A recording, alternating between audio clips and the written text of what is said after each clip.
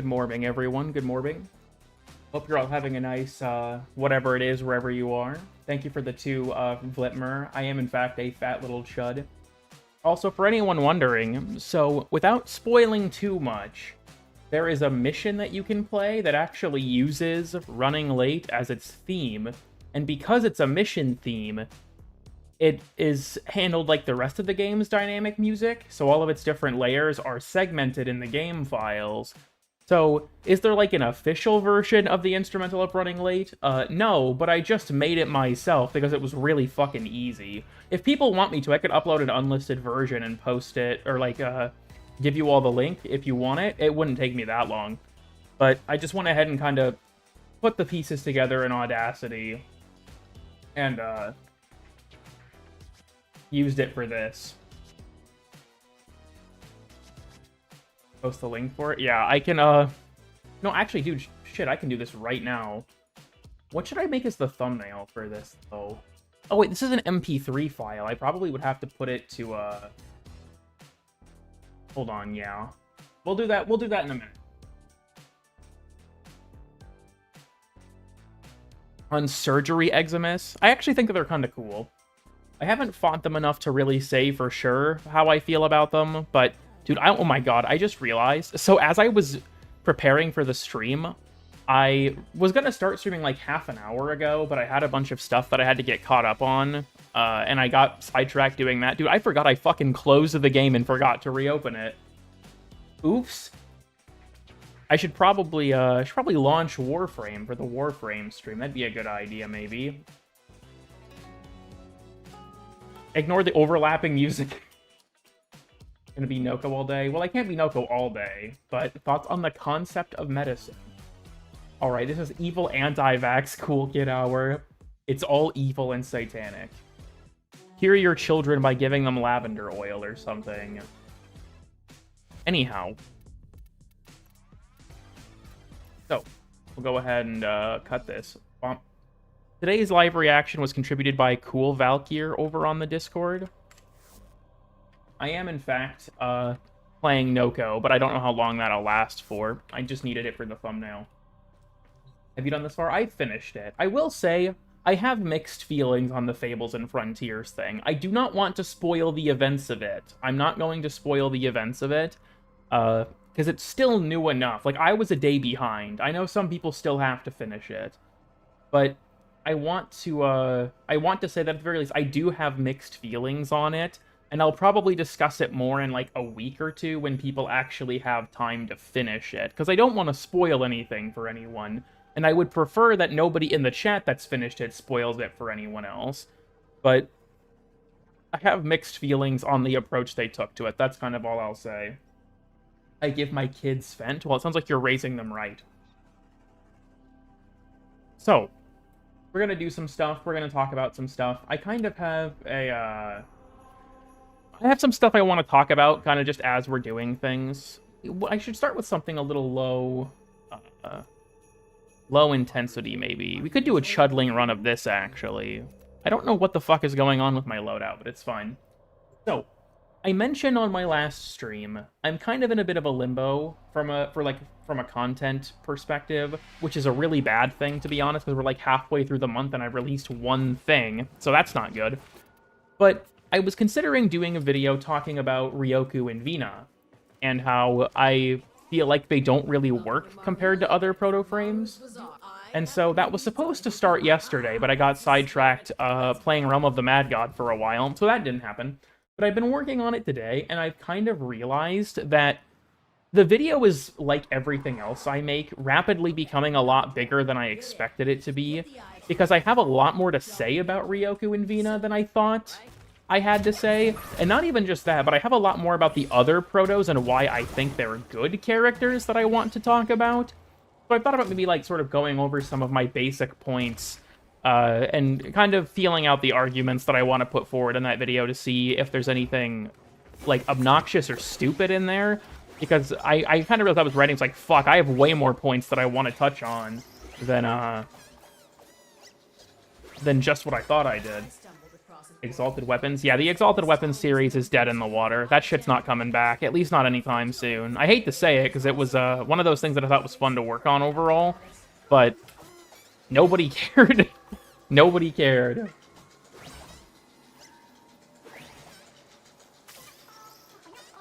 It's overpowered, apparently. I think that, I don't know if my changes would be overpowered so much as maybe overly complex. I mean, shit, I even advocated for a nerf to their 4 to make up for how powerful a lot of the changes would be. Also, I don't know. People are entitled to their opinions. If people think it's overpowered, that's whatever. I just wanted to make them more interesting. I don't think power level as, like, a deterrent really matters that much in Warframe at this point, bar, like, really obviously overpowered shit. Like, literally never dying or blowing up the entire map instantly. We're going in Chudling mode. Dude, I'm like a Chudling operative. We're entering the vault. I'm like James Bond. Dude, I'm so floaty. Weird that ability forces you to the ground when you cast it. Seems to heal the objective. Interesting. That's definitely not intentional, because Jade also used to be able to do that, and I'm reasonably certain they fucking removed it. James Chud.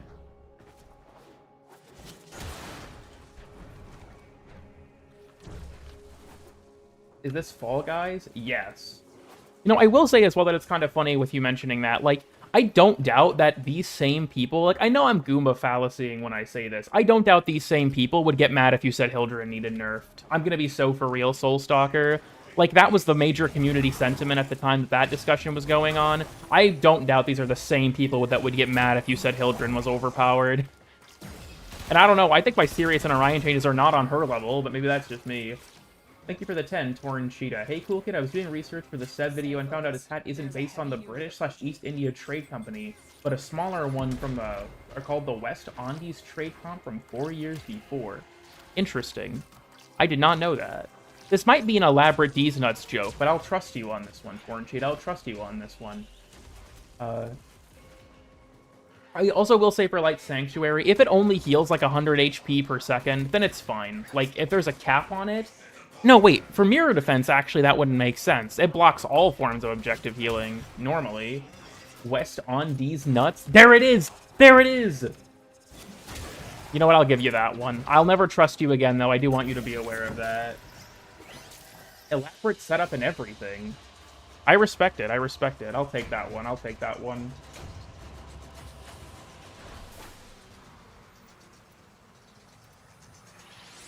I mean, you spent $10 to set up that D-Nuts joke, so who's the real loser here, Torn? Who's the real loser here? There's... Yeah, I pieced that together.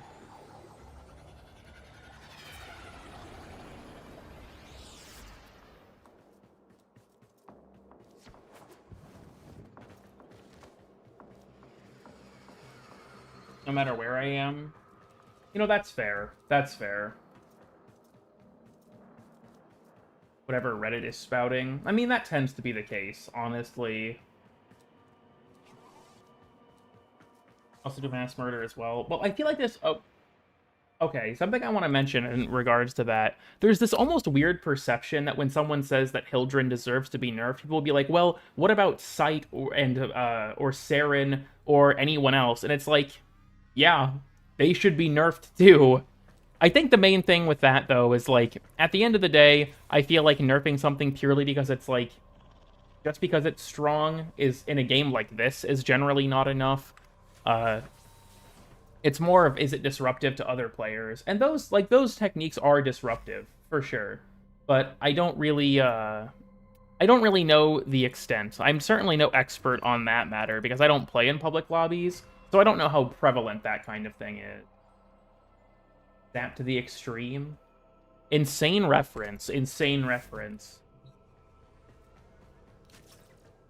Not those two. Well, it is more of an acid shells thing. That is definitely more of the... Like, that's what enables the broken strategy. I think the tricky thing with acid shells, though, is, to be perfectly honest, if you remove that interaction, acid shells is fucking worthless.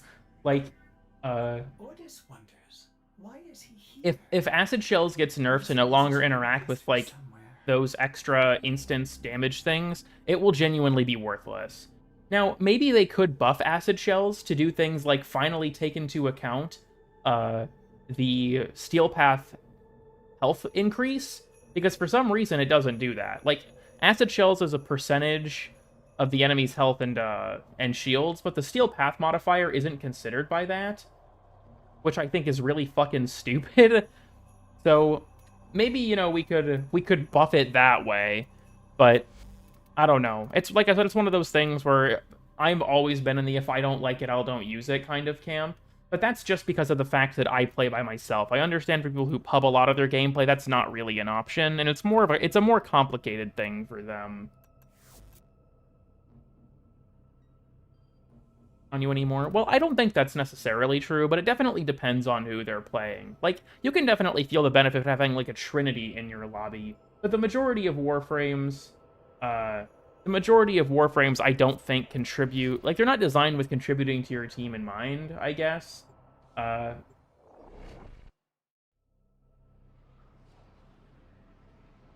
suppose it depends, because, like, there are some frames where you look at, like, Sight. Sight has some supportive elements, for example. But I don't think that he was necessarily, like, built from the ground up as, like, okay, you'll be supporting your team. That's, like, the point. Need the external healing? Well, there's a difference between, I think, needing something and it still being helpful, you know what I mean? I think that things like, for example, EV are still helpful even if they're not required. If it's the difference between having enough energy to cast my ability now and in 30 seconds, it's still useful.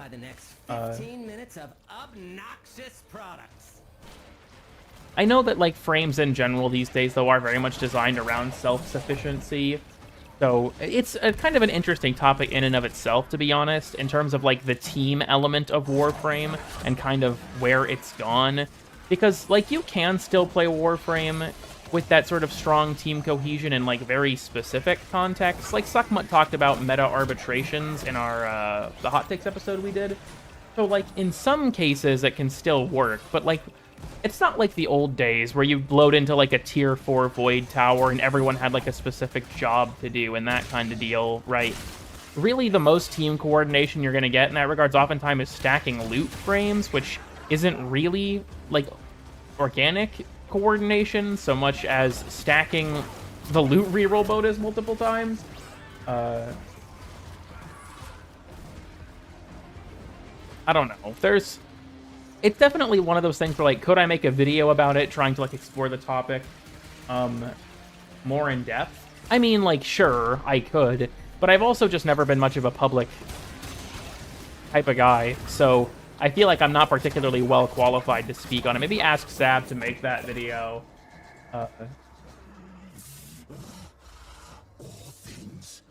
We need to catch up on the chat a little bit. Everyone pulls their weight. Yeah, I think that's more of a game mode specific thing. I don't know. Like I said, I think it depends. It's one of those things where I think it's very much a divide of, like, playing with your friends versus playing with other people in a sense. But I do agree that the game doesn't really incentivize multiplayer. I don't think that your teammates can only hurt you. Like, if you're with people that know what they're doing, it can certainly be a benefit. But the game is definitely much more prone to sabotaging you overall. I think I just have Arcane Aegis on him. I normally just camp in my mushroom form, you know, as my Chudling form when I'm letting the 4 kill things, but this requires a bit more mobility, so we're kind of just going through it.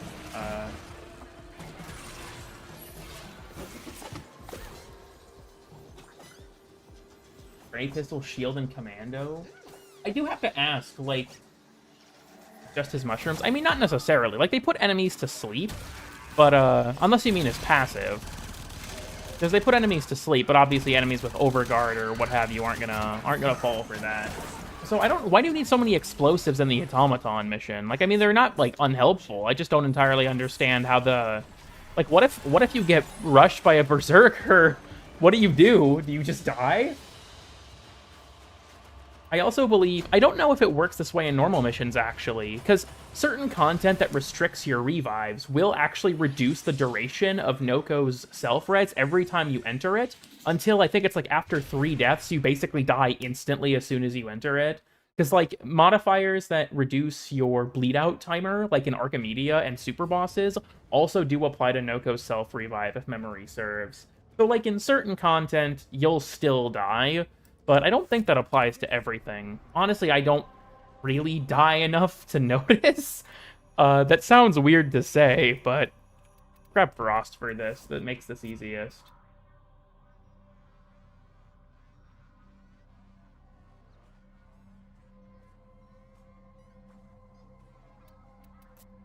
That is not the mission I'm trying to play. So I'm trying to read up a little bit. Trying to read up a little bit on what I've missed.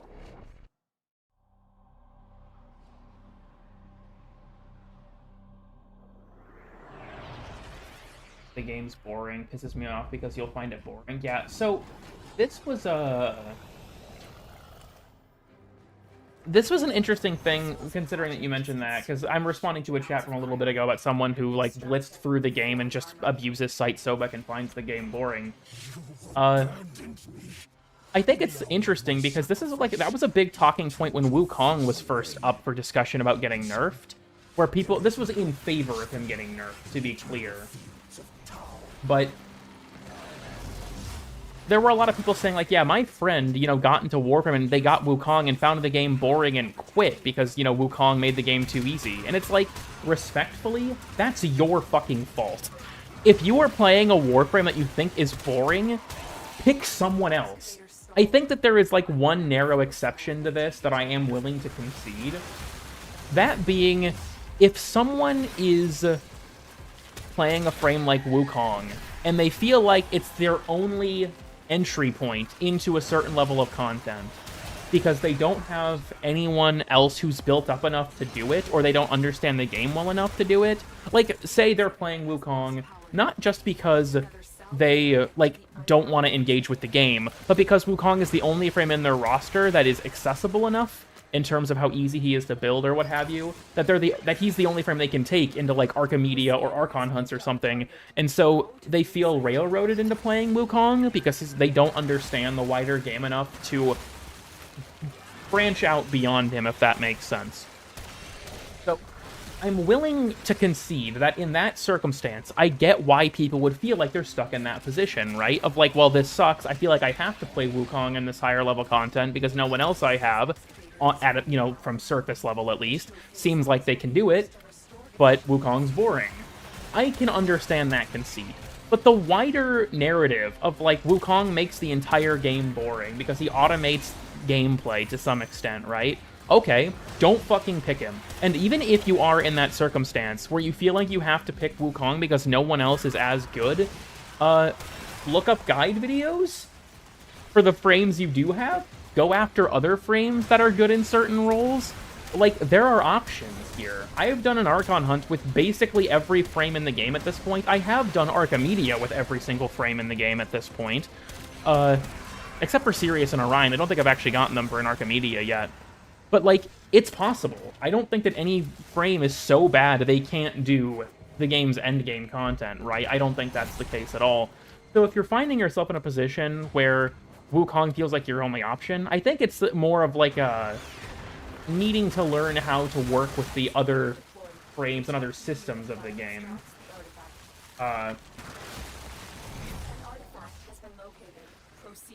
Eventually burns people out. To be perfectly honest with you, anything will burn you out if it's all you do, honestly. I think anything will burn you out if it's all you do. If you're enjoying the playstyle, keep enjoying it. That's totally fine. If you find that it starts to become boring to you after a while, then do something else. Just, I feel like that's one of those things where, like, is it prone to burning people out? I mean, maybe. It's a fairly easy playstyle. It doesn't require a huge amount of input, so I can see how it'd get boring faster than, like, a more involved playstyle. But I also think that, like, if you're having fun, what's the problem with that? I mean, I do think that, like, if you're abusing Site Sobek in public lobbies and it's, like, really disrupting other people's experience, then I can see some concern there removed from your own enjoyment, right, of the playstyle. But if you're having fun, I see no issue in continuing to do that. And then if you stop having fun, there's plenty of other shit for you to do in a game like this, for sure. I still love him. Yeah, like, I played Lavos a ton even since his release, and I still have a lot of fun with him, but I don't play him exclusively. And even then, I think people have different tolerances for things. Like, I've never personally mained a Warframe, really. I'd say Lavos is probably the closest, and even then I wouldn't call it maining anyone. Like, my most used Warframe percentage, if we look at my stats, is 3.1%. I switch my playstyle up quite often, and sometimes I'll just be feeling a different Warframe, right? I think that, like, people have different tolerances for that kind of thing, because for me, I get bored pretty quickly. Some people have, like, 80% playtime on one Warframe, and that's totally fine with them. And if that's fine for you, then that's fine by me, right?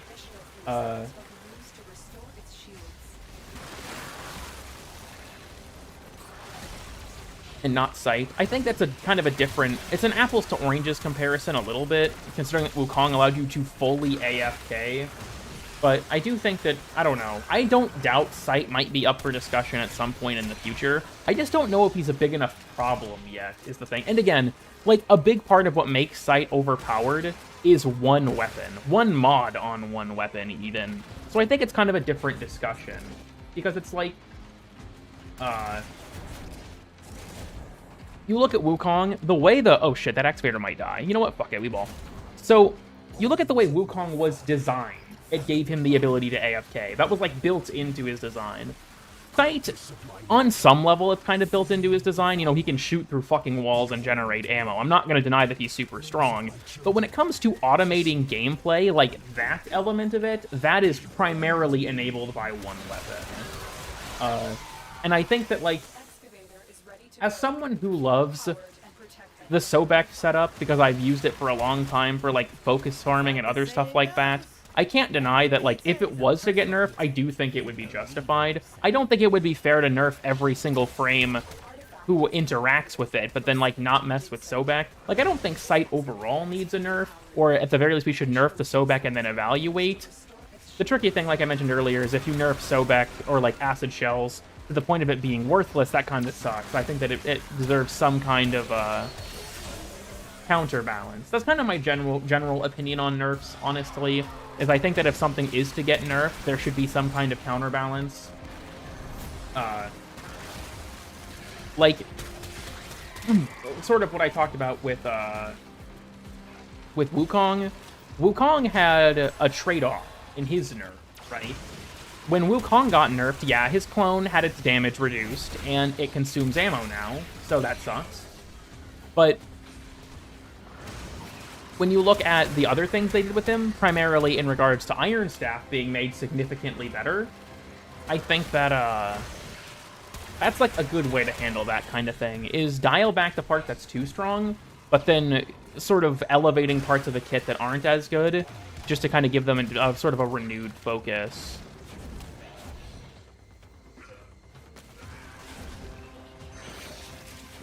From proccing themselves. Funnily enough, I'm pretty sure that's already how it works on Sight. What makes him overpowered is that he can just spam the explosions.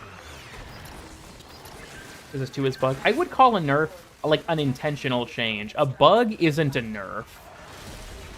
I think that if it like, I don't know. I feel like those are pretty different definitionally. Something being like a negative bug that harms a frame isn't a nerf, so much as if that was a deliberate design choice. Also, welcome. I can't read your name from here. I should probably move my chat closer to my face, but then it messes up my entire fucking layout. Dude, I need a third monitor at this point. This shit sucks.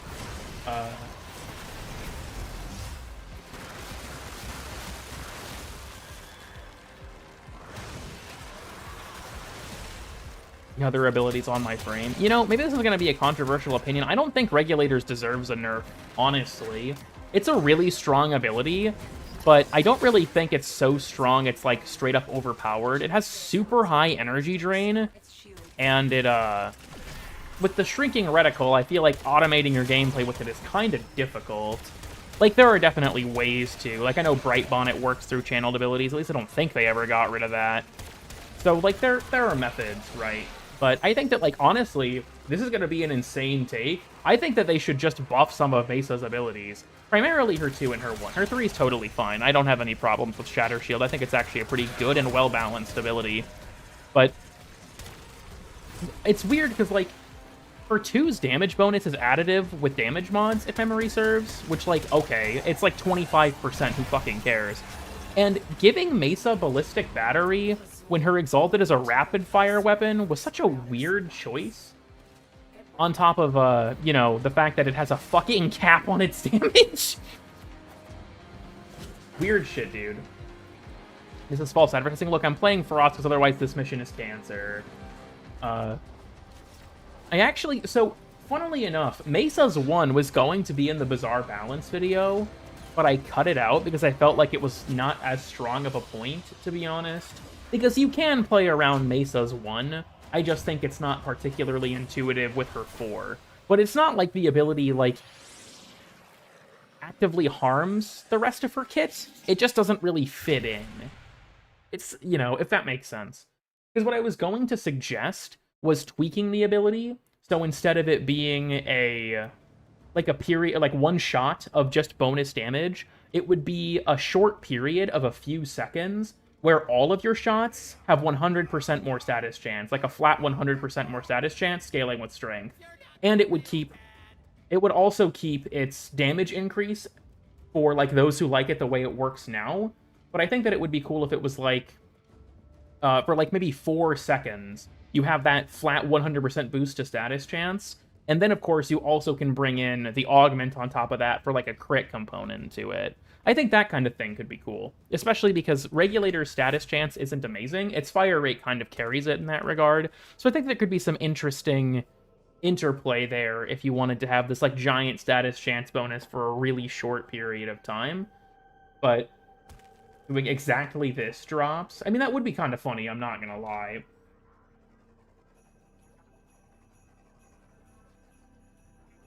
From time to time. You know, what's unfortunate is, because of how Mesa works, I feel like she's very prone to becoming 3 cooldowns, because the people often will drop her 1 for an ability like Nourish or Roar, that just gives her another cooldown to mess with. Yes. Which is unfortunate. See you on the flip side. It's the Archon Hunt. You know, we'll take Noko. I need to chud max this stream. Go ahead and pick this. I think maybe when I'm done with this, I think I have enough people here I kind of want to talk about the Ryoku and Vina thing. I have a list of notes I want to read and sort of talk about, just to see if, like, is this video worth pursuing? Because I've come to realize that, like, if I do a video talking about Ryoku and Vina, it's going to be really different from what I normally do, because it's more of, like, a narrative perspective, which is kind of, I'm kind of out of my depth in something like that. So I want to kind of gauge, 1, is their interest, obviously, but also, 2, like,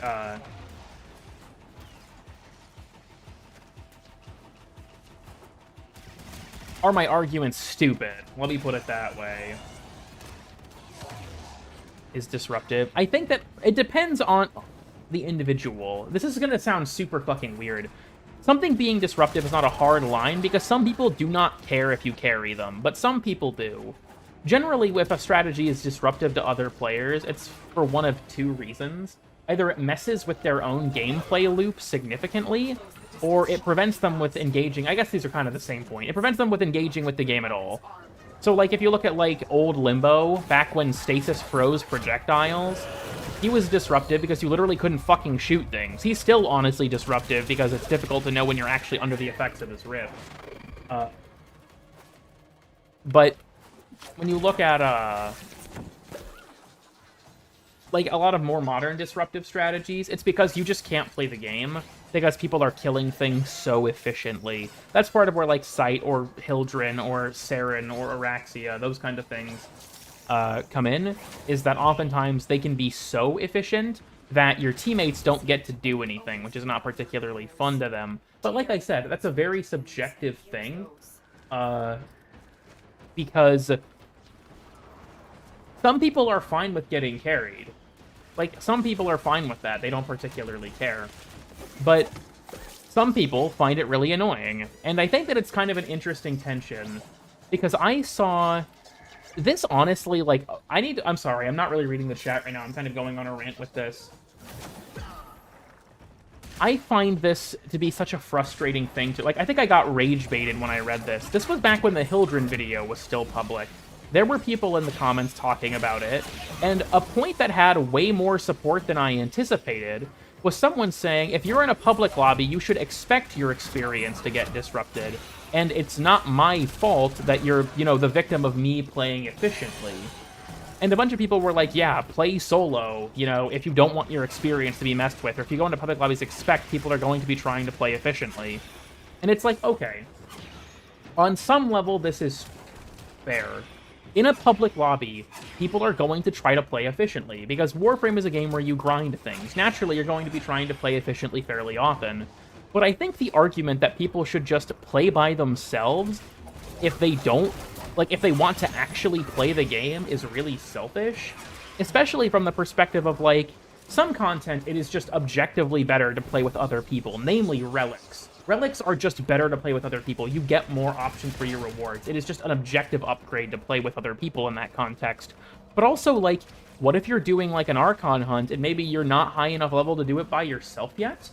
Like, if you can't do the content by yourself, but you still want to feel like you're contributing, but you still have to, like, public queue for it, then your experience is still being harmed in a piece of content that you can't do otherwise.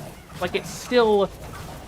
Like, does that make sense? I guess you're still being subject to this extremely disruptive playstyle, but you can't really do anything about it, because you don't have the option to play solo. Maybe the content's too difficult for you.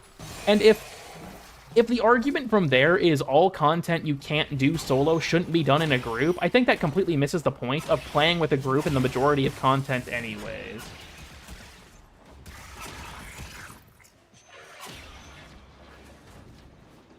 I don't know. Like I said, it's a very individual thing. Some people don't care if they're carried. Some people find it extremely annoying and would like to contribute to the mission. I think it depends more on the person than anything. It's clear there's a big enough slice of the community that cares, but I also think that it's one of those things where it's like, is it a big enough chunk of the community that it deserves to be addressed? I honestly think after the backlash with the sort of, like, soft floating of the idea of nerfing Hildren that also wasn't really nerfing Hildren conceptually with the EDA tweet, I think Pablo was probably talked the fuck off of nerfing her because of the response that people gave to that. Some of that shit was vicious, dude. Some of it was bad.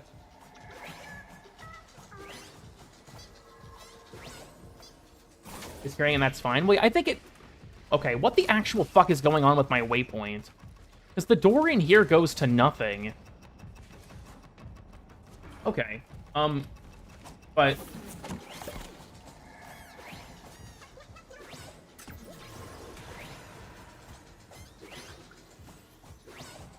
I'm going to touch you? Why would that be, Salios? What have I done to slight you this time? Okay, I guess this is the right way. I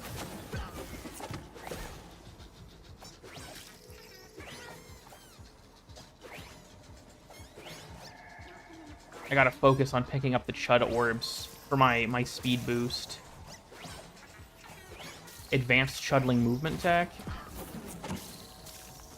Dude, I'm just trying to navigate this fuck-ass map. What is going on? Okay, I recognize this room now. We got Amar's giant self-portrait up there. Okay, wait, there's no fucking way. Is he not in here? This is normally the room he'd spawn in. Why am I walking a kilometer to fight this fucking boss, dude? What is happening to me? Where is this? I'm gonna fight this motherfucker in the extraction tile at this rate. He's just in some random connecting room? Okay, that's, dude, fuck it, whatever. I don't even care anymore. You just get these in place. Oh, he's still up there. Okay. Hold on, sorry, I'll look at the chat again in a second. I'm a little all over the place this stream, but I think people are generally used to that at this point. Okay, Amar dipped.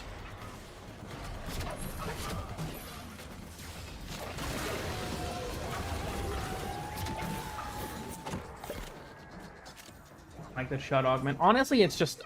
I don't get it conceptually, to be honest. Like, I think that generally speaking, augments should add new functionality to a Warframes kit, or give you, like, a new way to use an ability that is interesting. Nope, that was Reroute Rampage is just his 4, but worse? I genuinely don't get it. Like, even after it got bug fixed, which the augment's still super fucking buggy to my understanding. It just got Archon continuity working. But, like, I just don't get why they made an augment for Noko that even works like that. It's just his 4, but worse. Like, to be fair, there's not a ton that you can do with Noko's kit because he's already got so much going for him. But, like, look at Dante. Dante got an augment when he already has a fucking everything, and I think his augment was actually a cool addition to his kit, because it lets him silence things, which is actually very unique. But I don't know what the fuck they were doing with Noko's augment for his 3, honestly. I just genuinely don't get it.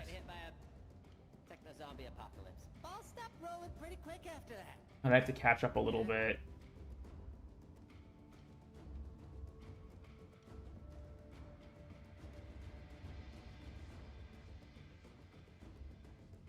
Maybe they should give you Overguard or some shit. I don't know how much Noko would even need that.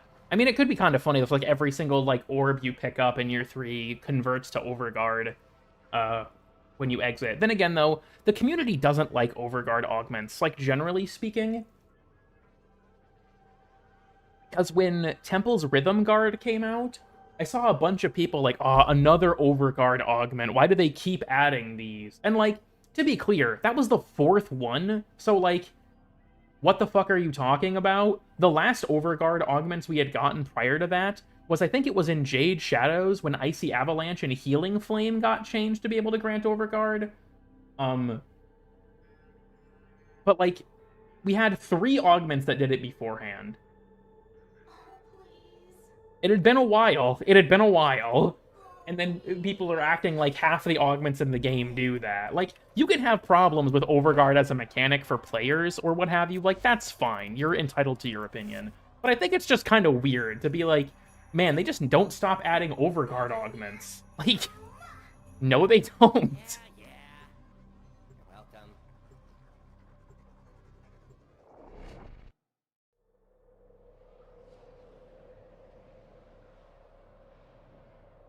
All in one. I think that, like, for Rhythm Guard, it's more of like, yes, you can heal and become invulnerable, but it locks you into an animation. I think the idea behind Rhythm Guard, even though it is a little weird to give it to Temple, who already has that sustain, is, okay, here's a way to extend your sustain outside of your 3. You can stay alive, sort of removed from having to mash your 3, right? Now, you don't get that much Overguard with Rhythm Guard. It is a fairly fleeting thing.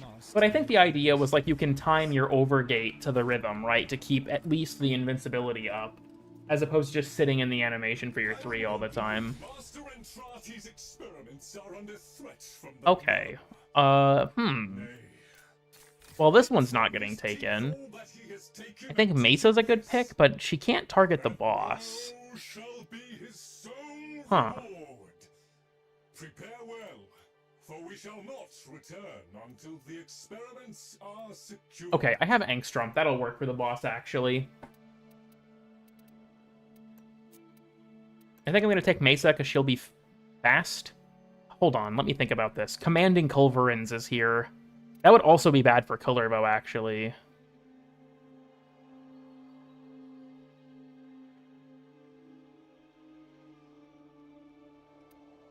All of my frames are good. All of my frames are good. I have Angstrom. Dual Zorin is pretty good. I'm happy with that. I don't love any of my primaries. I guess there is Tenet Quanta now.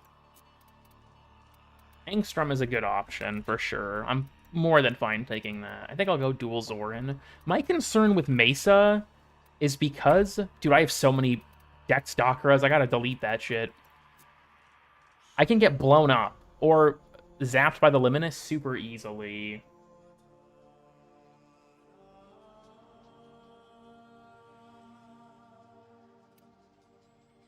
Because I'd have much better survivability on the other 2 frames, especially Mirage, because I could just switch to it. Kullervo does have to contend with Commanding Culverins, too, because they deal like 5 times more damage to Overguard. The hang-up for me is Mesa would make this, like, way faster. But the Luminous here would fuck me up, for sure. You know what? I think I'm going Mirage, actually. I think she's the most well-rounded option I have. I have not looked at my Mirage build in a long time, and we're not looking at it now. We trust the process on this channel, baby. I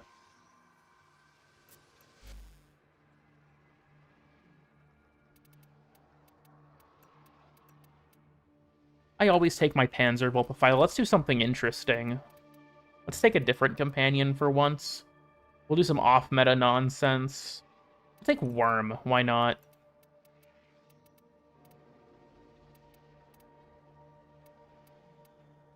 Maybe? Dude, the 5%. That's brutal. I haven't looked at this for a while. I think that gas might be the play, though, honestly. Galvanized? I guess that's fine, because I build up the stacks separately. I don't really know if the cold is necessary. Let's do electric. I think that would be better. We'll give that a try. And then we grab Centeric. Full tech set. I hate to say this. Tech has... Like, there are some sets where I think that the mods are kind of unremarkable, but the set bonus is really good. I think tech is kind of the opposite. I don't really like the tech set bonus that much. But it has some really fucking good mods just in the set.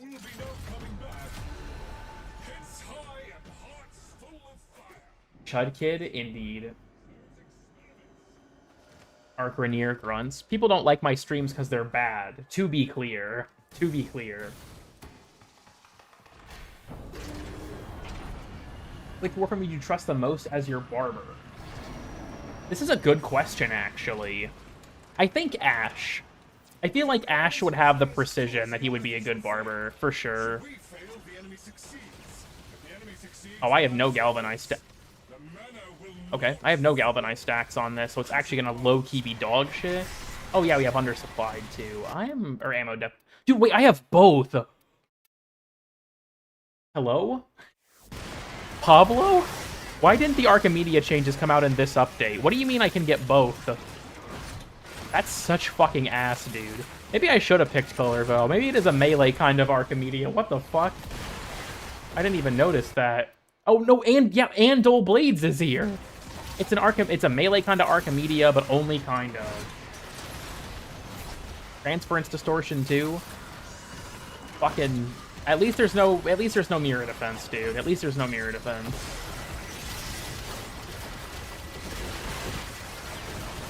Is that weak? Low-key kinda true. To watch your streams and videos. I appreciate that. Especially because I don't really feel like they're interesting enough to justify that most of the time. Dude, look at, by the way, whenever anyone tells you that DR tanking doesn't work in endgame level content, dude, look at this shit. This is just Mirage with adaptation and prime redirection. Like, it works fine. It works fine. Who the fuck are you? Get out. Oh, I accidentally switched weapons as I was throwing the cold amphor? Can I pick up anything? Holy fuck. Gotta let my shields come back real quick. I gotta be careful. I got a little bit sidetracked there. In months? Yeah, so a big part of that is I've been waiting to get my new audio setup thing done, but it's taking a while because it's expensive.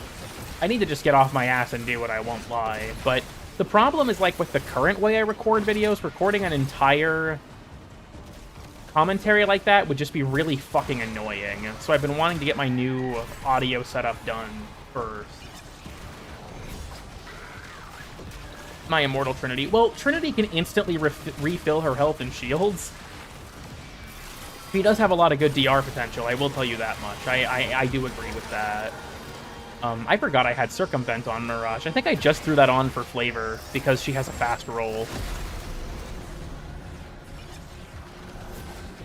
Because I'm bad? Damn.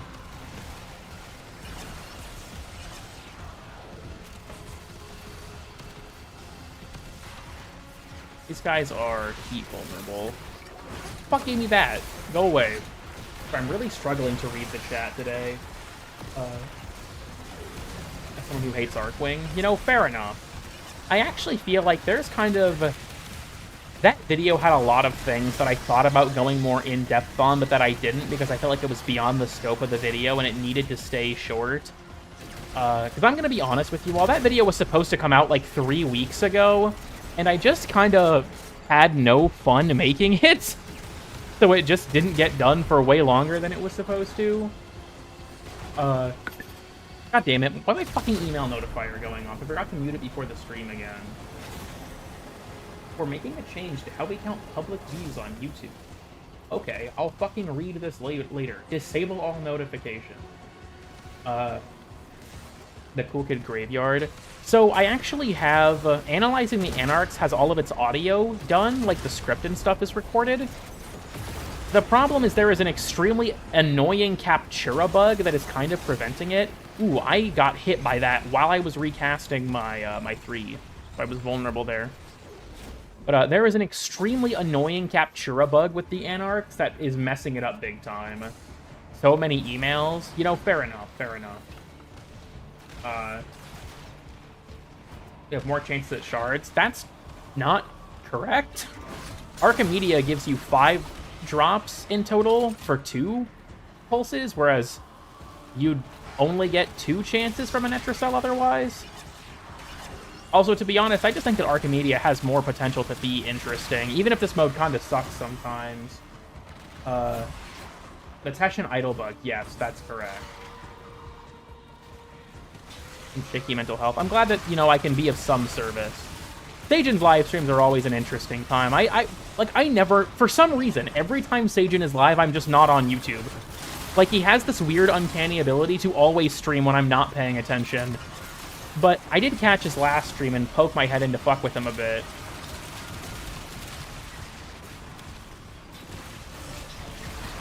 I always find that to be fun. Like, I'll be real, if you ever see me in one of my friends' live streams, I'm probably messing with them. That's like my #1 purpose, is just to go there and fuck with people. Like, dude, I remember, even do Netrocells? Well, yeah, you still have 1 charge left over, like, you might as well do the 1. But, I'll join, my friend's streams and then just say, like, the most unhinged shit. Like, I remember I joined one of Sajin's streams, and I was like, Sajin, are you gay? And Sajin replied, no. To which I just replied, why? Like, I don't know. That's the kind of shit I get up to on my friends' streams. I'll just join and fucking mess with them. I did the same with, I do the same with Suckmutt and Sci-Fi and stuff. I'll just go there and mess around for a bit. Search pulses work. So you get 5 search pulses every week. And then whenever you, to unlock an Archimedia, it costs 2 search pulses. So you can spend up to 4 of them on Elite, or on Temporal and Deep Archimedia. Normally, completing a Netrocell consumes 1 search pulse, but it's 2 search pulses for the whole Archimedia, which is 3 missions, and you get 5 rewards from the drop table in total. So you have more opportunities for like Netrocell level drops. It's just that you have to, you know, it's more difficult content, generally speaking.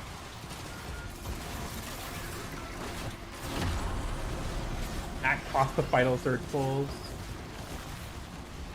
Even if slow. That's good to hear. I will say it's certainly a lot, I'll tell you that much. I mean, honestly, I couldn't tell you how it actually works. Like, it deals damage pretty quick, so it's able to kill things at this level for sure, but I have to be careful. Oh, yeah, because there's a fucking Bone Widow with Iron Bride chasing me. Like, it works quite well, but I don't know if there's, like, this isn't particularly optimized for it. I'm honestly not much of an expert on how Mirage's 4 actually works.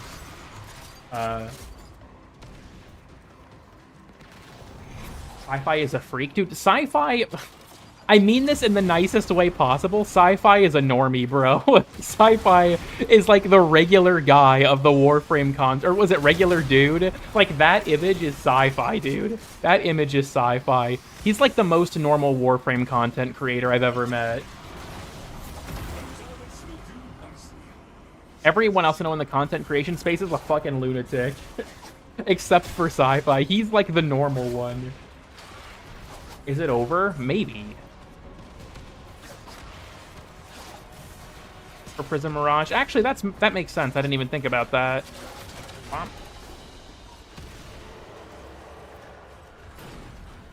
We are off to a fucking horrible start. What the hello? Did you guys see that, by the way? Did you guys see that?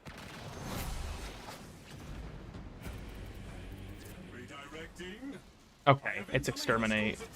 You know what, dude? Bring in the gang.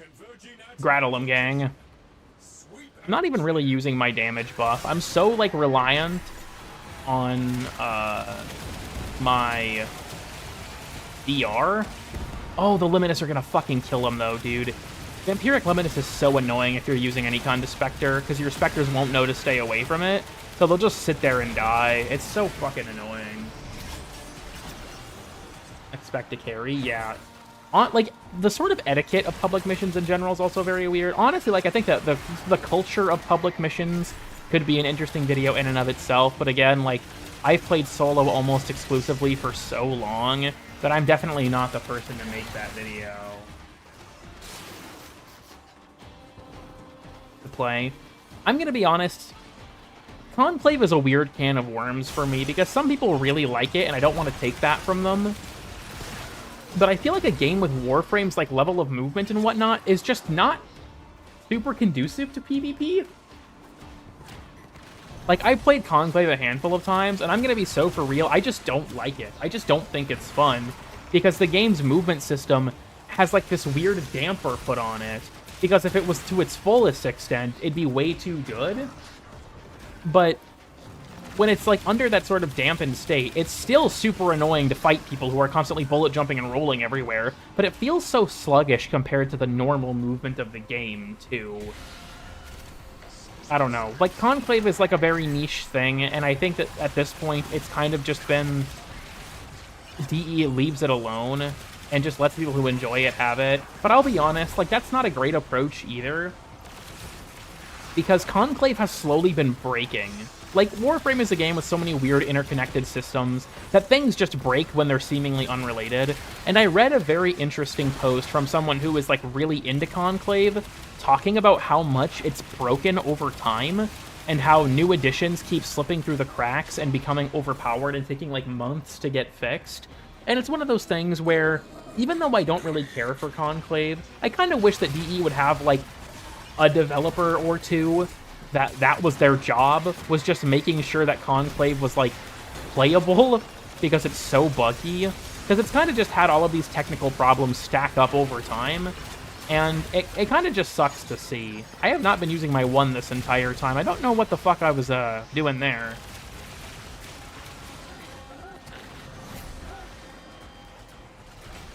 For some reason, dude, the update has broken way more stuff than you'd expect. It's like D2 Gambit, yeah. In terms of like the whole, like, you have this weird damper on the normal gameplay, but it's not quite like a full transition away from that style. Yeah, it's kind of on that.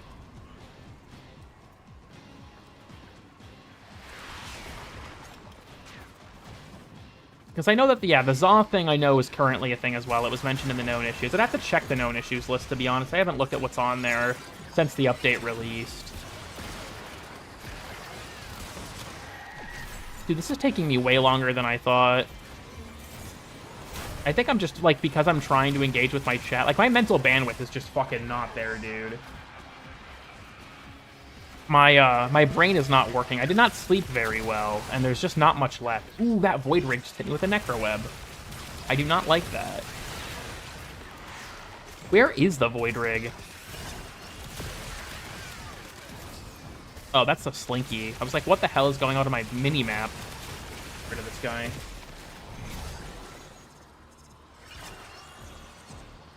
For a while. I've played Conclave with friends, and it can be fun, but... Bring Railjack, and the Arcane also never drops. Yeah, compression is also more expensive than the others for some reason. I don't know if that was changed in this update. But, like, why? Why is it more expensive than the others? Don't get me wrong, I actually think compression is really good. I know there was a lot of talk,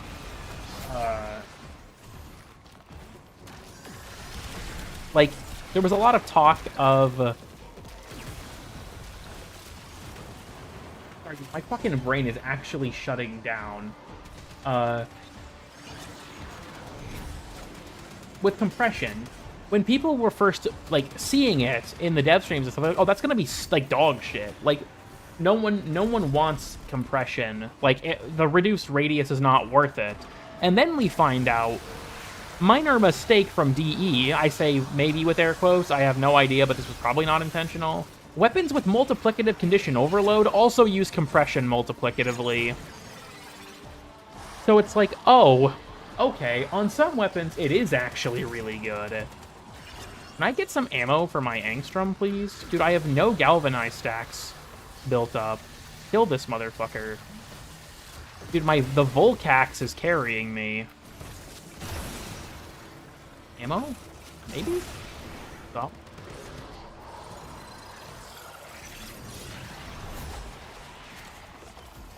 I know irons get Eximus. I think that having, like, Eximus units in general, like, new ones are fun.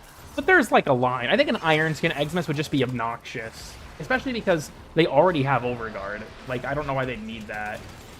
Can I get an ammo brick? Holy shit. Am I just fucking cooked? Wait, hold on. I don't have gear embargo. Just fucking... Yeah, we'll do it this way. That's fine. I've been in this mission for 6 minutes. Oh, wait, I stepped out too early. I should at least get my next magazine. Ow. Can I get another? There we go. I have to make sure that these land. I say as I completely fucking whiff all of my shots.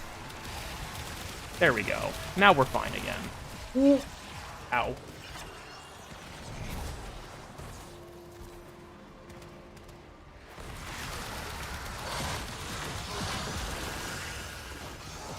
Okay.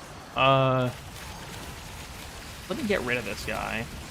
Well, if he would stop fucking cha-cha slap. Holy shit. I'm fighting Michael Jackson?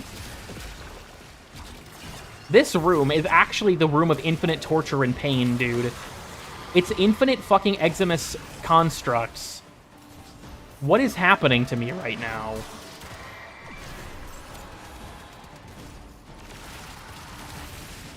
And I'm stuck dealing with the fucking Liminus because I'm in the same area. Why are you... Okay, I'm sorry. I'm not looking at the chat. I have to just fucking deal with this. If this guy go away, by, like, perchance. You know what, dude? I'm fucking risking it. I'm popping Solar Eclipse. Okay, we're good. We're good.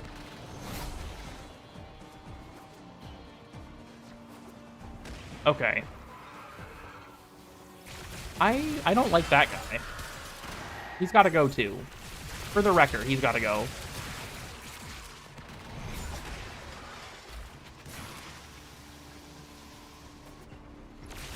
PvP Factory. I mean, like, generally like, despite what you might understandably think, considering my video about the topic, I still like EDA and ETA overall. It's just that some weeks fucking suck. Some weeks are not fun. I just realized this is Fisher Cascade. That would actually explain what's going so wrong here. What? Where? Dude, where am I going? Where am I going? What the actual fuck is going on? What does this game want from me, dude? It spawned... I'm actually about to crash out. What? Where are we going? Where are we going? What is this?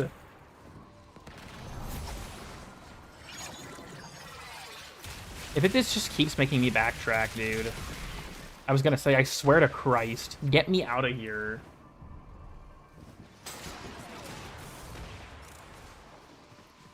Also, sorry for anyone who sent a message while I was dealing with that. I wasn't really looking.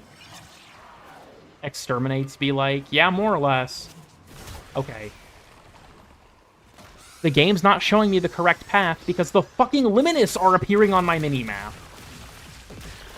Where does this game even want me to go, dude? Where do I even go? These guys are almost level 1,000.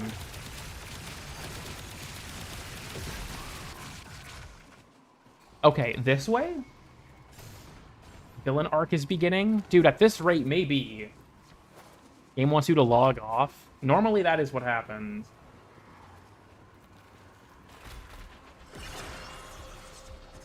Maybe a few extra? Yep, I did. Back when you got exactly as many enemies as you needed. So if there was a bug where an enemy appeared out of bounds or something, you couldn't complete the mission, and you'd almost always find out right at the end.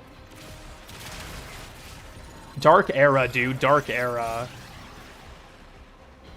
The game yearns for Hog. You can't tell my chat about Hog, Avery. They don't have to know about Hog. Good morning, gays. Good morbing. Good morbing. For me, it's midnight, but you know. It's morning for someone. Fuck, that missed. I have to be really careful about my ammo. Hog filled.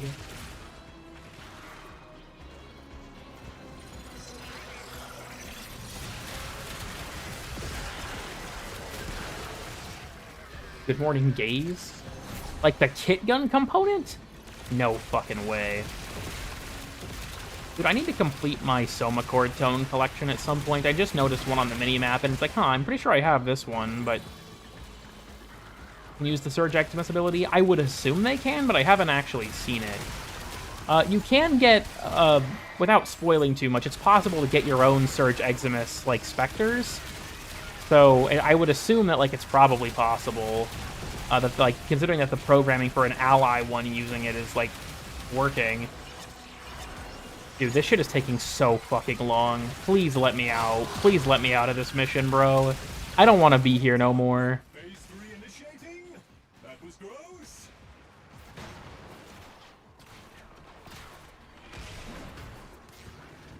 Famous third ability, the Lost? Indeed, indeed.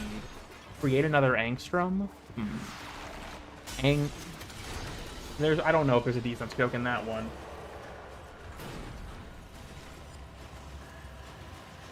Thoughts on Oberon? I like Oberon. Even for some of my issues with the way his rework handled him, I like him. I know some people really don't like Oberon's rework. It was a very contentious rework. Personally, I like him a lot more after it.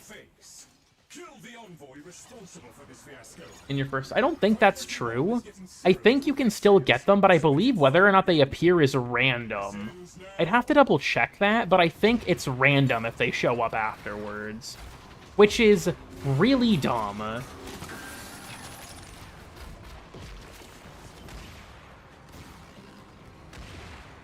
I'd have to double check on that one, but...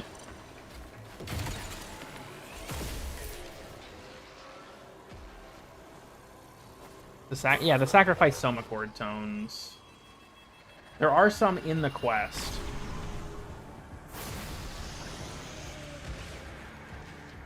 Like I said, I believe whether or not they appear is random, which is strange. Another one that I think is still awful is the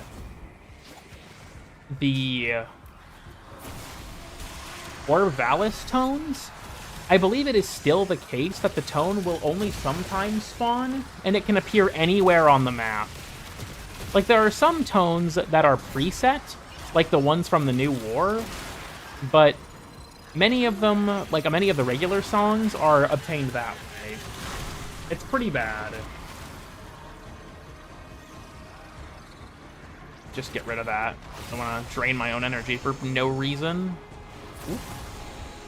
Oh, I was like, is there an eye down there? The fuck? No, it's Voka. Whoop.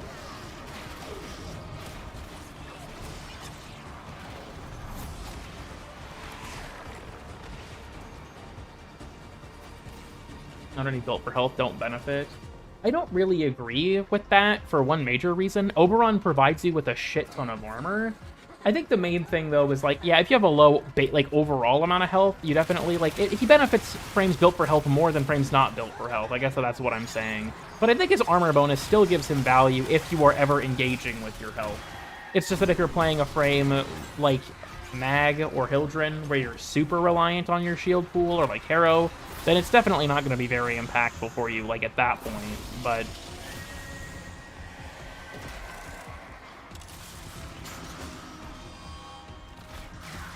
move on to the next boss.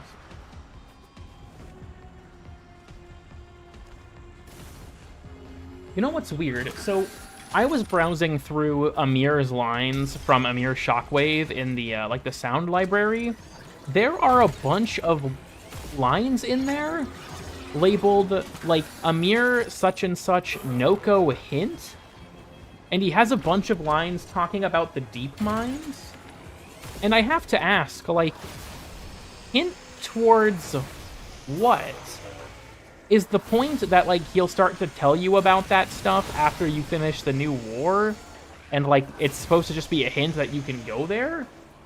Or, like, what exactly is he hinting towards? Talking about the deep mines as well? Yeah, maybe they just, like, moved him over from Nora to Amir, I guess. Mushroom autism. He wants a Chudling. He actually does have a line saying he wants a Sprodling, so you're correct about that. Amir does, in fact, want a Chudling. Amir wants a fat Chud, and by God, Amir can get one if you start dating him. We venture into the Hollow Earth. Venus Ice Mystery is back. Hold on, shit, I forgot I have to pick up the stupid fucking probe to get the waypoint to appear.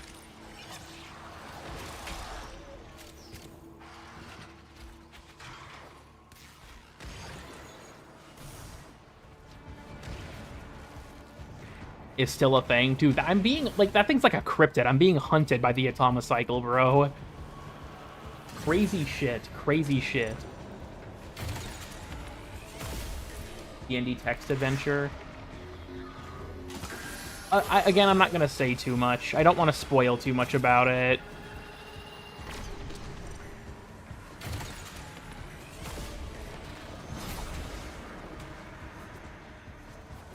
All I'm going to say is I have mixed feelings on the FNF thing, and I don't really want to go into it more than that.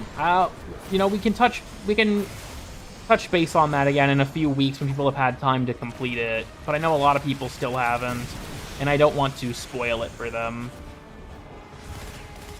Okay, my amp just... Wait! There's no fucking way. There's no fucking way. You can hack the hurling fragments? What? What? Dude, I just sabotaged myself. You can... How long has that been a thing? What?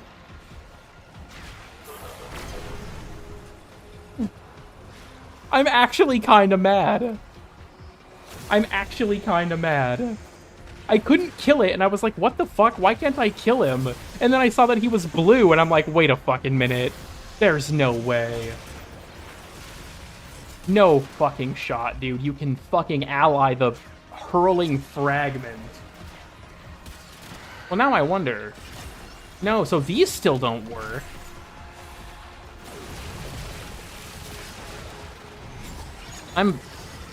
That has me so fucked up. You have no idea. What the fuck? Vitrium, seek these nuts.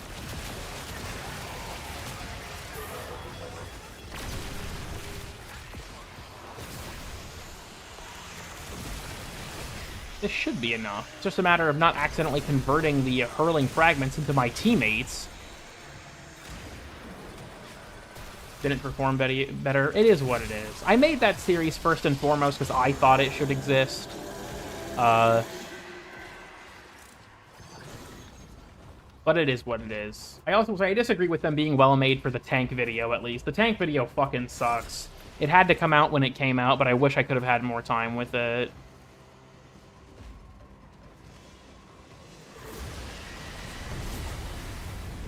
Off the Corpus turrets? Yeah, maybe. Wait, okay, sometimes they'll spawn in this part? They do still get hacked. What? That's so weird. Wait, it's still throwing rocks at me! Okay, no, it did switch targets. Like, it was just delayed. I was like, oh, this game cannot be fucking serious.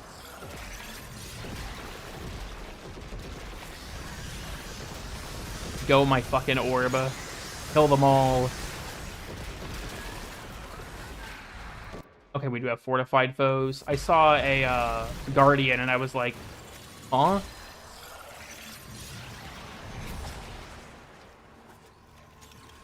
Seek yourself some bitches? That's true. the Vitrium seeks. We will find a femboy.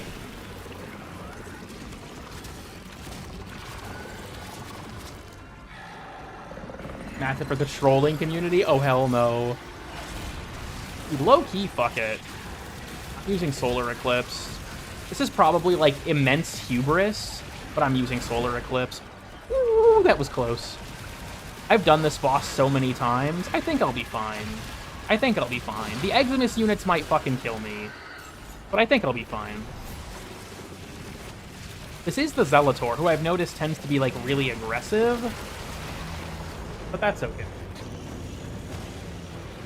Seek my will to live? Well, it has to be able to find it, so I'm guessing it's probably not going to be able to seek it, because I don't think it's... I would, like, wager it doesn't exist. If you're posing the question, I mean, I think it's only fair to make that assumption. Is he doing... Yeah, he is doing, Ex-Oblivion, or whatever the fuck this attack is called. In the super boss variation, this attack is super fucking scary, but in the normal version, it's not too bad. Of course, the super boss variation is primarily scary because it deals an assload of additional damage. Ooh, I get targeted. And it fucking nullified you. Okay, yeah. Splendid. I have done these bosses enough that I know them like the back of my hand. Chris Delta Rune Warframe?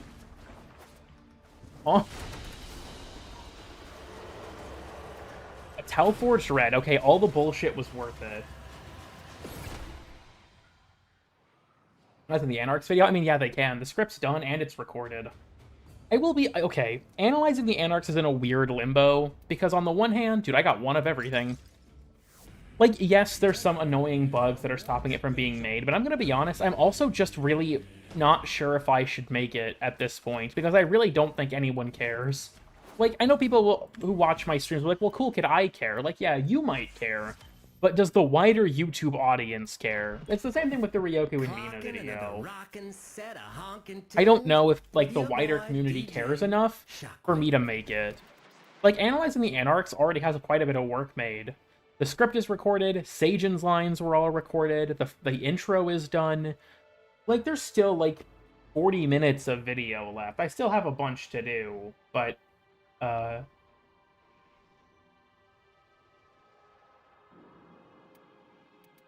take Sirius and Orion for the Netracell. Why not? Another Yo. An old guy to build all this, just to have somewhere to 3 out of 5. Nice. Yeah, I don't know. Like, I'm in a weird spot with my content in general. Because, like, I'll admit that this is all, like, doing YouTube as my job has been an interesting experience for a lot of reasons.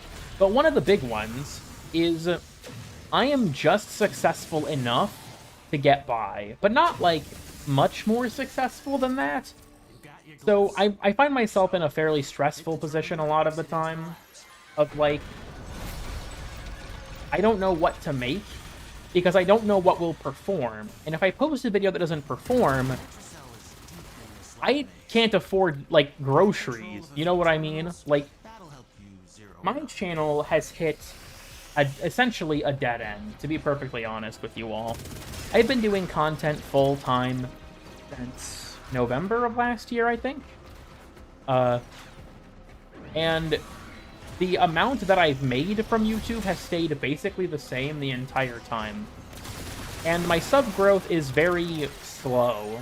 And I think I've kind of come to the realization that the people who want to watch my videos, like, I have a dedicated audience of maybe 20k people that are willing to watch the things I make regularly.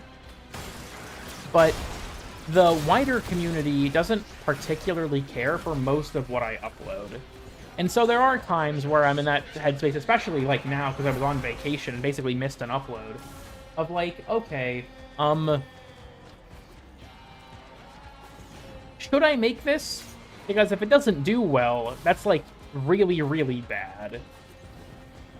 And I think that as well, like, I do videos about one game, which is definitely a contributing factor for monetization hours. Well, yeah, but that doesn't affect me. That's to enter the partner program. I've been in the partner program for like 5 years.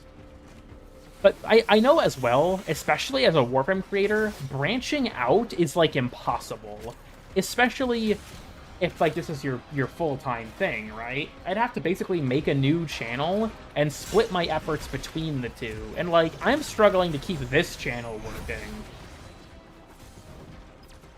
So I don't know. It's one of those things where, like, I end up asking myself, maybe I think about it too much, to be honest. There's, like, a lot of choice paralysis for me. Of, like, I have a lot of stuff I want to make, but my income is not consistent enough that I can just be like, I'll just make this because I think it'd be interesting. Like, no, that doesn't really work. So, I will say, which way, Cool Kid? Well, Sajin is saying that we should start beef. You know, maybe there's potential there. Warframe drama slop with Sajin Khan. But other looter shooters, probably not. We do your Warframe videos? Okay, so funnily enough, I have actually wanted to do a video about the astronomy of Helldivers, because I think it's an extremely underexplored aspect of the game that its parody extends to its interpretation of, like, space as a sci-fi setting. It's a really fascinating subject, if you ask me. Minor problem, I fucking hate Helldivers players, and I don't want them anywhere near my fucking channel. I love Helldivers too. For its flaws, I do love the game. Do not want that community anywhere near my fucking channel, dude. Not at all. The main thing keeping me from making that video is Helldivers 2 players. I also want to say that, like, when it comes to making content, then you gotta ban Salios. You know, that's true, actually. Sorry, Salios. But, when it comes to, like, content for, games that I don't, like, have on my channel already, like, you know, I do Warframe, and that's kind of it. The reason for that is very specific. I don't feel qualified to talk about games that aren't Warframe because I don't know as much about them.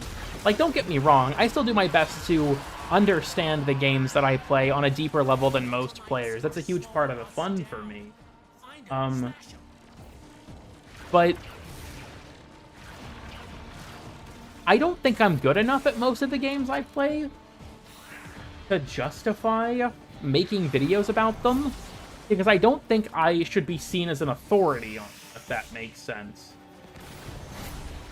Like, I think that if I'm going to make content about something, I should have a very solid grasp of it. And I just don't feel that way about a lot of other games. Like, streaming a game that I don't normally like, that's fine, right? I've streamed, like, Synthetic 2, Helldivers, Risk of Rain. I've streamed stuff I don't, like, wouldn't make videos about. But if I don't really have a deep understanding of something, I don't feel confident in my ability to make content about it.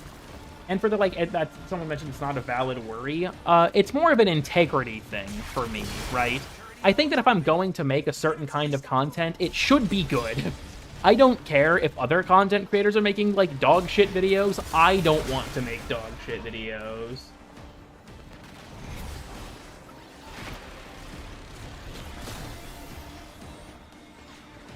That I missed that. Yeah, for a brief moment, I was the only Synthetic 2 streamer. It was truly something else. Oh, I'm going off the map. I guess we recovered. Ult Sloth? Fresh Ult Sloth. You know, the buff, the Sirius and Orion, while very simple, was very, very helpful. I'm glad that they have the forced procs now.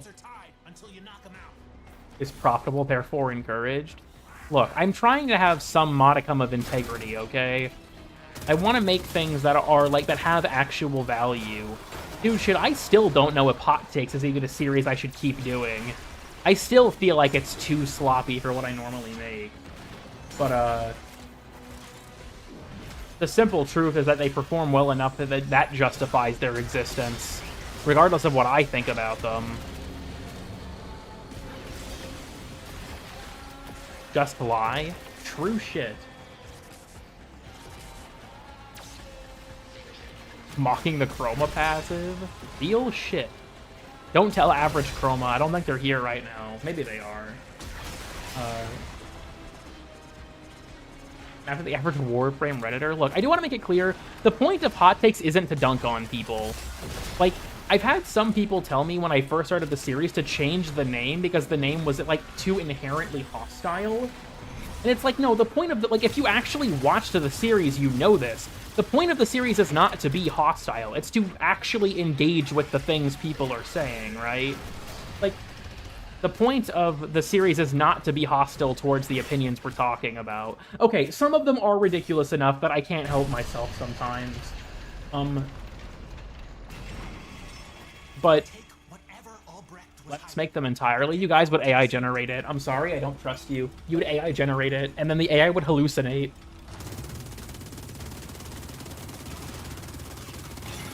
I will say, though, I'm going to be honest, I don't know if this month is going to have a Hot Takes episode. I just, like... So for one, I feel like I'm posting them so often it's getting fatiguing for everyone.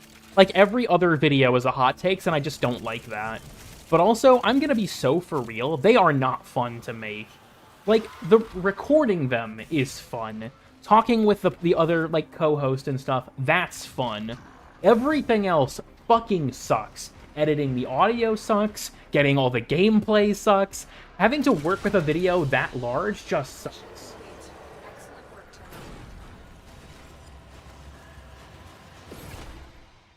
Favorite videos of yours? Well, that's because you have bad tastes at those, which is why you're watching this stream right now.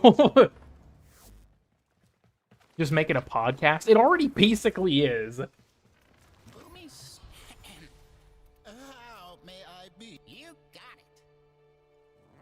Dude, I'm a 1,000 short? Are we fucking for real? See if anyone notices. I actually don't reuse the gameplay because the files are so large, I can't keep it on my computer. Quite content down here, I assure you. The geography? I'm assuming you mean the... okay, Warframe Geographic or Astronomy of Warframe. There are two ways you might be mistyping that. You're a chudling. Indeed, indeed.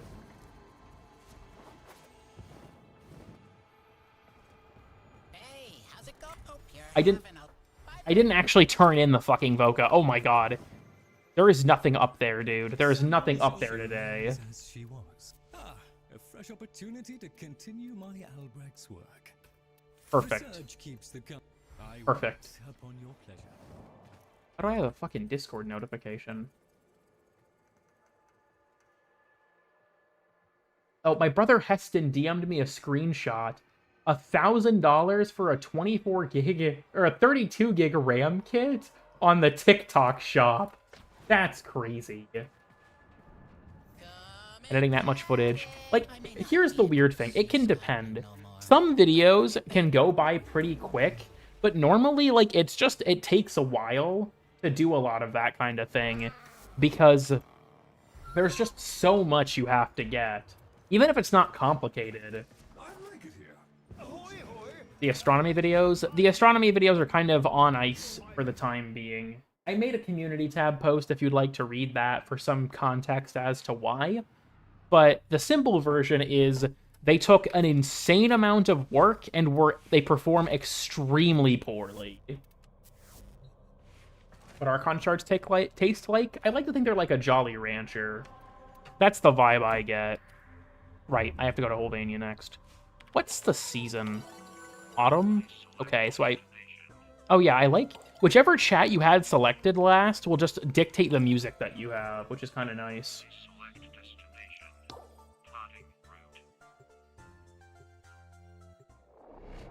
Sour flavor? Maybe. Would be nice. I think a Railjack Captain tier list is just beyond the scope of what I could make. You have to remember, there are 65 playable Warframes right now. I guess 66 if you count Orion and Sirius as two separate ones. Like, anything that contains every Warframe is always a huge project. Like, I thought about updating the passive tier list, because so much of it has changed. But, like, shit, dude. There's just so much there. Make sure we get a gold Are we fucking for real? 3 energy debuffs. 3 energy debuffs. Fucking all of my options are reliant on their abilities. This is horrible.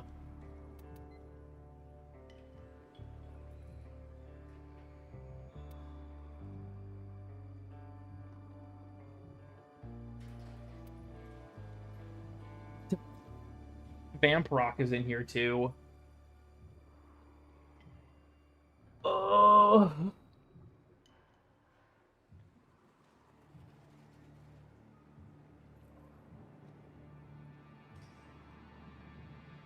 I don't want to use Hildren. I don't want to do it. I don't want to do it. But dude, what is this shit?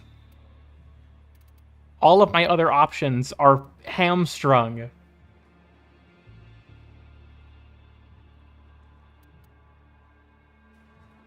Fuck, dude, this sucks. This sucks.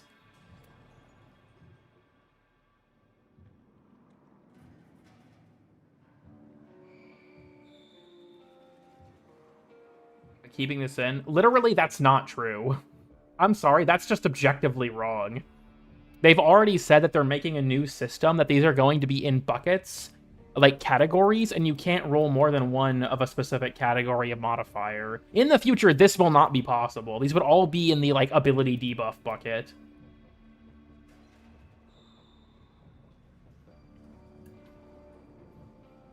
Also, again, they don't...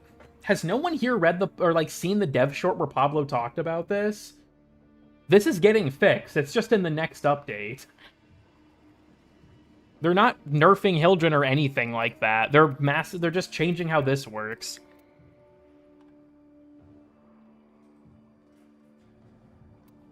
What's up with that domain? What, dickinnuts.com?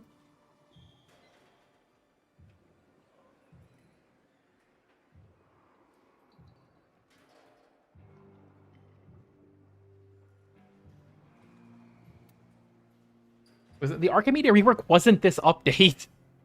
Dude, am I in an alternate timeline?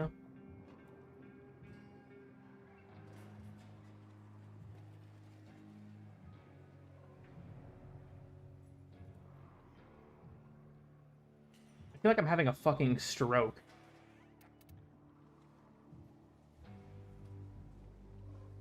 Okay.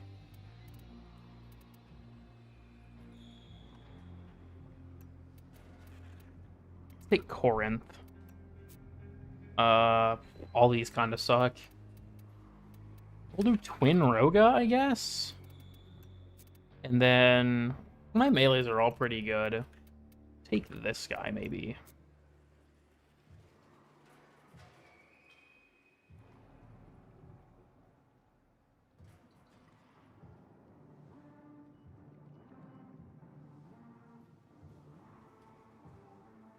We're gonna catch up on the chat a little bit. Pay attention to shit. I mean, more or less.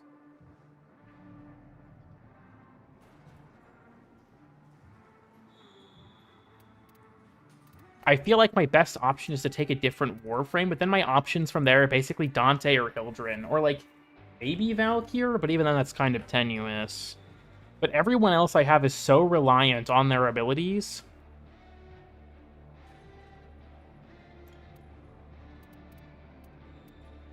This is gonna be fucking rough.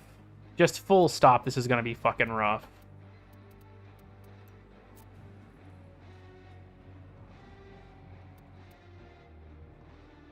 I think we go Mesa on this one.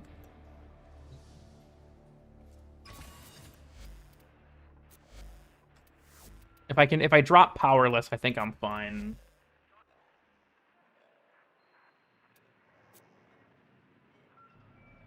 Also, I feel like people are forgetting that if I don't pick, here we go.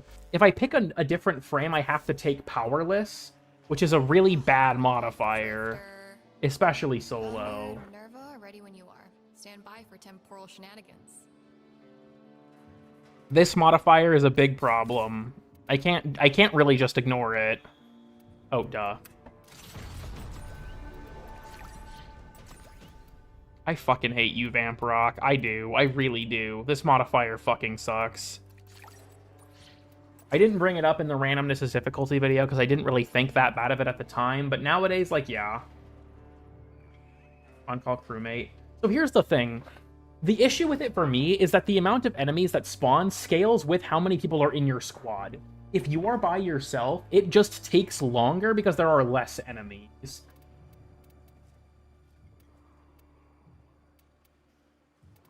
I typically go for, like, high score for the last mission so I don't fail then. Ooh, actually...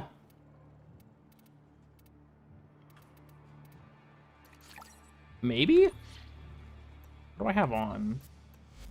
I don't know if Void Rig can contribute, though. We'll see.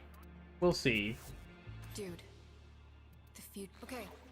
Get your Whipping up load that shit in a because once you're kettle? locked in, True. I cannot pull you out without the whole run going We to will hell. not play Hildren. We will not play Hildren. I'm not giving in. I'm not giving in. You can't make me.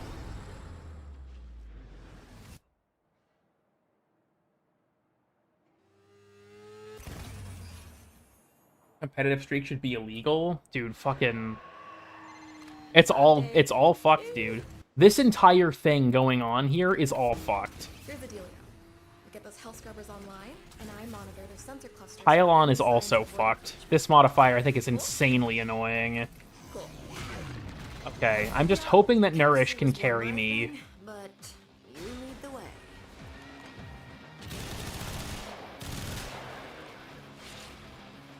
That's the weapon of the enemy? Exactly. I will not use her. I don't even have, like, a personal vendetta against Hildren or anything. I'm just not giving in. I'm not giving in to what my chat wants. Wait, do we also have Miasmite Swarm?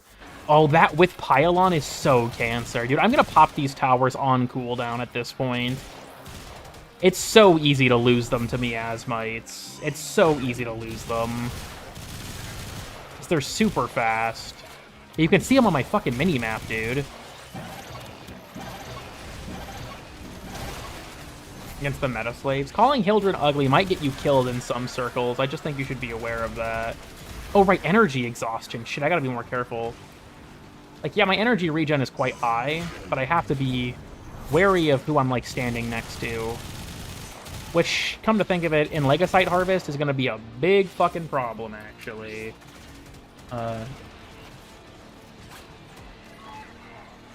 Because I have no build on my hit list now. Damn.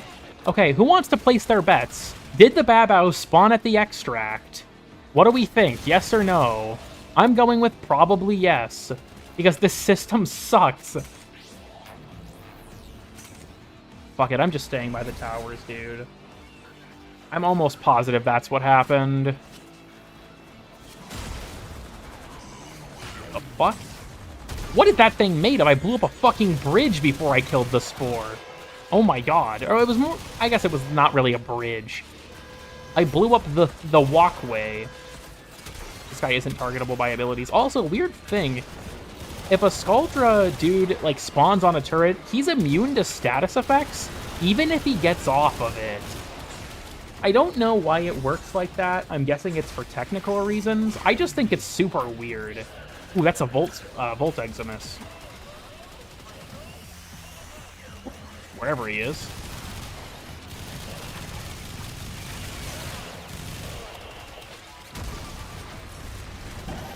Pop that shit. You all stop hating the queen. Look, personally, I honestly have no issue with Hildren, but I don't know. It's like I said before, I'm very much a if I don't like that, I won't play it. Kind of thing.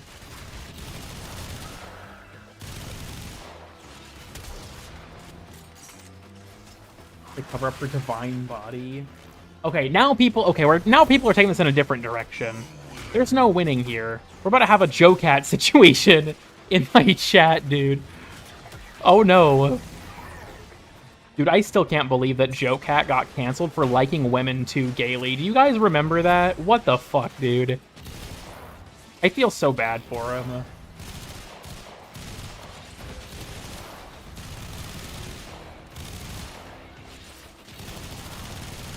Army Children. Are you gonna get hacked? That's not the current plan. I did see that JoeCat posted a thing about that, which is weird because I don't watch JoeCat's videos. I never have. I don't know why that got recommended to me. It's just to fuel my paranoia. It's just to fuel my paranoia. Which, you know, I respect that. W ad system. Or W recommendation algorithm, rather.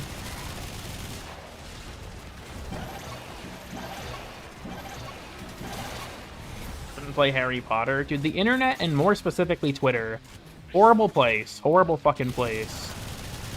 I genuinely think that, like, respectfully, if you're active on Twitter, I think it would probably make you, more mentally healthy if you left. Every time I hear about some dumb Twitter drama, I'm just like, are we fucking serious? Enough to get canceled. Sorry, JoeCat liked women too gaily. I guess that's a reason to cancel someone now. Fucking crazy work, dude.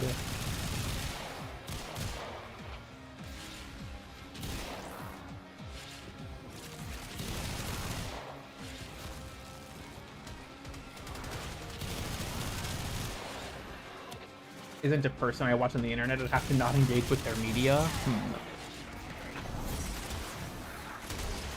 Is this an elaborate D's Nuts joke? It's gonna be like, what if you engaged with D's Nuts? I don't know, man. Especially after Torn. Look, in my defense, I did call that it was about to be an elaborate D's Nuts joke. I just didn't piece it together in time. I could tell it was coming. You hate waffles? Yes. Actually, I'm gonna be so for real. I like pancakes and waffles, but if I had to pick, waffles clear. I'm sorry. I think they do. I love both, but if I had to pick one, I think it's waffles, dude. I think it's waffles. You could, dude, that's what I'm gonna... Has anyone here seen that fucking video with this guy in this Modern Warfare lobby? He's like, go ahead and cancel me. And then it's like, no one's gonna fucking cancel you. Shut the fuck up. That's what it's like saying shit like this on stream, dude. I love that video. Nah, hello, Wally. Okay, peanut butter on waffles is a yes, but it wouldn't be my first choice. So, small story, a small cool kid life story. So when I was fairly young, I probably was like 7 or 8, my family had just moved to a town in Nebraska. My dad was a pastor for the longest time, and like he worked a normal job, but he still worked with the church. So we had moved, and we were like sort of commingling with the church, but my dad's job hadn't really gotten moving yet. So we didn't really have a lot for a little while. And one of the, like, there was a period of my life for about 2.5 weeks where basically the only thing we had to eat was a shit ton of surplus waffle mix the church had on hand for some reason. So there was a brief period of my life where, yeah, for about 2.5 weeks, I ate waffles basically exclusively. I'm still not sick of them, but I'll tell you this. You know, your syrup does not go 2.5 weeks. You gotta find other shit to put on your waffles eventually, right? So yes, this is my long and elaborate lore for why I think peanut butter on waffles is a yes. Sometimes you have to do what you have to do to make them taste like something. Look, this is... Even if this is a story about my family not having much, at least it's more wholesome than the bat story. At least it's more wholesome than the bat story.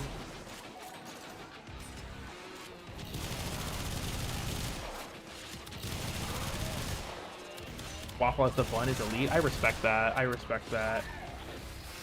Oh shit, dude, I've been looking at my chat so much, I've been not paying attention. Oh, they're piling on. Oh no. Oh. Slam damage is out the window on this one. Hold up. We gotta grab these real quick. Whenever it comes up. The bat story is some unhinged shit, bro. I'm not gonna lie. It is kind of funny. I'm not gonna lie.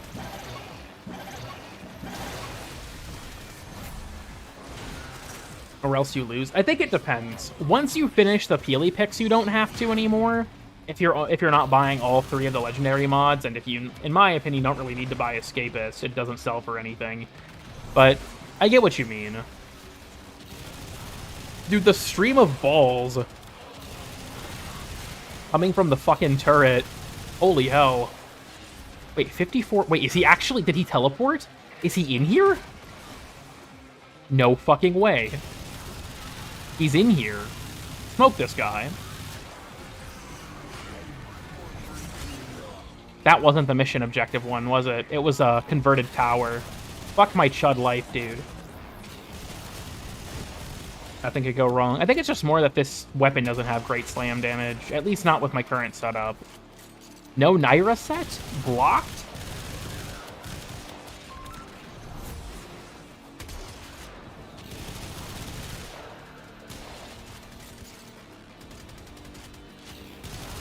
Then I'm done forever. I still do this to pick up shards and stuff to sell, but that's not a bad mentality, to be honest.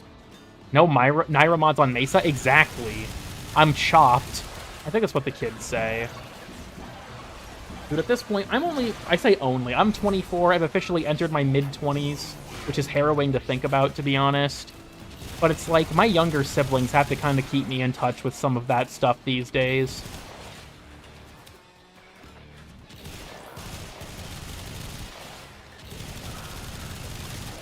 Can I not stand on this? No, okay, I can. I was gonna say, like, what the fuck? I thought I could.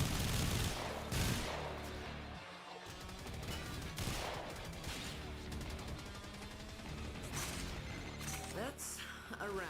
Within your presence. I mean, yeah, but it's not quite on the level of some other games, right? Like, there are some incredibly good mod set bonuses, like the mecha set bonus and whatnot, and then there's ones like Tech that aren't really that good.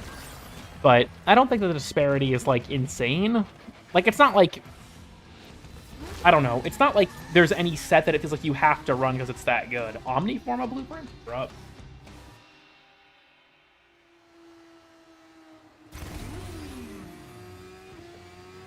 The FNF ending? I'm not going to talk about it. I don't want to spoil it for anyone.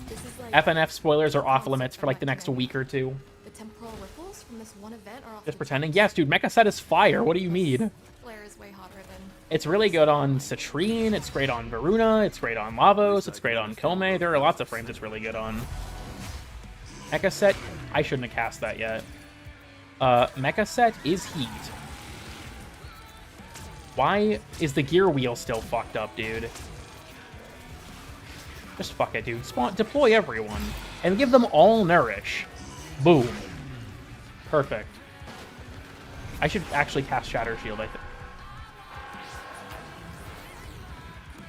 So Nourish doesn't get dispelled, but Shatter Shield does? Okay, I'm sorry, Nidus Spectre. You're being replaced by Dante.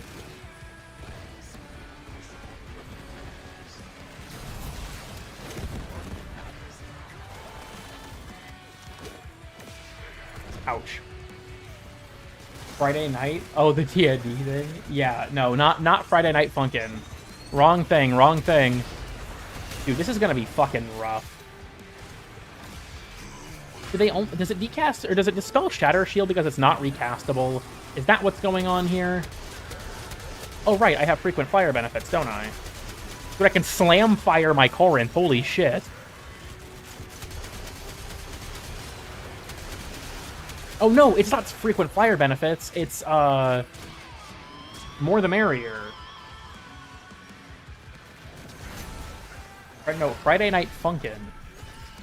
A Funkin' D's nuts? Fuck, dude, there's one in there somewhere.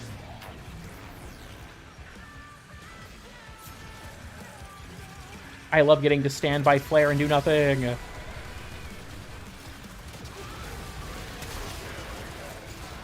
Into Holvania, it's so over.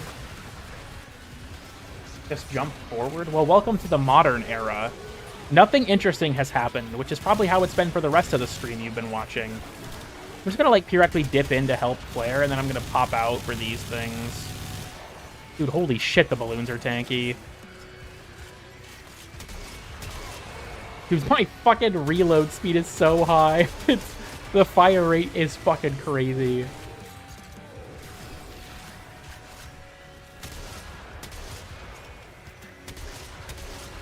I'm sorry, Flare. Forgive me. I gotta step out for a second. Oh, wait, it's dead. Okay, I get my energy back. Nessie saw this show? The way nothing ever happens. But True. she got to see it when the Rippers were still alive. Does not change in the update? Damn it, dude. Damn it. I still think it's unnecessary, to be honest. Like, it's a great arcane, but so is Sculptor. I don't know why Compression has to get singled out. Sculptor is crazy good, and it's the same price as all the other ones.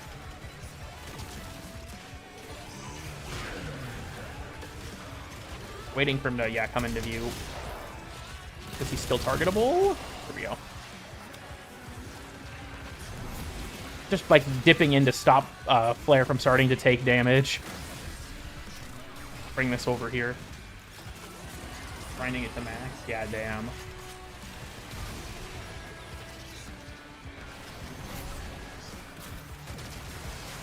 What did this mean? So, I want to make something clear, Macaroni. If you had a dream that we were dating, automatically that makes it qualify as a nightmare. I just want to establish that up front. What I think it means is that you should stop watching my streams. That's my, like, Freudian dream interpretation. If it was really a Freudian interpretation, it would be that you want to fuck your mom. I just don't know how to piece that together yet. Dude, this is so loud. Holy fuck. Will they be a good mod, at least? Involving YouTubers? Dude, I have the weirdest dreams. Dude, I'm actually pissed about this. You want to know what for me is the worst dream? A dream where I, like, go to my job, or a dream where I'm working on a video. Because then I wake up, and it's like, wow, so my dream was doing the thing that I was dreading doing when I woke up? What the fuck? That's not fair.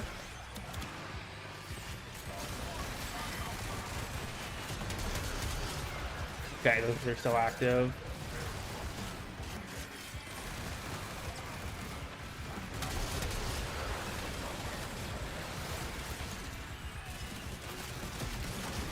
All feeling dreams? Yeah, it's such fucking bullshit, dude. I hate it. Is it almost 1 in the morning? Damn. I have to pick up a friend from the airport today, so I need to make sure that I don't, like, if I go to bed, it can't be for that long, so I have to be there by 9 before you wake up. Yeah, it feels that way. It's just like, man, what the hell? Let me refresh Call in the gang. I don't know if he's actually despawned yet, but... Don't you live next to an airport? Yes, I do live next to an airport. I still have to drive to go get them. It's a few miles from me. It's not, like, right next to me. It's not, like, outside my window. Thank God. It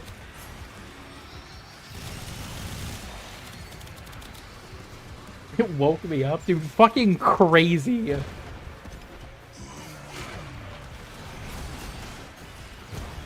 The secret government meetings? That's funny as fuck, dude. That's fucking hilarious. What time is it for you? It's just shy of 1 a.m. It's 12:45. Oh, they're killing them. They're killing them. Do not do that.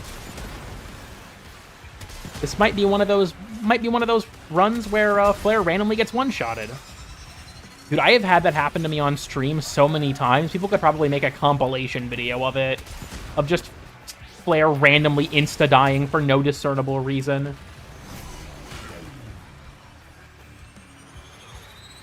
From job nightmares? It seems like a very graphic... Like, what if you do that and it's not a nightmare and it's just actually real life? What then?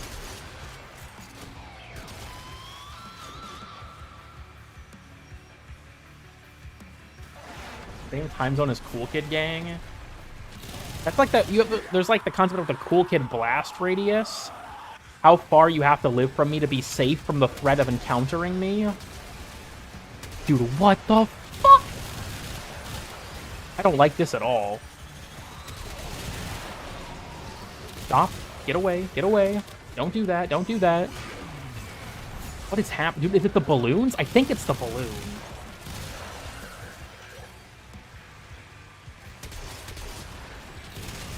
Might be an Eximus ability of some kind, too, actually. Okay, we might be good, but we're not out of the woods yet. Hold on, I gotta lock in for a second. Flare keeps, like, randomly taking huge chunks of damage. I'm trying to be a little more proactive. Dude, fuck, they start taking damage so quickly when you step out of the radius, too. It's so annoying. This whole modifier is annoying, but I think we're well past that being established. Okay.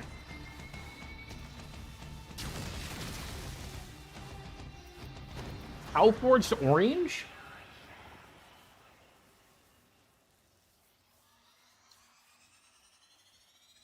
I was sleeping for 15 hours? Fucking hell, dude.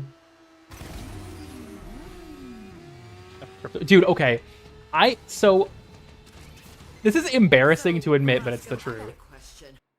So when I was working on the 1999 ARG video, that video was literally like my entire life revolved around making it.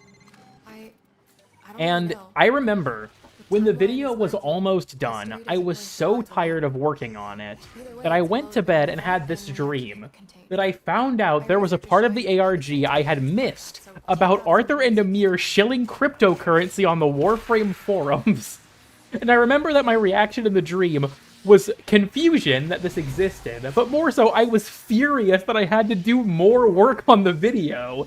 Like, that was the thing that made me mad. I was like, are we fucking serious? That was the thing that got me. I was like, dude, are we fucking for real? I want this to be over.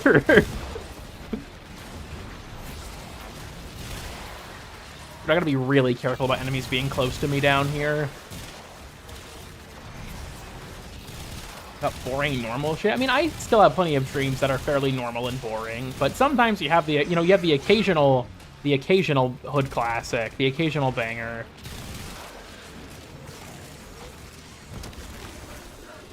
Oh no, oh no.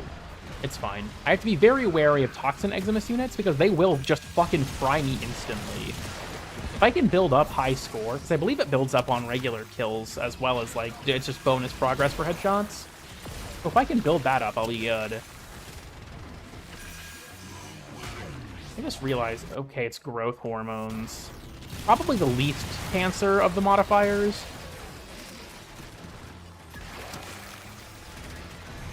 The Surge Eximus, yeah, I've seen them. Honestly, I like them overall so far. Okay. I gotta lock in for a second. Did in fact not happen. You know, that's reasonable. Parasitic Link incoming? Yeah, probably. I wouldn't even put it past this fucking game, dude. Alright. Come on, everyone. Oh, it's the, like, Blitz Eximus Blast thing. Okay, we're chill. That's fine. Dude, fucking... Holy shit. I gotta get away from him so I can get my energy back. Because I'm pretty sure if you're having any energy drain from energy exhaustion counts as a channeled ability.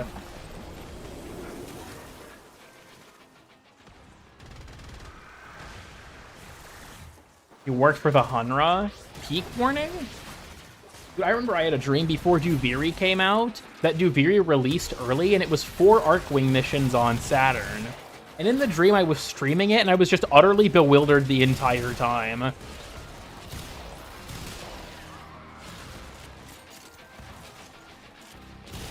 Okay, here's the cat.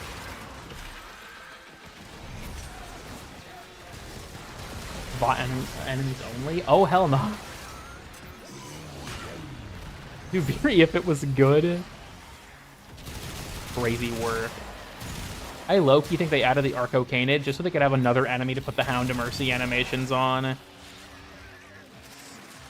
Which, if that's the motivation, that's honestly a good excuse. Dude, how the far away is Kalimos going? Holy shit, are we crossing state lines? Oh no, we're just back in this room again. What? I'm back in the fucking building again? New high score. For power reasons? Yeah, it's called having aura.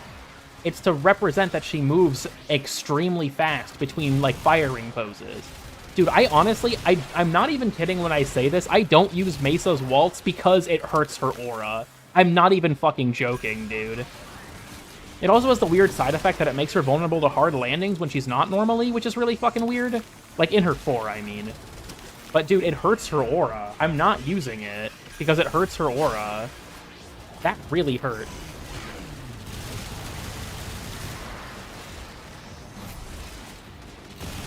My friend paid $10 to draw it IRL.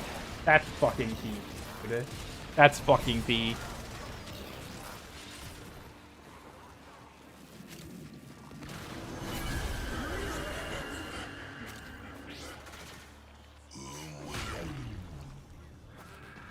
Still shooting the hardline. Yeah, but you're not mobile. I mean, you're not mobile regardless, but...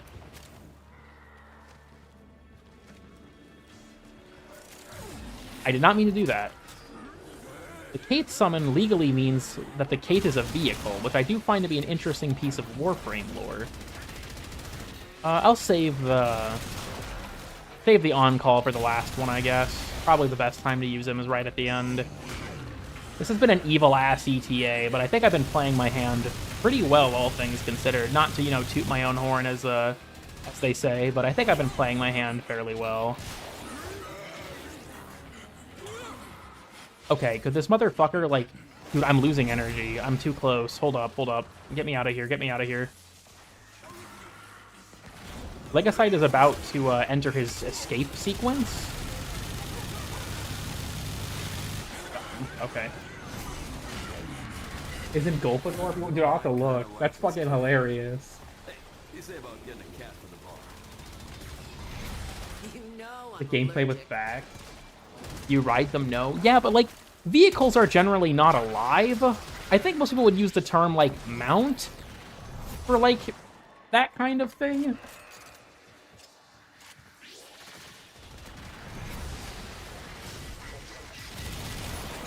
Maybe that's just me. I don't know. Maybe that's just me. Is Marilena a mount or a vehicle? I feel like if she's alive, then I'd consider her a mount, right? Is a Warframe a mount or a vehicle?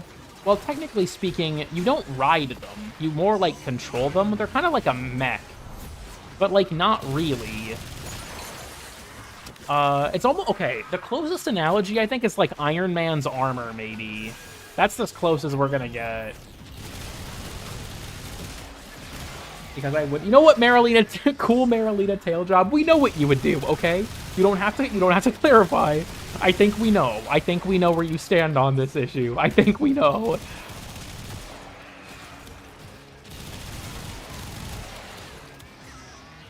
Are drones? Well, yes, but, like, we also can, like, pop in and out of them directly.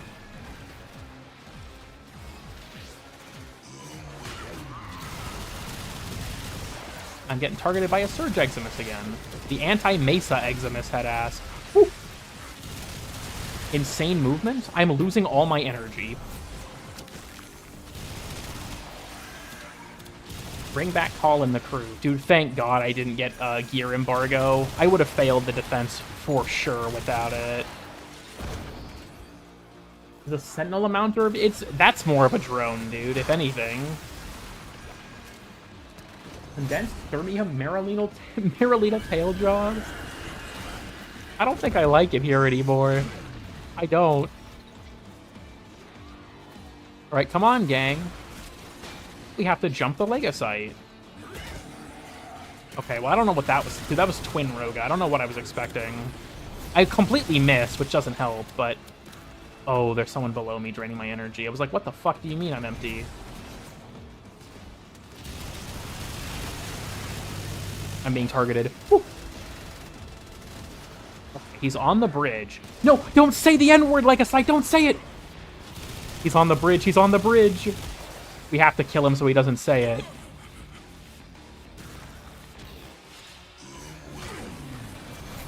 Can you please stop being invisible?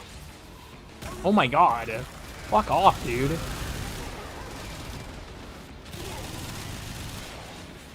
He's well on his way to being executed. There we go. All Legacite's eliminated. Is our mission complete, Velasco?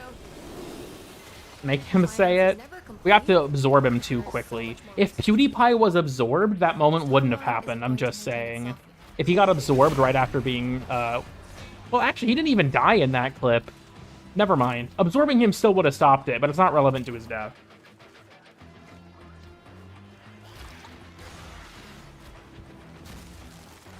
I don't think we've seen the Atomocycle outside of the intro and outro. I think we might, maybe we're safe? Ooh, film.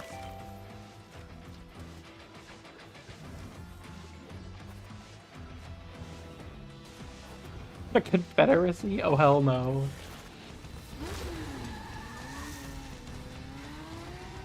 Cowport's red? Fuck it, dude, I'll take that. I get one good drop from each of my Archimedias, and that's it. I am allowed nothing more. Put them in our jars. I don't think you need that. I don't think you need that.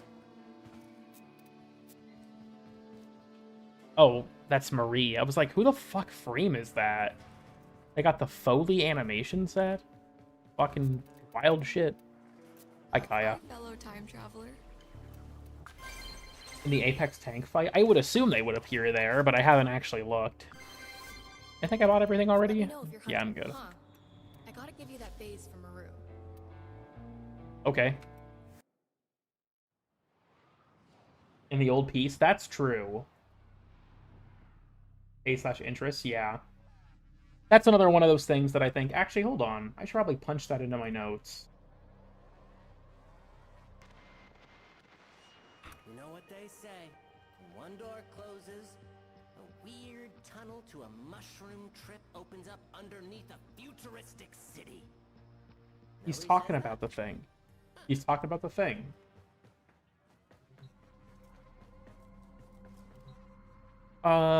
Let's pop over by Teshin and Palladino, just so I don't forget. The top of the screen, it redirects to my YouTube channel. I own the domain, so...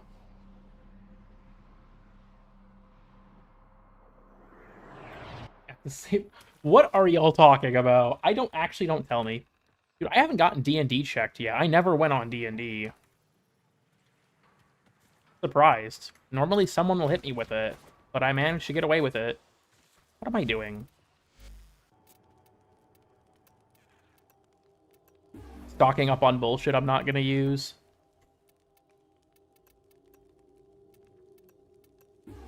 If 70 Riven ciphers. Dude, fuck it. I'm gonna buy everything. I'm gonna buy the credits. I don't give a shit.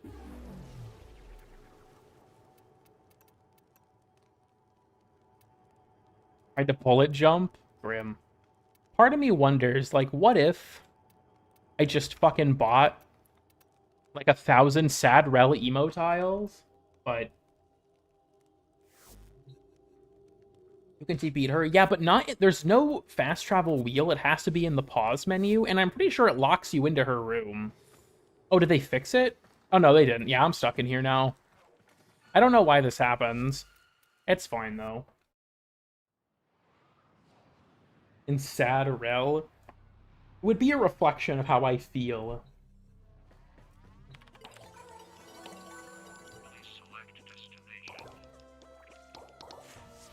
300 enemies with melee weapons. With Palladino, maybe. You know, I probably should have looked and seen if Rook is still textureless. Rook has been broken for a while. They burnt her Kavat to a crisp. He's dead. Gets added to the pile. Kanye? Okay, hold on. You're gonna have to explain the connection to me. I just instinctively went to the simulacrum. I'm so fucking fried, dude. Oh my god. Saw Riven? I do not care. Ooh. Dude, I have 6 million Kuva. I don't care.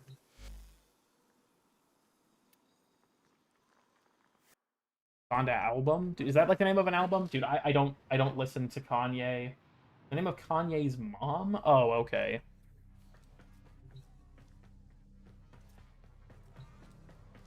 Huh. Okay, you know what? There's enough people here. You're not my real dad. Anyhow. So, I have some things I want to talk about. I kind of want to float the idea by people. You know what? Just for flavor. Just for flavor. Let's grab one of them. Ready to kick bottom. Kuba at best? Fuck are you talking about, bro? Look at this shit. You pick a ribbon mod. Look, feast your eyes upon it. 6 million Kuba, because I never spend it. Anyways. So, I should probably go to an area that doesn't feature Ordis talking. They won't interrupt me.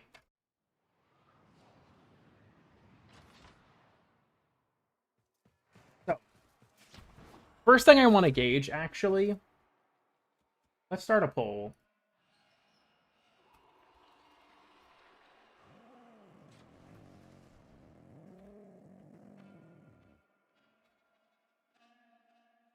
I want to ask you all,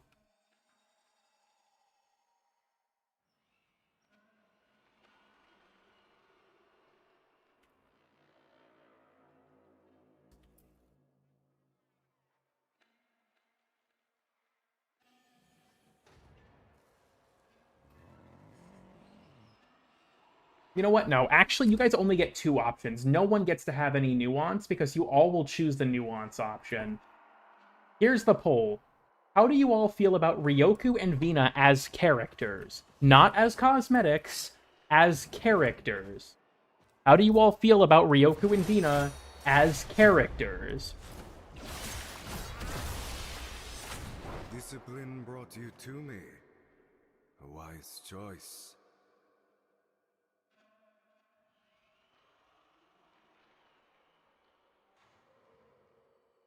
Nuance. There is no nuance in this. Because everyone, if I ever add a nuance option to a poll, everyone picks the nuance option, and it pisses me off. I'm making you choose this time. I'm making you choose.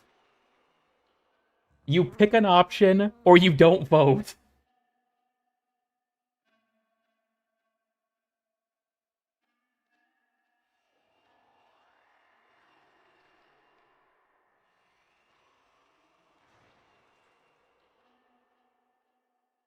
Okay. This has kind of answered what I thought was probably already going to be the case. So this is the thing I want to talk about. I'll go ahead and just end the poll. We got 100 votes. I think I can probably extrapolate this. So, I am considering making a video talking about Ryoku and Vina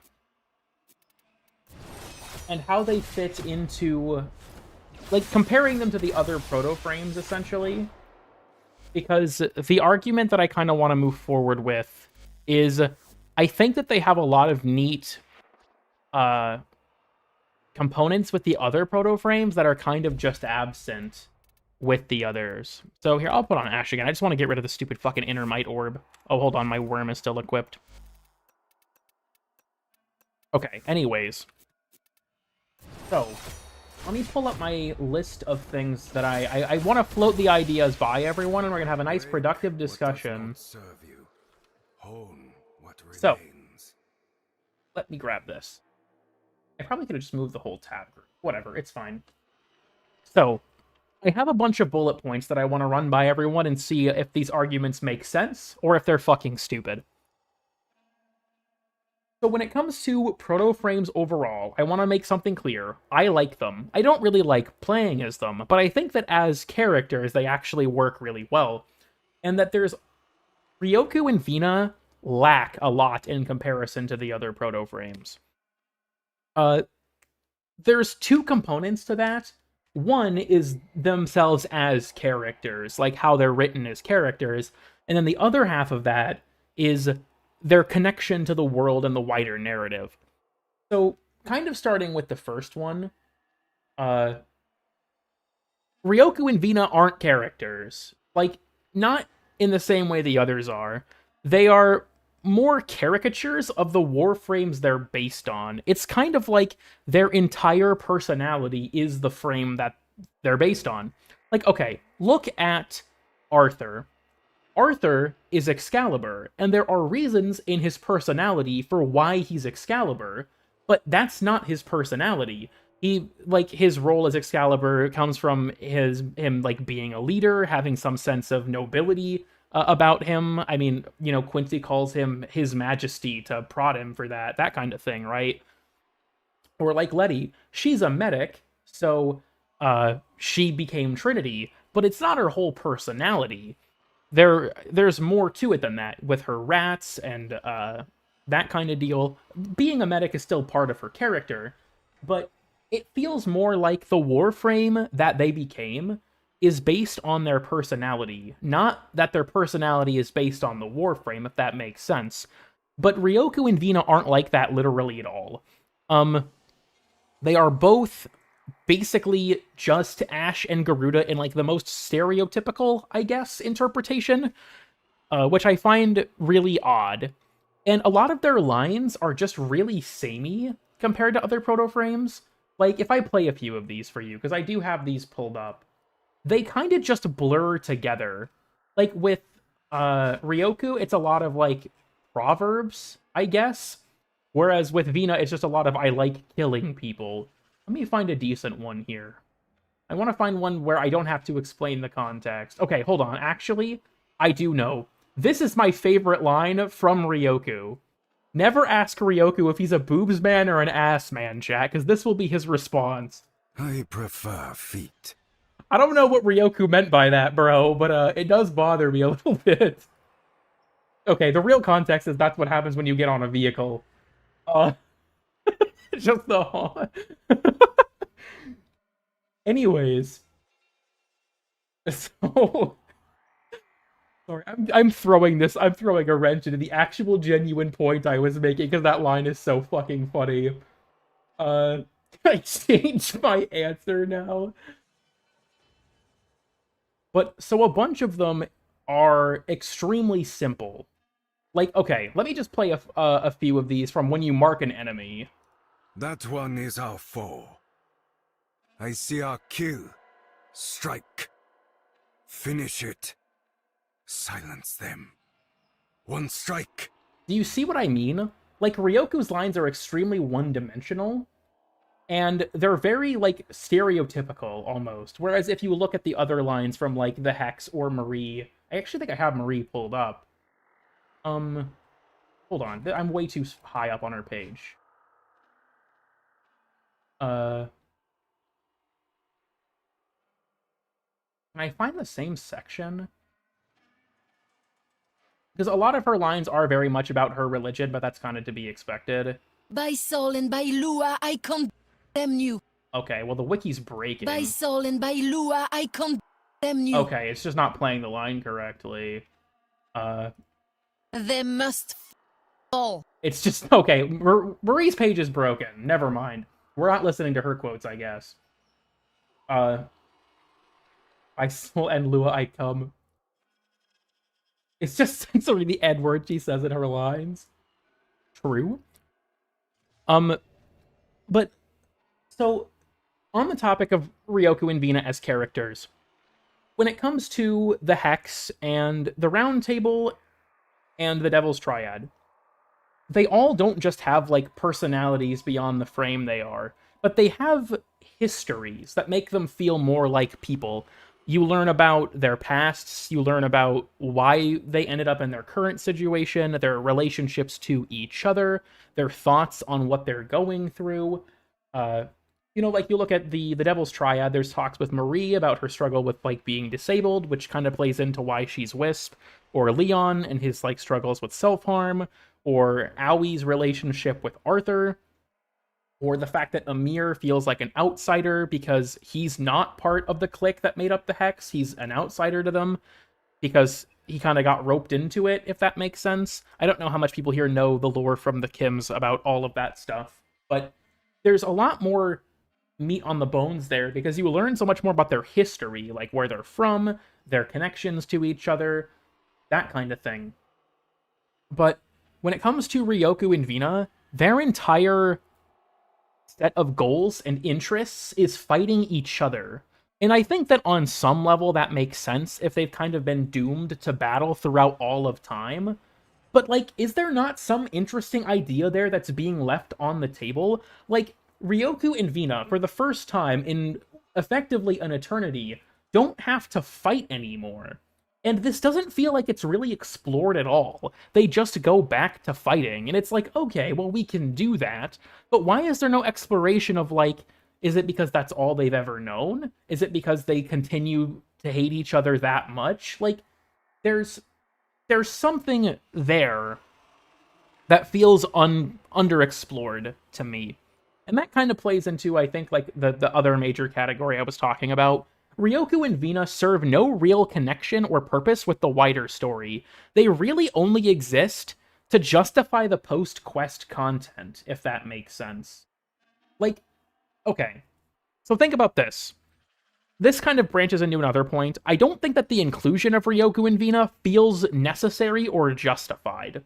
Like, if you removed the Hex from 1999, the plot changes substantially. If you remove the Round Table, you know, there's a lot of story tied up in them that goes away, and further context about, like, the events of Isleweaver and stuff that goes away. The Devil's Triad are their own plot. You can't remove the Triad from the Descendia. It's their story. If you removed Ryoku and Vina from Jade Shadow's Constellations, genuinely what the fuck would change? The only thing that would be different is that you wouldn't fight and kill them, but that entire sequence kind of feels unnecessary to me to begin with.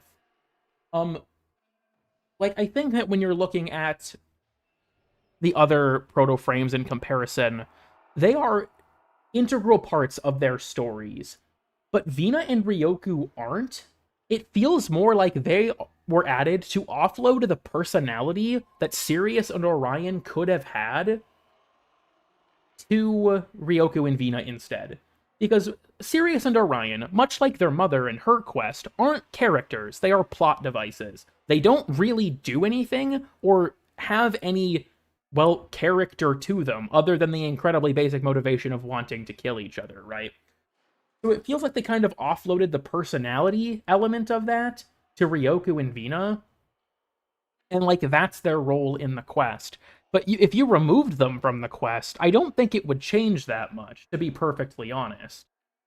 And like I said, that sort of ties to the whole, like, lack of exploration with the wider story. And kind of to branch off of that point, one of my favorite parts of the proto-frames, just generally speaking, is they are a lens through which the player can explore Warframe's world. Like, you look at the Hex and the Round Table, they offer insight into 1999 and, more broadly, a pre-Orican Earth. The Triad, they offer insight into, from Roth's perspective, Orican society and the Old War and all that stuff. And then from Leon and Marie's perspective, they offer insight into, like, dualism, their time period in XX99, which is 1899. I don't know why they're so weird about saying that, because Roth straight up says he's from the 19th century. Whatever. You learn more about their time, their religion, that kind of thing. Like, beyond just exploring them as characters, they are also a lens through which the player can experience, or rather, explore the wider Warframe world and its setting and its other characters. And also, as an interesting byproduct of that, the Drifter also allows the player to explore the game from the Drifter's perspective, because while these things aren't canonically news to the Drifter, there are certain dialogue options that are news to the player. So, like, for example, one of the things that you can talk about one of the Triad members with, I can't remember which, is how resetting works, like, canonically, and that the Drifter can reset different proto-frame batches because of how the infestation is its relationship with time. From the way this is framed, this obviously isn't news to the Drifter, but it is news to the player. That's new information for them, but it's not framed that way. So it allows the player to explore these other facets, or even sometimes almost stepping away from the game part of the game, or sorry, stepping into the game part of the game for a minute, and, like, kind of canonically explaining certain things. Like, there's one for Quincy, where he talks about animation sets canonically being because the mannerisms of the person who was turned into the Warframe are still kind of there, and so the Drifter assumes those mannerisms subconsciously. Again, this isn't news to the Drifter, but it's a cool little canonical explanation of a thing for the player that kind of steps into the gamey part of the game. All of this to say, Kim is really cool, not just because you can explore the personalities of the individual characters and like their history and their interests and their goals and all that stuff, but you can also explore the wider world. Ryoku and Vina do not offer this literally at all, and I find that super fucking strange. Ryoku and Vina both come from different doomed futures. We learn from the quest that Parvos was glassed in Vina's future. He was turned into a Cephalon. But this is never explained. Like, they don't really take this anywhere. There's no exploration of their doomed futures. There's no interaction with, like, even them acknowledging that they're now in the past, and no exploration of, like, what that means for them, or what events they're aware of that they're trying to prevent. Like, there's so much there, that isn't explored at all. He was glassed. Yeah, Parvos is referred to as Cephalon Parvos by Vina and during the events of the quest.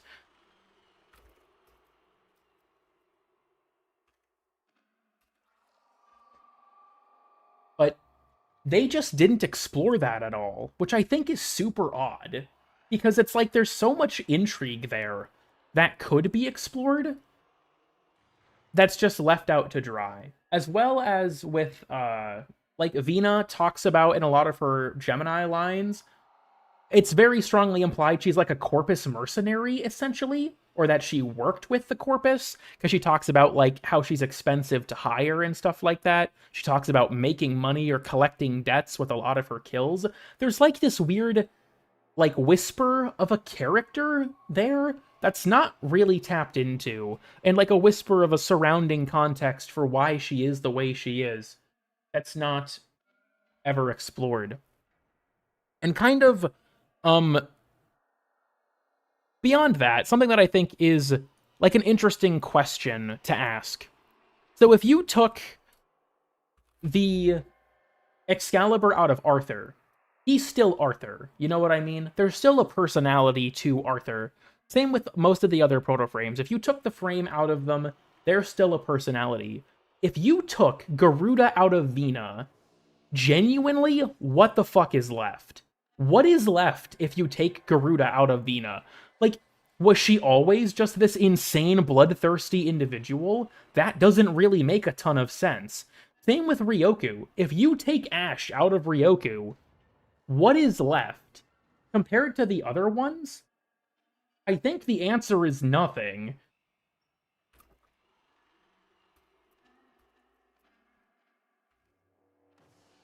And then one last thing I want to mention, kind of in regards to the wider story thing. There is a very large component of the proto-frame story I have just been ignoring thus far, and that's Albrecht.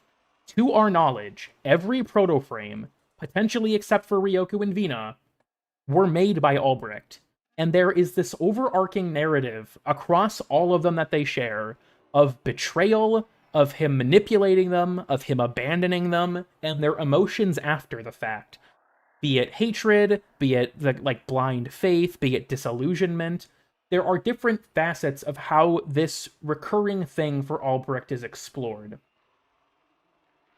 And it serves to build Albrecht's character, as well as shine some kind of light on the relationship he had with others, and the way he's used and abandoned people. That's a major part of Marie's character arc, actually, is convincing her that Entrati is a complicated man, and that no matter how much she feels that his war is just, he's hurt a lot of people regardless. So there's this wide connection to Entrati that Ryoku and Vina not only don't engage with at all, but we don't even know where Ryoku and Vina came from. Like, every other proto-frame has a clear source, right? There is some justification for why they are proto-frames in that sense, is Albrecht was using them for something. But we don't know who made Ryoku and Vina. We don't know why they're proto-frames. We don't know what their life was like before they were proto-frames. None of this stuff is really explored. And I find that to be just such a bizarre place to leave them in, because, again, it doesn't feel like there's any reason for them to be a proto-frame. Okay, to prove my point, say I turn back into Ash. If I just did this as Ash, like if all of Ryoku's voice lines were just said by Ash, would it be any different?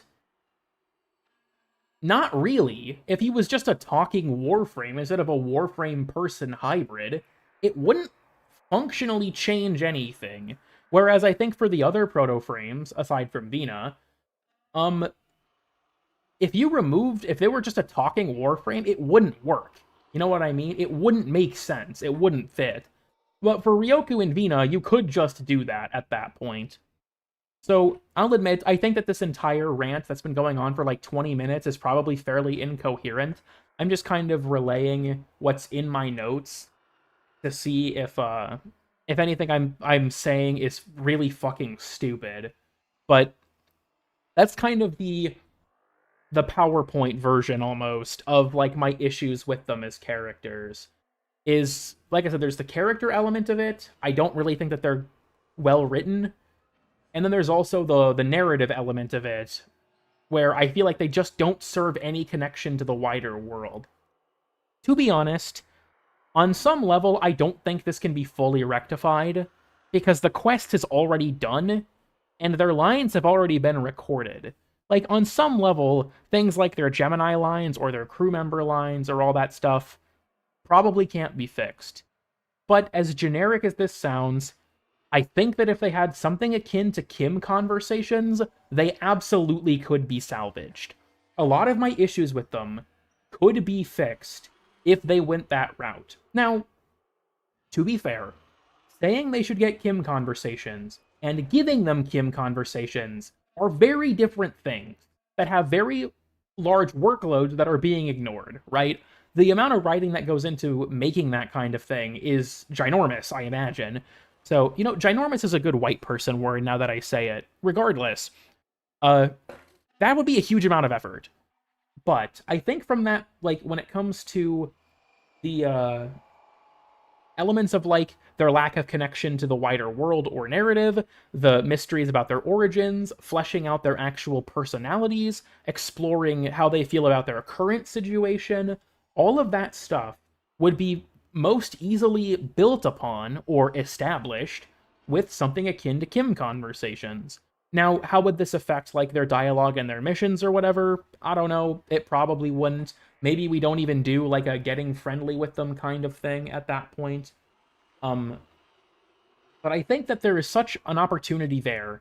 Because, like, truth be told, even if I like the proto-frames that aren't Ryoku and Vina as characters, beyond what's in the Kim, let's not kid ourselves. A huge amount of what makes the protos good is what's in the Kim, from like a narrative standpoint and a character standpoint. A huge amount of what makes them so compelling is in there.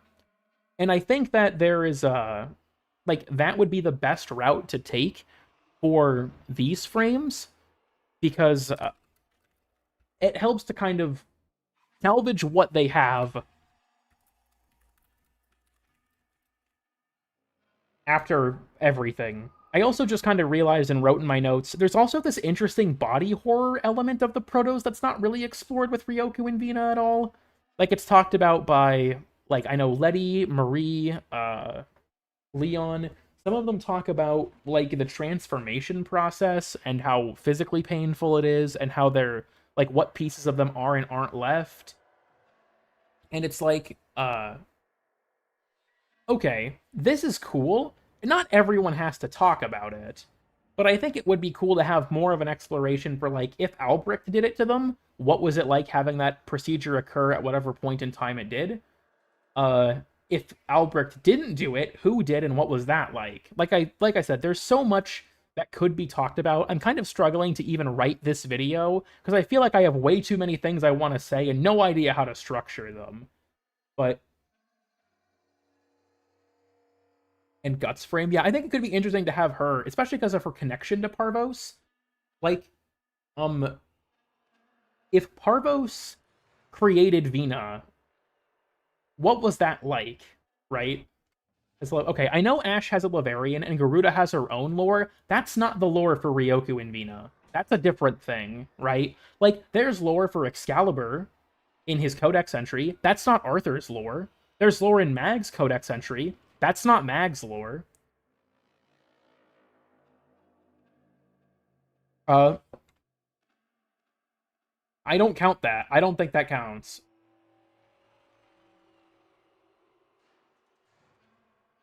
More of his kind. I do think that Briscoe's going to be interesting for sure. I'm very curious to see how that's going to go. It gets kind of annoying. No, I agree with you on that. They just don't really engage with any of it.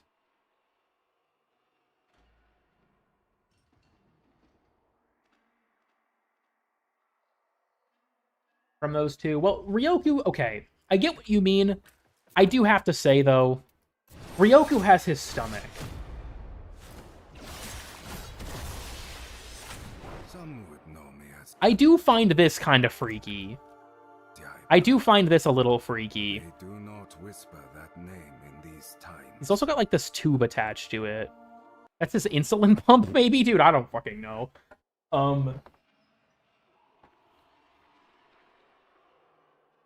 But yeah, that's...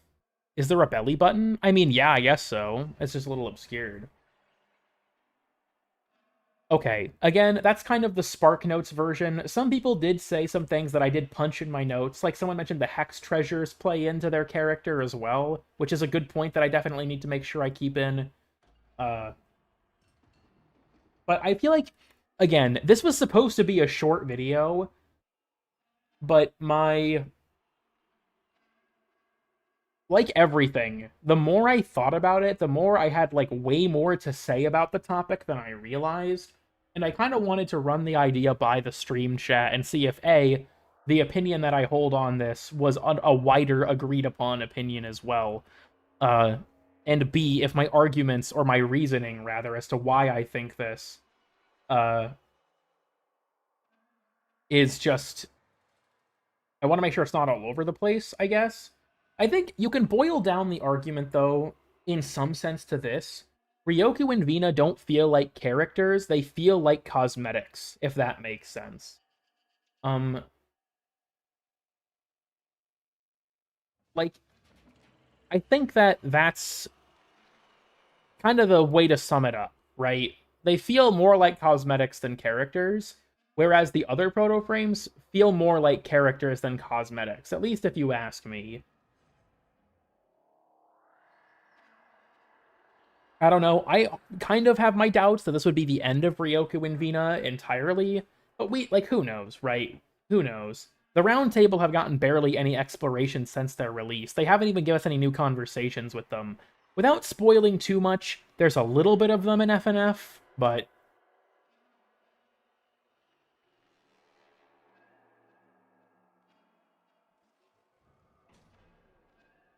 I don't know. We'll have to see what the developers do, if anything, with these proto-frames. My number one want, like, by far, is just give them a Kim conversation-like system. But I guess we'll have to see what happens.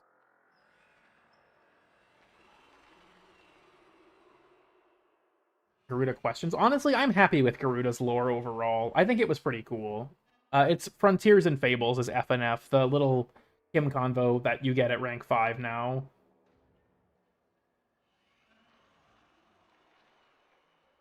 Of JS2. I'm not sure what happened there. I honestly think that they're probably just putting so much effort into Tau that the updates we've been getting this year are kind of mid. Like, I hate to say that, but I didn't really like Shadowgrapher or Jade Shadow's Constellations that much.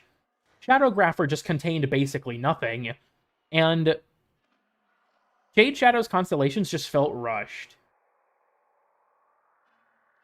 I don't think they're, like, terrible updates. Like, they didn't make the game worse, necessarily. They just... I don't think they were good.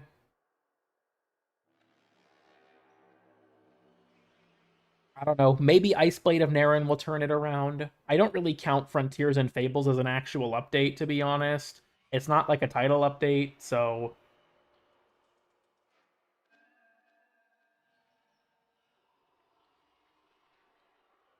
House and Grendel Deluxes. Well, it did give us the Guilty, so I'm happy for that, but... Let's be real. If you think that the old piece was mid, I'm just gonna have to fundamentally disagree with you on that, dog.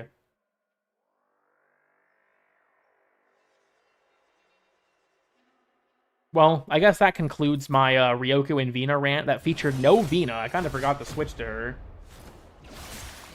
Both broke a lot of stuff. Yeah, unfortunately. I like how Pablo, when Tekrod Encore released, he was like, yeah, sorry it was so buggy. We've been trying to do better about that. And then the last 2 updates, it's been like, fuck it, dude. Well, I think Vina at least deserves to make an appearance. If I'm going to rant about both of them...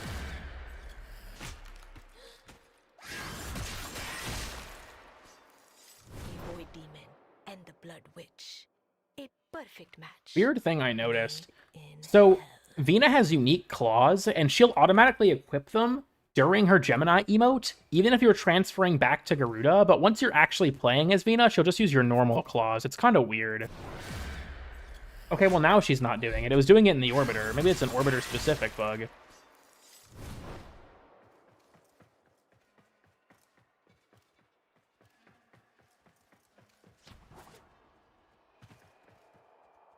On regular Garuda. You know, I respect that. I also will say that my critiques of Ryoku and Vina are about their character and narrative significance. I do not have any issues with their designs. I think that their designs are both cool, but... And I think that they're both well voiced as well. Their casting was well done. But... As a whole, I think it should be important to clarify, it's not a mainline update. Like, it's still an update to the game, yes, but it's like when, like, if a Prime Access comes out, are we putting that on the same level as, like, one of the 4, like, big updates we get a year? I think that's kind of nonsense. Because, like, when this update released, a bunch of people were like, oh, well, you know, I thought we were going to get Iceblade of Naren sooner than this. I'm just waiting for that update. It's like, bro, why the fuck would you ever expect this to be the size of one of, like, the big quarterly updates? I don't think that makes any sense, personally. The art of combat must be practiced to truly master the canvas of... Like, I'm looking forward to Iceblade of Naren, but if you expected FNF to be on the level of a major update, I think you were just setting yourself up for disappointment. I really don't know what else to tell you.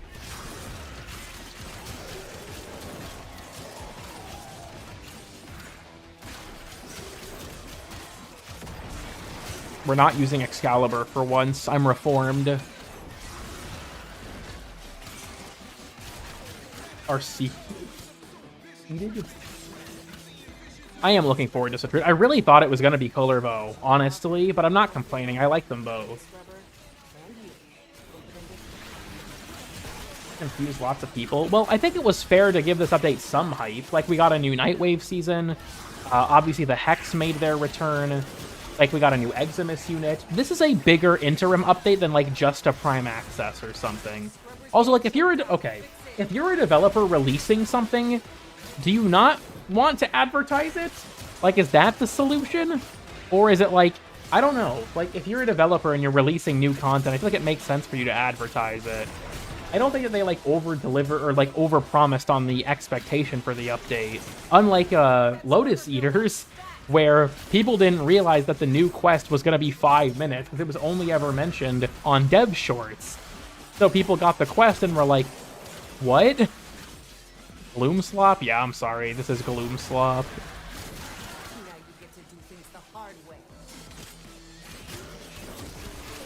Probably shouldn't keep casting my 4. I mean, this code injection is like activated charcoal to the tech rot. Makes them puke these hell scrubbers right. This is kind of slow, though. Maybe this is not a good trial for this. Not even nuking with ball. I have to get melee kills. We are flailing around for melee kills. I think this is just a bad room. What the fuck is going on with the lighting here? Am I tweaking? Maybe it's just the material. I don't know. Was I'm on his Skana skin? I respect that, actually.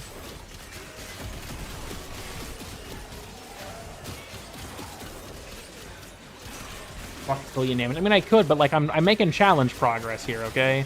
Kind of slowly because I have no melee influence on, so I can't just like kill things through walls, but 60 seconds to critical.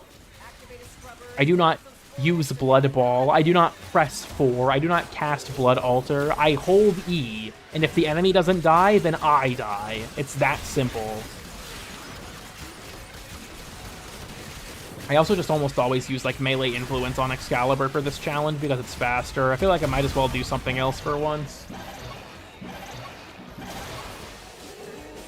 But Gloom Slop, I don't even think Gloom is like a meta anymore. It's not bad, like it never got nerfed. I just don't think it's considered meta anymore. I think people have moved on to using Roar and Nourish all the time. Sad but true.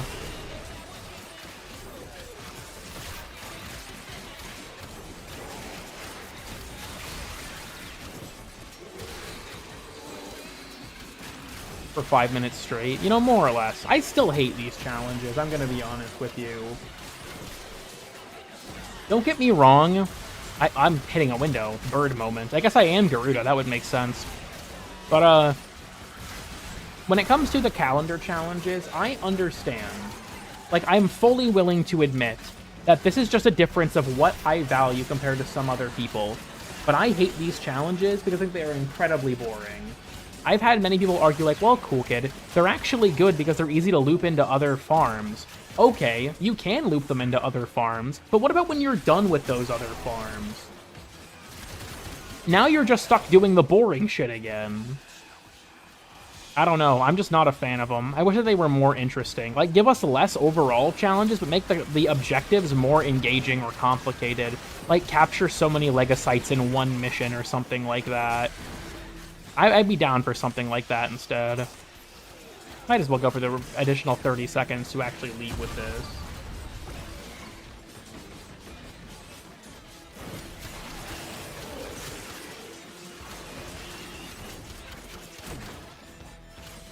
Did I finish the challenge? I wasn't looking.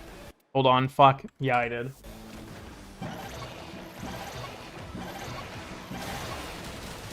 Yeah, I think Kome would be an interesting one because I feel like for her, it might be a little bit too much if they're too complex, but it does get... She has, like, what, 8 challenges, maybe, that are available to her?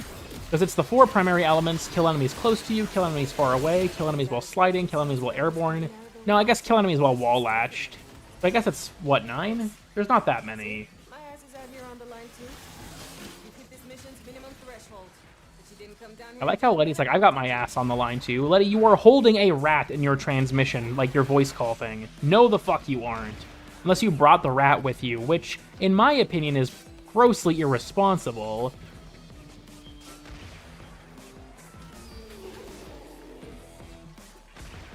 His criminal? Okay. I agree with you. The fact that we got no new spy missions in Zariman, Albrix Labs, or Holvania sucks. It's a killer rat? Maybe. Okay. This is going to be an unrelated... Well, related, but also extravagant tangent. Holvania as a location feels extremely underexplored to me. There is so much there that is so interesting that only really got the spotlight for like 6 months.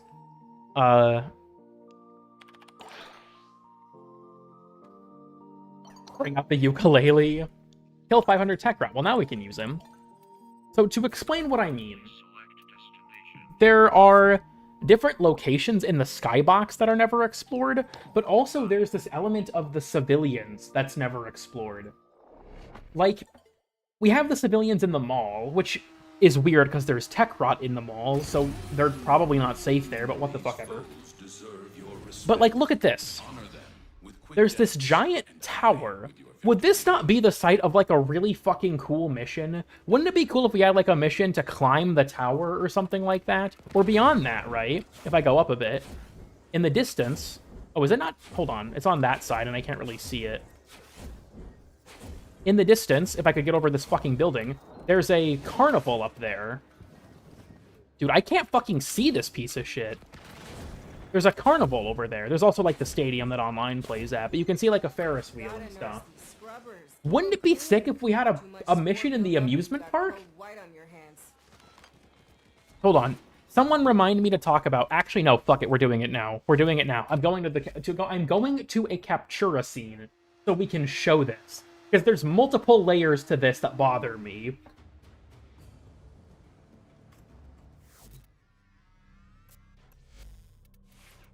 Hold up. Summer. I think tenements might be easier for this.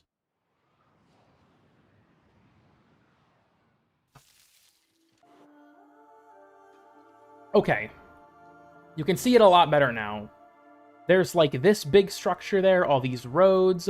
There's the tower. There's, like, kind of the village like we've got over here. There's the amusement park. You can see the Ferris wheels and stuff.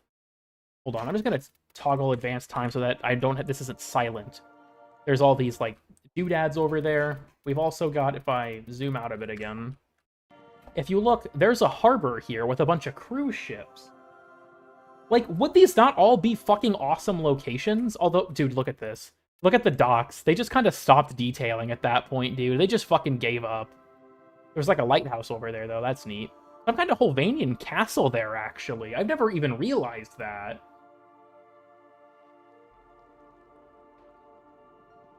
Unreusable assets, though. To some extent, I feel like it's like, if you're playing the mission repeatedly, then they're okay, like, Foley's Hunt. Everything in that mission only appears in that mission. But I don't think you would call them unreusable assets. That doesn't justify the mission being made. But, like, I think it'd be cool, like, what if we had a mission where, like, there was a tech rod outbreak on a cruise ship, or we had to, like, escort people off of the ship? What if there was a mission in the stadium? I mean, it kind of exists because of the missions with the coda, but, you know, or the tower, or the amusement park. There's so much stuff here that could be cool. Defection, yes. I am advocating for a good version of Defection in 1999. I'll fucking say it, dude. With the right tweaks, it could be a fun mission. Is reused with the frame? From, like, for the VFX tech, maybe. The location is exclusive to that mission, though. But I think it could be interesting. Like, there is so much of Fulvania that is not really... Or even, like, look at these, like, more almost modern-looking, like, apartment buildings compared to, like, the... Well, I guess some of them are kind of in that style. But there's so much that could be explored out in the distance that is never acknowledged. And I feel like it would be cool to have, like, new missions that actually explore these locations. In fact, hold on. I'm turning up my volume. Fair word of warning. There's a sound effect I need you all to listen for. That. Do you hear that? That's a helicopter. You never actually see the helicopter. And I have to say, wouldn't it be cool if there was, like, a tech rot helicopter boss fight? Like, DMC2 type shit, except hopefully not garbage?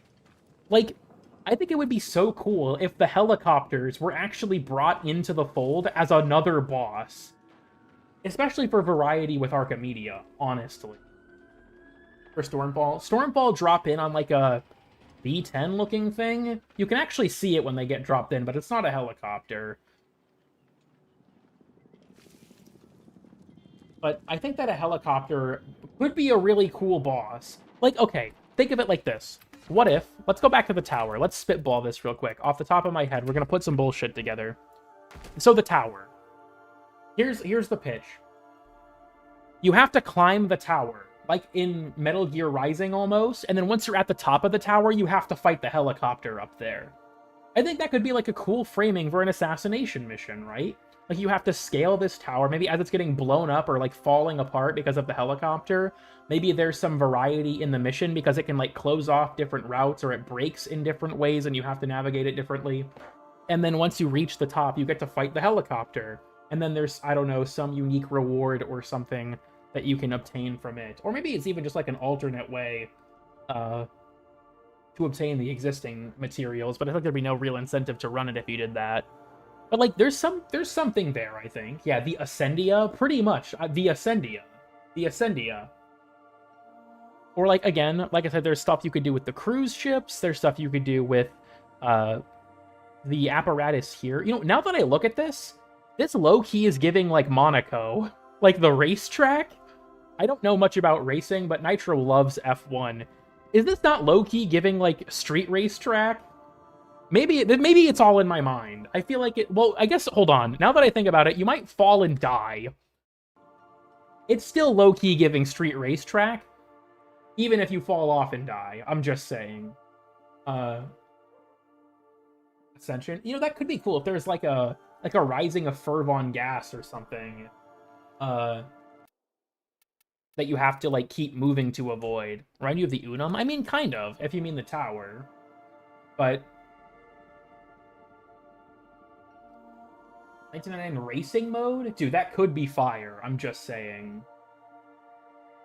I don't know. There's so much in Holvania that they could do stuff with. That just feels left out to dry. And I hate that. I'm gonna be honest, I do. Like I said, there's a big facet of this with the civilians. Like, why aren't there missions to rescue civilians? Like regular rescue missions or a defection spinoff or something. Another thing that I think gets really passed up in Holvania is the battle for supplies. Holvania is like an apocalyptic setting, right? There's a lot of parallels with like zombie apocalypse imagery. You've got the quarantine zones with like this thing around the corner, right? Or these guys. Like the quarantine barriers. There's like this very apocalypse vibe to it. But we don't really have a lot that engages with the apocalyptic component of Holvania. You know what I mean? Like, aside from the caches that we open, it's not really acknowledged. The gold dust? Yeah, that's actually correct. He does.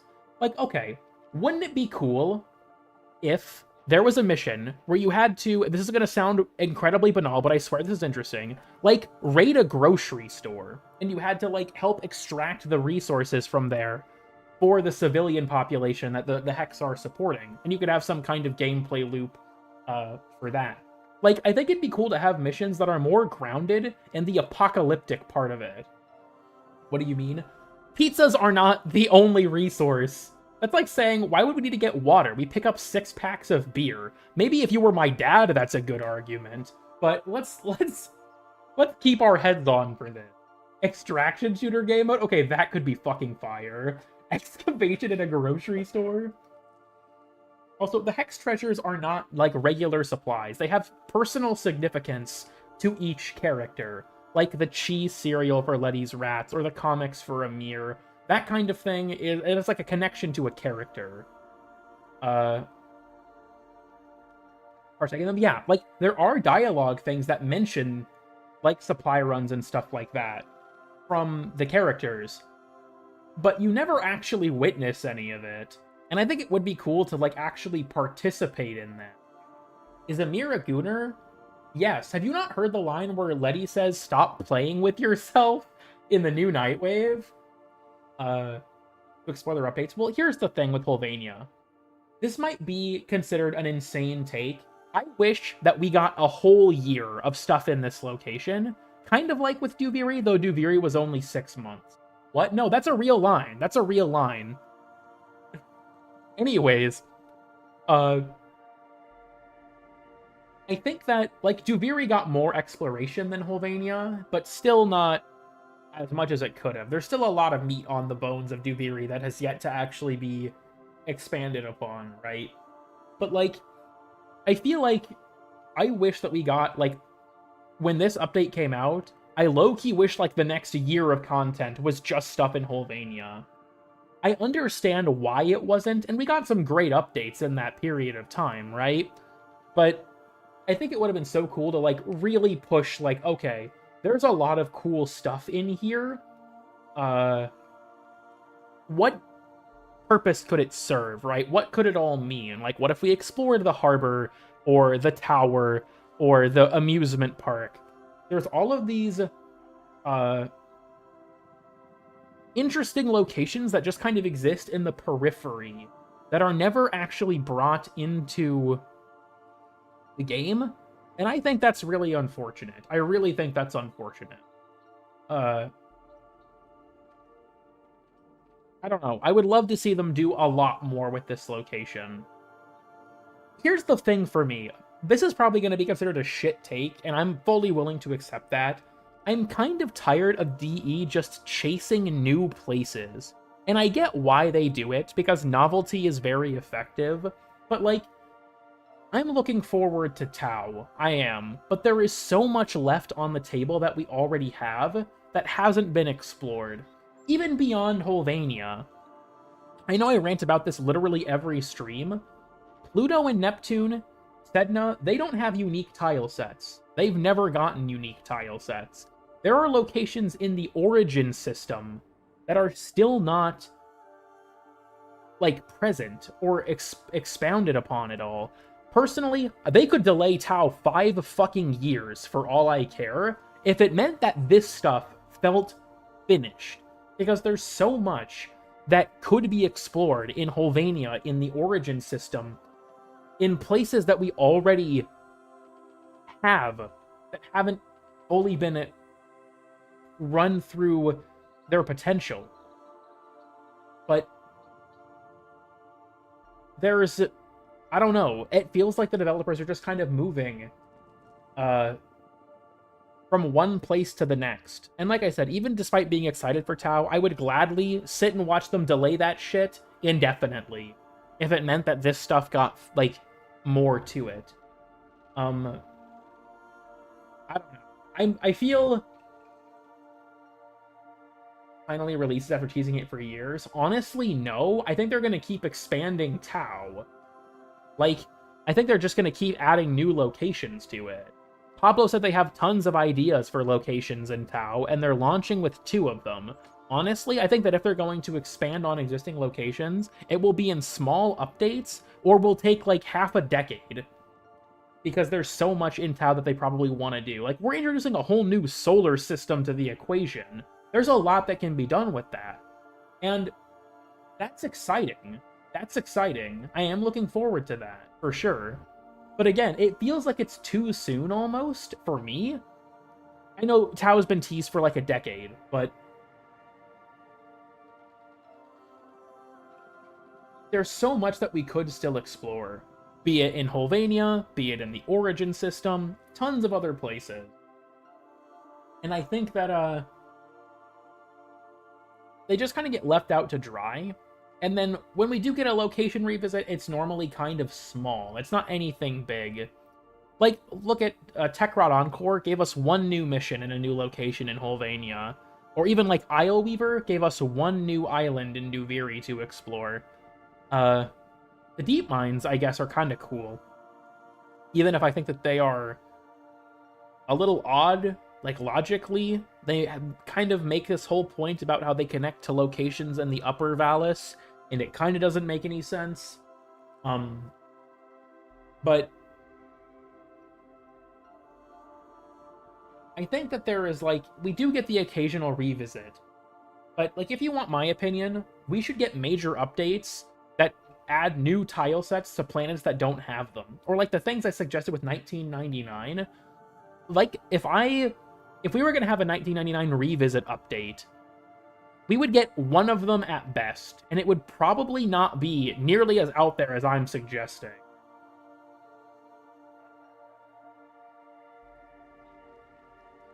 Is it betrayal of that? I think it's just I see where you're coming from with that. I think it's an interesting way to take it, though. It was kind of floated by Doclo in the old piece with Adis, where he was like, why are the sentients so concerned with looking human? Now, Doclo was racist, so generally speaking, I don't find much value in what he says. But I do think that was like an interesting angle of like, are they being forced to do this by like the Orokin to make them more presentable? Or is there some drive within the sentients to be that way?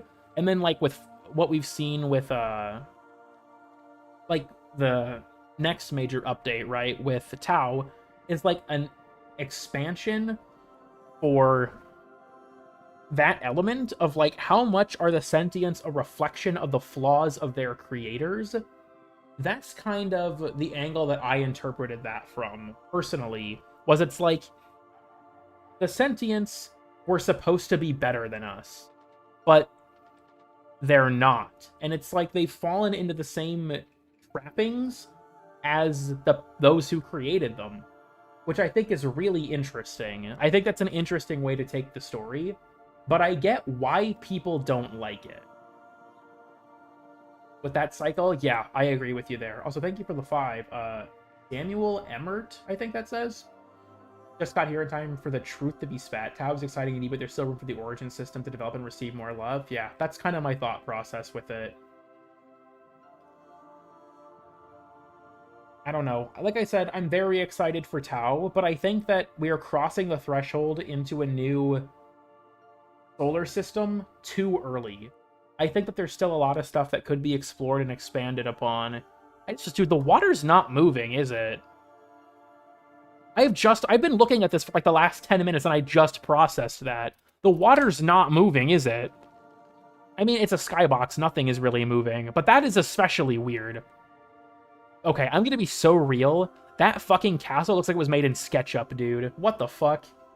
They made that shit in SketchUp. Same with this stuff, at the dock, honestly. I also like, dude, the houses are all in the woods with no roads or anything. They're just kind of haphazardly in the trees. How do you get to that building? There's nothing around it. Dude, the longer I look at this, the more I'm getting freaked out. There are no roads.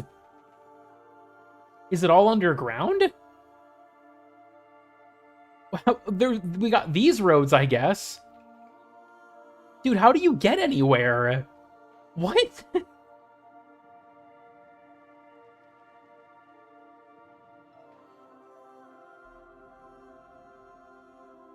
Dude, I'm tweaking. I'm actually fucking tweaking.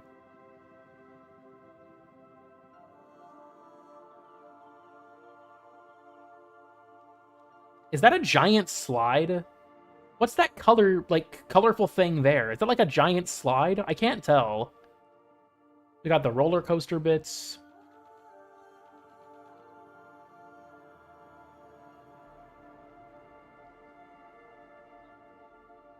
Into Deadlock. I don't think it's just that. I'm gonna be so for real. I know what a huge part of the inspiration was for Tau. It's Law and Order. Just straight up. It was said in an interview that Rebecca is a huge fan of Law and Order, and that Briscoe is named after Lenny Briscoe, a detective from Law and Order. Like, that was a huge part of it. On the ground besides it? Good question, honestly. This thing is fucking, like, obscenely massive. I think it'd be like some kind of attraction.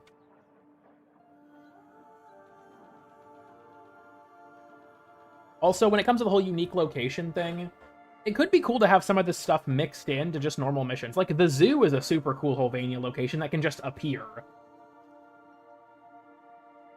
I think it could be cool to have, like, a zoo-focused mission, but even just it being in the normal tiles, that's pretty sick, if you ask me. Man, the last hour of the stream has been me fucking ranting about shit nobody cares about. For the 14 months of membership. My dream is a year of just updating and polishing old content, connecting the world I build, reworking tile sets, etc. I agree with you, but I hate to say that I think that that will never happen because new stuff sells better than reworking old stuff. And I think that you kind of have to acknowledge the financial reality, unfortunately, that, like, DE does work on old stuff. That still happens. They still rework old Warframes, they still revisit old systems. That does happen. But not on the level that I wish it did, or to the extent that I wish it did. But, unfortunately, like, there is this financial reality that I think bars them from doing some large overhaul of the game, or some large overhaul of old content. Like, even when they used to overhaul content, like with, the Deadlock Protocol and the Jovian Concord, it was always intertwined with a bunch of new stuff, too. And I would like to see that approach, and they've kind of done that with things like the Deep Mines and stuff. But I would really love to see some kind of... Well, for one, more tile set reworks, or just new tile sets in general. I would love to see an update that gave us new tile sets to existing maps, or, like, tile set revamps of the older locations. Like, maybe this is a controversial take or just like a bad one. I don't like the Grineer Galleon tile set that much. It's iconic. I'll admit that. But if you look around, it's kind of like, what the fuck does everything here actually do? Why is it laid out like this? Like, the asteroid base is cool because if you pay attention, there's cool stuff there. But if you pay attention in the Galleon, you just start to get confused. It's like, what the fuck is this room for?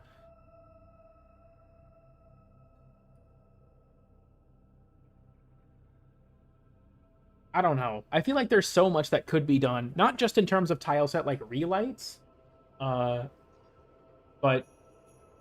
was the guy in the place of Nora? Don't worry about it. Don't worry about it. Well, I gotta wipe my glasses off. Dude, if anyone else in my chat wears glasses, you probably know this phenomenon. I swear these things smudge themselves. Nothing has made contact with my lenses in the last several hours. How does this even happen? Is it some kind of divine intervention? Dude, I don't know. Teach everything organically? Yeah, it's interesting, though, because, like, I think the game's systems are also just not conducive to being taught organically, though. Like, things like modding can't really be taught to the player in an organic fashion. They kind of just have to be explained in a kind of gamey sense, right? It's not like a game mechanic like Super Metroid teaching you how to wall jump or something. You can't really do that with a system like mods. I think it's like, it's not just the size, it's the actual systems themselves.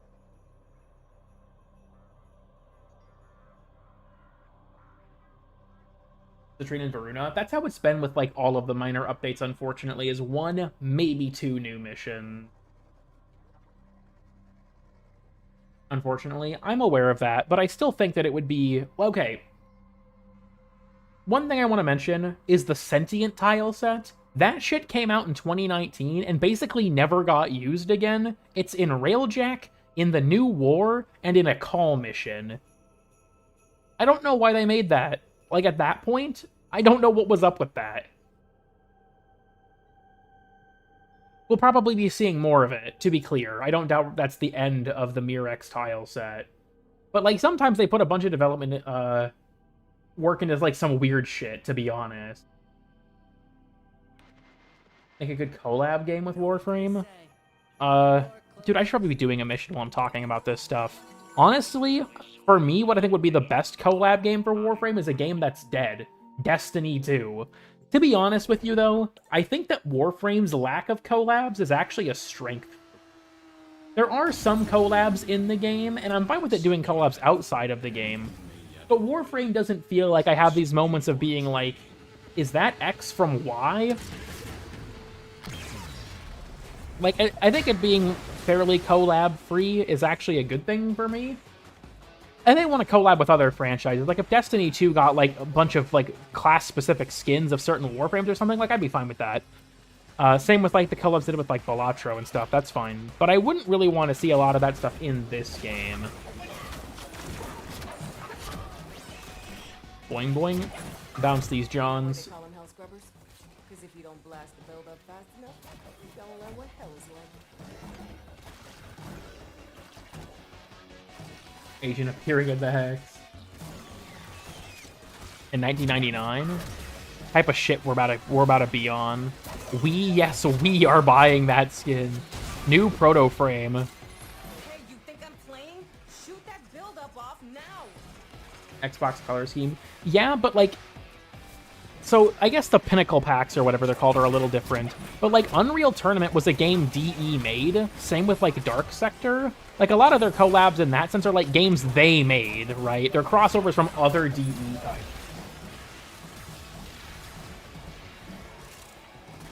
Mario collab? Yes. Someone get this man on DE's team right now.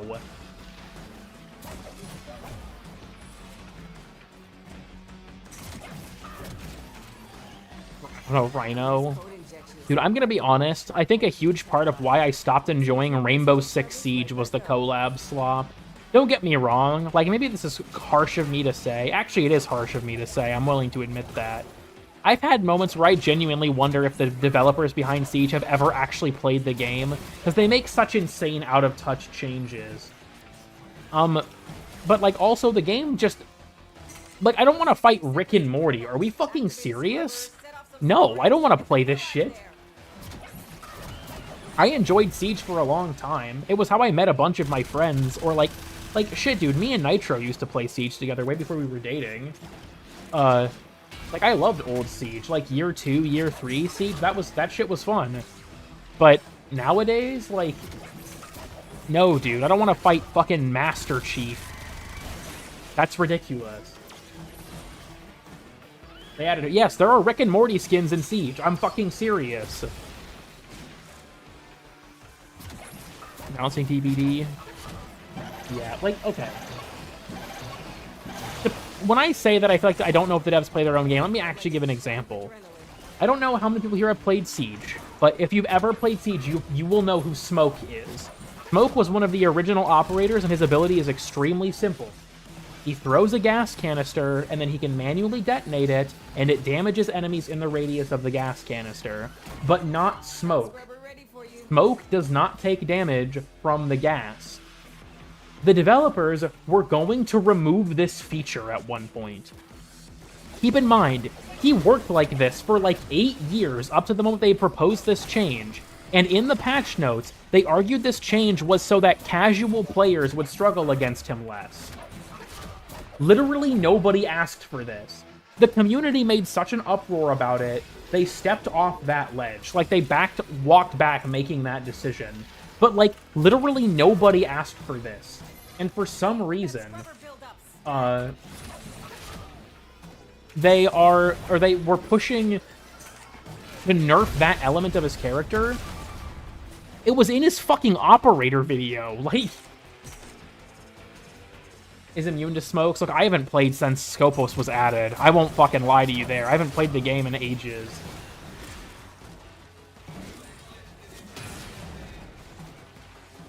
But I don't remember who. I'm pretty sure it's Jaeger, actually. I think that's who it is.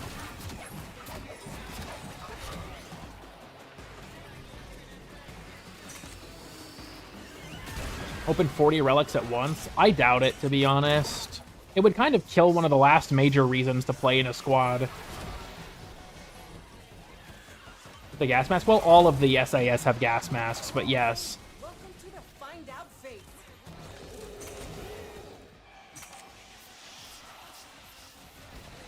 For vertical place. Yeah, then they also took away Maverick's frag grenades. I don't know if they ever gave them back, but it made him go from a phenomenal solo queue operator to, like, really mid, from what I remember, at least at the time.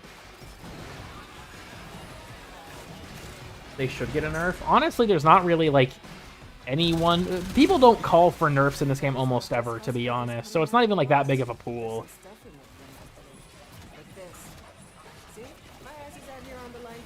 I don't know. It's especially the case because, like, I do think several frames should get toned back, but I know it's an unpopular stance to take. Like, how do I put this?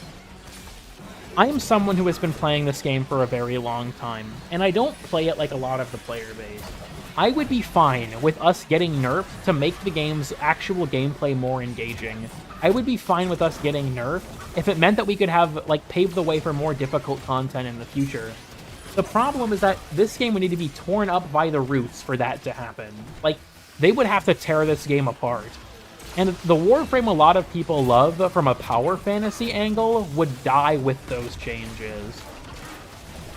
So, like, for me, there's a lot of things where I'd be totally fine with them getting nerfed, because I want the game to be more engaging. But I know that's just not the case for most people. For financial reasons? No, if I stop making content for financial reasons, that's because I'm actively hurting my finances. No, I haven't made content in a bit because I was on vacation for a while for my grandfather's birthday.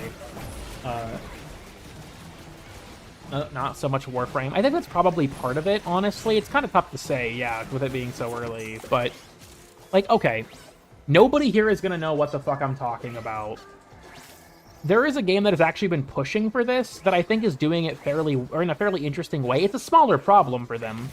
But this little game that none of you should play called Realm of the Mad God, they've actually been going through and kind of substantially nerfing a lot of things because they were bad for the game's design. Let me explain what I'm talking about here. So, Realm has a permadeath mechanic, which is extremely important. It's also a bullet hell. It's a bullet hell MMO roguelike thing. It's a complete fucking disaster. That's besides the point. But Realm had several classes that could heal themselves and their team instantly. What this meant is if there was instant healing for your whole team in a game like this, the only kind of content that could actually threaten you was content that insta-killed you. But in a game where you die permanently if you die, that feels like shit. So the developers have actually been going through and reworking basically every class that can insta-heal their team.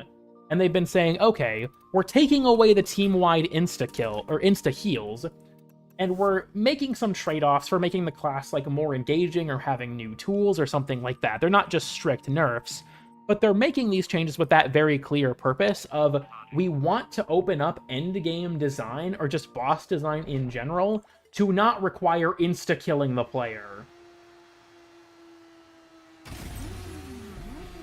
Your enemies have grown fierce. Use all that you have learned. Until it reaches singularity. Yeah, so I got a comment, kind of on that note.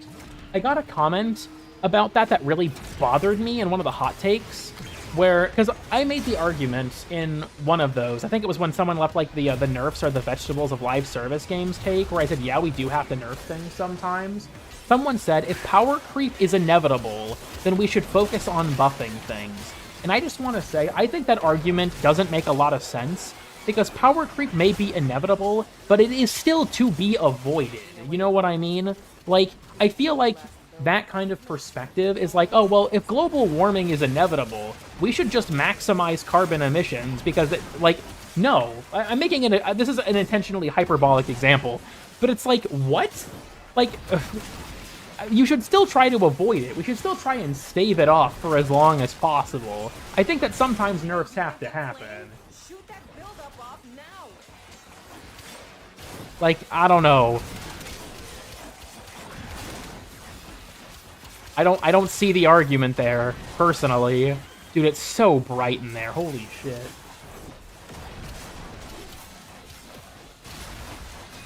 Situation critical. I'm sorry, everyone. I decided to cuck out. I'm picking this up for no reason. I'm not going to extract with it. I'm cucking out to Excalibur, though. Why is it 200 melee kills when the old other challenge was 300? Was it because it wasn't Tech Rot specifically? Because if so, that's kind of fucking dumb. It's working. Hell scrubbers are starting to emerge. I gotta hand it to them. Unfair most of the time. I hate to say that I agree. I'm not good at Realm. To be clear, like, I fucking suck at Realm of the Mad God. I'm terrible at that game. Find out fate. It's an interesting game for a lot of reasons, but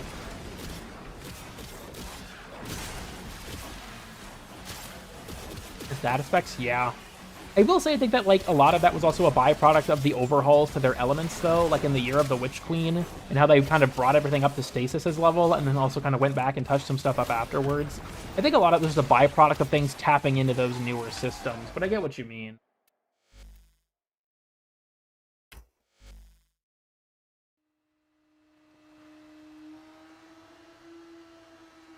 Yeah, like, power creep is an important thing, though, because, like, I think it's, like, when you release new content, it needs to be worth pursuing, so naturally it will be good, sometimes better than existing content. And over time, that slowly creeps forward. Over time, slowly, things will get substantially better than older things. But I think it's important to acknowledge that, like, this is often a bad thing, because older content is not brought up to that level. So, like, if you played any Destiny 2 content, that, like, dude, have you done the Shattered Throne in modern Destiny compared to how it was on release? It's a joke.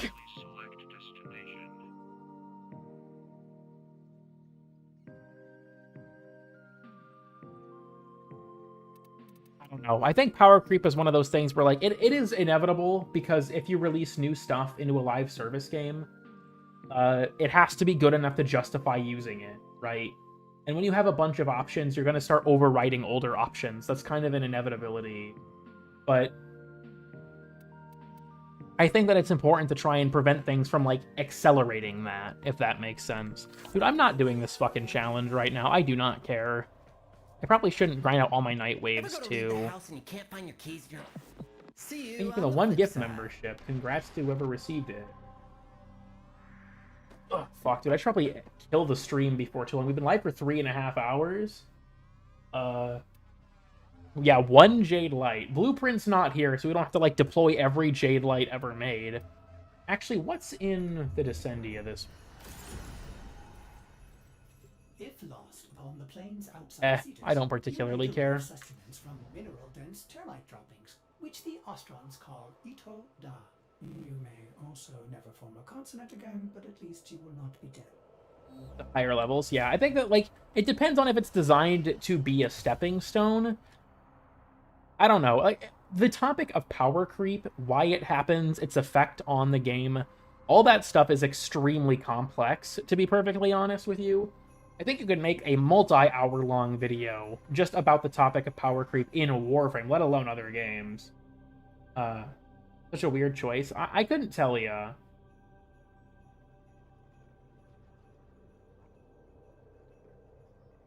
Planet homogenized.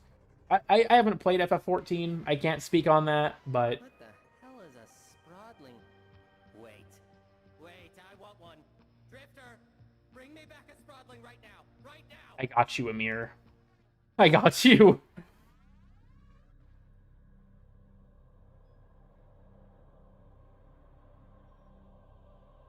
Is it in a healthy rate? I guess that's one way of looking at it.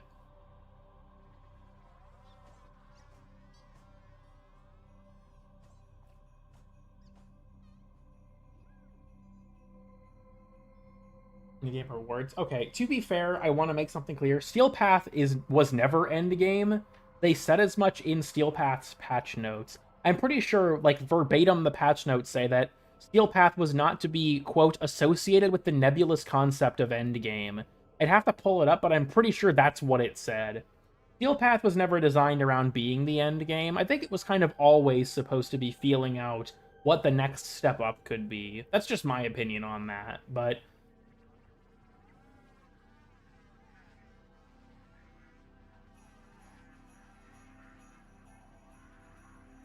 blow someone at DE? Damn.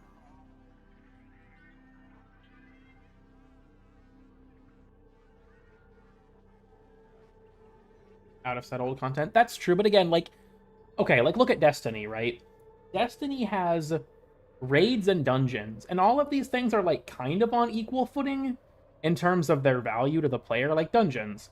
But the dungeon difficulty has varied so massively, because older dungeons are just really fucking easy now in comparison to newer ones, even though they're all kind of on the same footing in terms of, like, what their perceived value would be to the player. And, like, you know, they're all in the same menu. They all have their own unique things to them, right? But, because, like, I do agree that, like, if you design your game around the power creep stuff occurring, like, you look at Warframe with, like, sort of Steel Path to, like, Netra Cells to Archimedia and, like, Archon Hunts, there is, like, a progression there. And I think that is a good way to kind of handle it. Though the tricky thing with that is, like, items. Like, there's certain content that you'll grow out of, sure, but that content should still have value in some sense. I know that, I imagine that typing this all in a text chat is making this really hard to get across concisely. And I'm not trying to be, like, a dick or, like, a contrarian when I talk about this, but I just think it's a very complicated thing. Because, like, there are forms of power creep that I think are done in a sensible manner, or that, like, work to build a progression system of sorts. That kind of thing absolutely is totally fine. And then there's stuff like the game itself is mechanically evolving and becoming more complex and becoming more interesting, like Destiny 2 had, where Destiny 2 became so much more complicated after the Witch Queen came out and that sort of year of content happened, that the power creep was a combination of things. Also power crept old content because it was just less complex, be it older perks, be it older mechanics, that kind of thing. So like I said, it's a very multi-layered thing. I do agree that a huge component of it is the speed. Like, if you're moving through things at an incredibly lightning pace and everything feels like transient, that's definitely not a good thing in my opinion. I saw a spider. Eximus units? How does that work exactly? You know, I do believe that the Surge Eximus units actually do have a unique color palette, which is kind of fire. Hold on, let's just look at Elite Lancer Eximus. Like, a lot of these guys do have unique camos. Not all of them, but a lot of them do.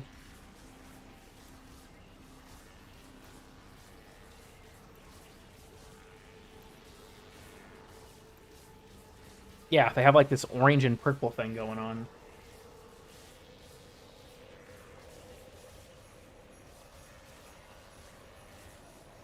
I hope stays. They're a permanent edition. Yeah, they are.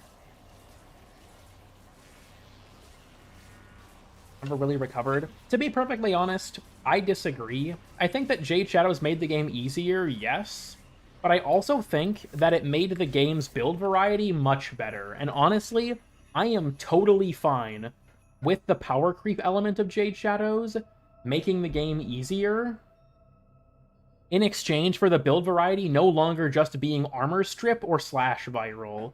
I think that, like, was that a big example of power creep? Yes.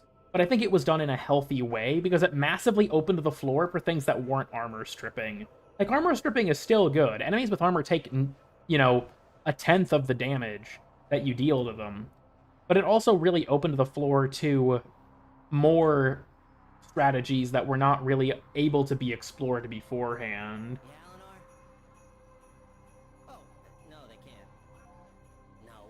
I have no idea what'll happen if you... Kind of syndicate grind? I'm not sure what you're referring to. Live across the unfathomable eons. Among all the chaos and the bloodshed, it's easy to forget the tender touches that make it all... You shouldn't make it mandatory. I mean, I agree with you on that. I think that balancing around... Like, funnily enough, this is another thing that Destiny did. When the Forsaken DLC came out, they released a super called Well of Radiance. Well of Radiance basically made you invincible while you were standing inside it, and it gave you a damage boost. And the developers themselves admitted that future content was being designed around you having a Well of Radiance. Which is kind of this interesting game design question about a mechanic like supers in general, because encounters are going to be fundamentally different depending on whether or not your meter is full, and like how do you design around making an encounter that isn't too easy when you have the meter full, but too hard if you don't have the meter full. Like, there's an interesting thing. There's an interesting discussion there in general. But for that era of content, like for a couple months, like I think about a year maybe, they were designing encounters like the Reckoning Bridge, which is a very infamously shit encounter.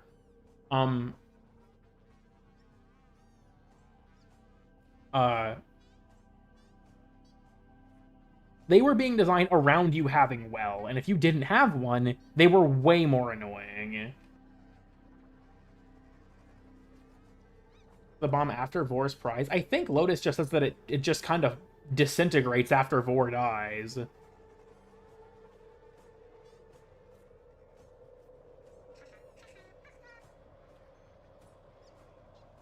Are mediocre overall? Not necessarily. I think that Tauron Strikes were an interesting opportunity to give us new, powerful utility on a long cooldown that didn't feel necessary, because Warframe doesn't... Okay. This is a different thing than Destiny for one major reason when it comes to Destiny supers. Warframe doesn't have handcrafted encounters and the overwhelming majority of content. Like Destiny, you will play an activity where the encounters were made and designed in a specific way, Whereas Warframe is way more procedural.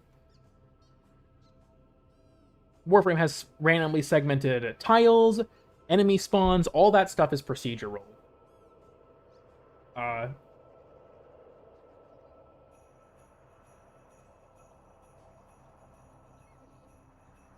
That's kind of... Sorry, I'm trying to gather my thoughts and make sure that I'm not missing anything in the chat, though I know I still am. But that's kind of the difference in terms of, like, the Tauron Strike versus, like, a Destiny super. Destiny relies on handcrafted encounters, and so that's, like, an encounter design level problem. Versus Warframe is a much more procedural game, and so that's less of, like, an encounter design thing, because they aren't really designing encounters, if that makes sense. It's more of, like, you have a thing you have to do, and then there's a random series of rooms and enemies that will impede you doing that thing, generally speaking. There is some designed stuff, like spy vaults. Spy vaults have specific enemy placement and things like that in them, but that's not really like a combat encounter type of thing. It went inert? Huh. I have no idea, then. I'll have to look at the transcript for that quest.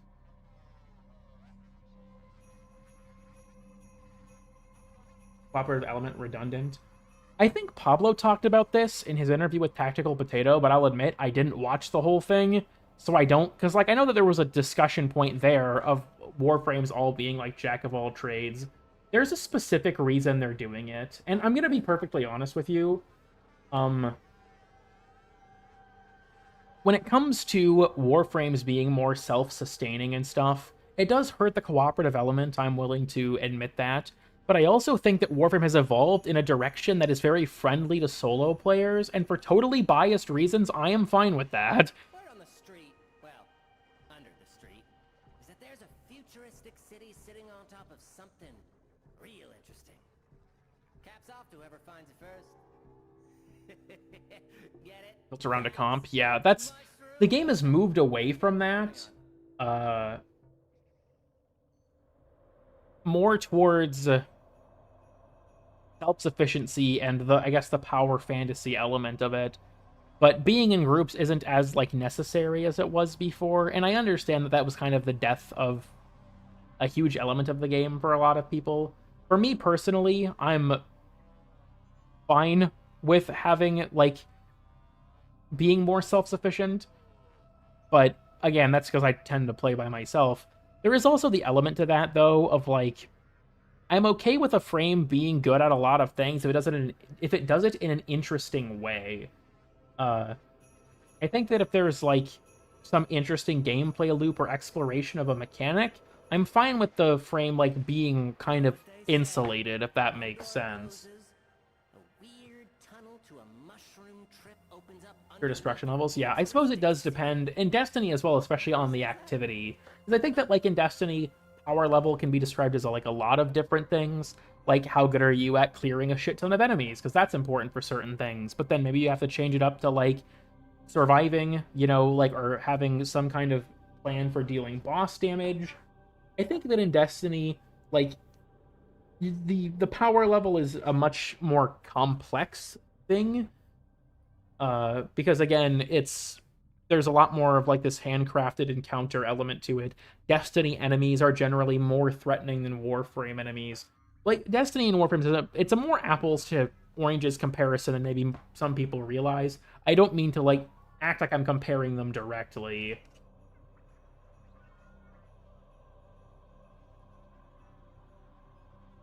Really be solved. The unfortunate thing with Fissures is that they're not really like a game mode, they're like a modifier to existing modes. So some modes as Fissures can be fun if they're good for cooperative play, like Void Cascade, but a lot of them aren't. Cascade's honestly probably the most co-op friendly mode we've gotten in a really fucking long time, to be honest with you. You know, I'm doing this all in here. I know what I should be doing. We have to go visit Wally, as is customary.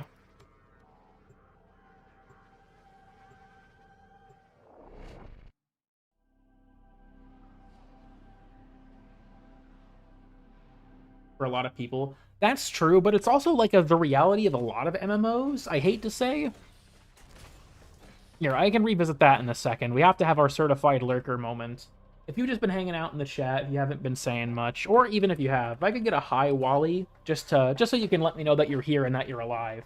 We also just have to greet Wally. You know, we have to make him feel appreciated. I think that's important.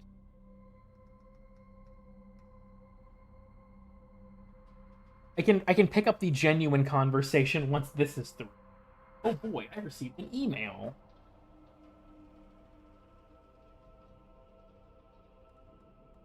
I haven't logged into my Opera account in more than 700 days. Okay. Fine by me.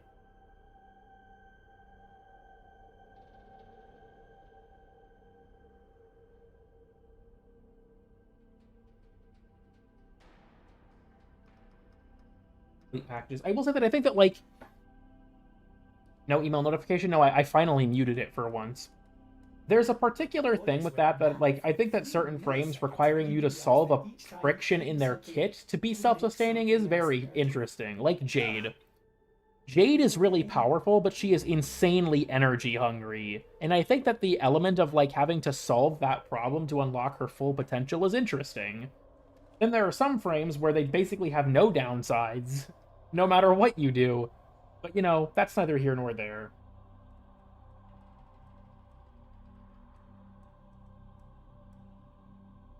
Only when doing it? Yeah, it's the same for, like, Purita Rebellion and stuff. Some modes just punish you for being in co-op if your teammates are stupid. With Arcane Sculptor. Sculptor did not fully save Jade. I think that that's kind of unfair. Jade is still so energy hungry that even with Sculptor, you can run out of energy. Like, you have to consider you're casting... Using your middle click or your alt fire in the 4 also drains energy, and you're throwing around your 1 a lot, on top of, like, recasting Open Eyes. Like, Sculptor helped her a lot, don't get me wrong. Even so, I think that Jade is still a fair example, because you are still spamming the shit out of your ability. It's not enough to just have them have a low casting cost. You have to have a way to get that back.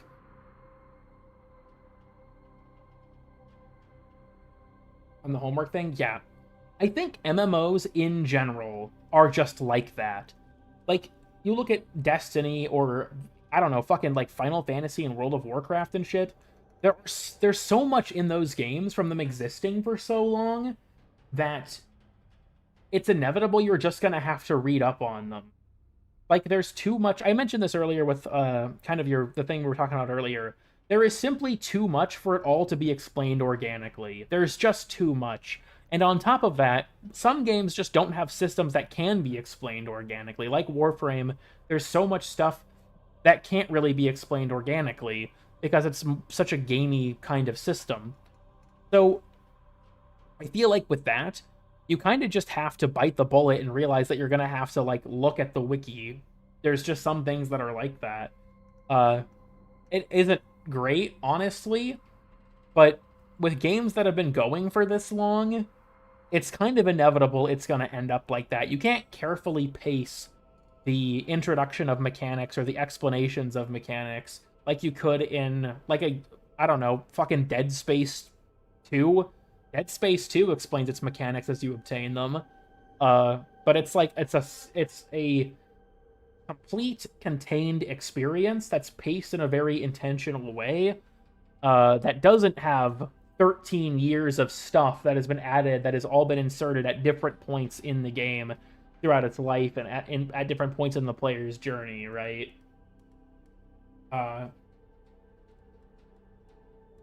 Brendel? Probably... I don't really have any plans to. I'm gonna probably not. I don't know. I think, like I said, it's a multifaceted thing. Like, I love, like, Terraria and things like Calamity. Rest in peace, by the way. Fuck Ozatron. But things like Calamity and Terraria, for as fun as I like them... Dude, I live on the wiki when I play those things. Because there's no way you can explain all that shit in the game. And if you did, it'd probably just be really intrusive and boring. Don't get me wrong, this isn't to say that I think that they should never explain things. Because, okay, so like Warframe, we got this little quest called the Teacher. The Teacher is an extremely basic extremely shallow introduction to modding, but it does give you some diegetic explanation for the system and the basics of how to engage with it. I don't like how the teacher handled this. I'm gonna be honest, I don't.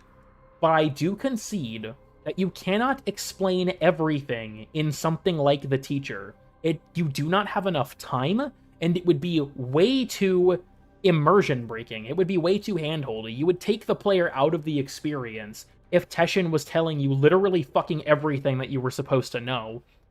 But there is a solution to this that I kind of think this game should explore.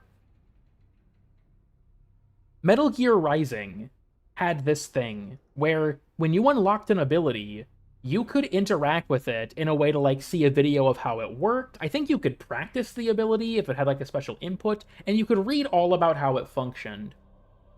Not saying Warframe needs something that's one-to-one, but I think it would be good if Teshin received a new thing that you could interact with him about, where he had tutorials, where you could go into, like, a simulacrum-type scenario and explore a specific bite-sized concept in its own little vacuum, like that kind of thing allowed you to do in Metal Gear Rising. I think that could be, especially because of the fact that the quest didn't really explain that much, that could be a cool environment for, like, okay, what if Teshin had a bunch of tutorials for, like, status effects, and it would put you in the simulated environment, and be like, okay, here's how to mod your weapon for the status effect, and here's what it does. You'll use it on an enemy, there'll be some curated scenario to show you what its value is, that kind of thing.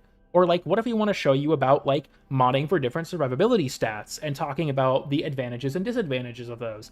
Maybe we could have this curated training setting where we show you what the mods are, because that's a big thing for Warframe in general, is the knowledge of not even knowing that mods that do these things exist, right? Like, you might not know there's a mod that gives you increased shield recharge. You might not even be aware of that. So, like, here are the mods that do these things, even if you don't own them, and here's what they do. Here's a practical demonstration of how they can help you. I think that could be a very interesting thing for the game. I also want to make it clear, the intention is not for new players to do all of these tutorials all at once. I think that it would be better that if a player had a question in their mind of, like, how does this work? They would have a resource to go to and be like, okay, now I can actually, like, play through a scenario that explains the mechanic, especially if it's not, like, given all at once. Like in the MGR example, you're not given tutorial videos for abilities you don't have, right? So you could give players these tutorials gradually. In fact, I'm sorry, Wally, we're leaving your domain for a second. There's a thing that's already kind of like this. And frankly, this is a decent place to even insert this, honestly, for what I'm talking about.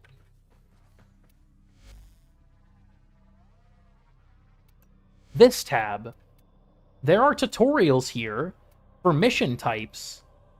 So if you're confused as to how a mission works, you can read about it. Fuck are you talking about, Amir? Anyways, to be fair, there's a lot missing from this. This is extremely underbaked. But this is the kind of concept I'm kind of talking about, is that you could have, hell, you could even overhaul these to be better explanations of, their respective game modes. Single sentence. Kill every enemy you encounter. I mean, that is kind of what it is. But, like, every 5 waves. Okay, well, they need to update that. You know what? Digital Extremes. I'm making an offer. I'm extending an olive branch. I say olive branch. I will make all of this shit for free. Bring me on. I'll do all of this myself, and you don't even have to pay me. I just think this shit should be in the game.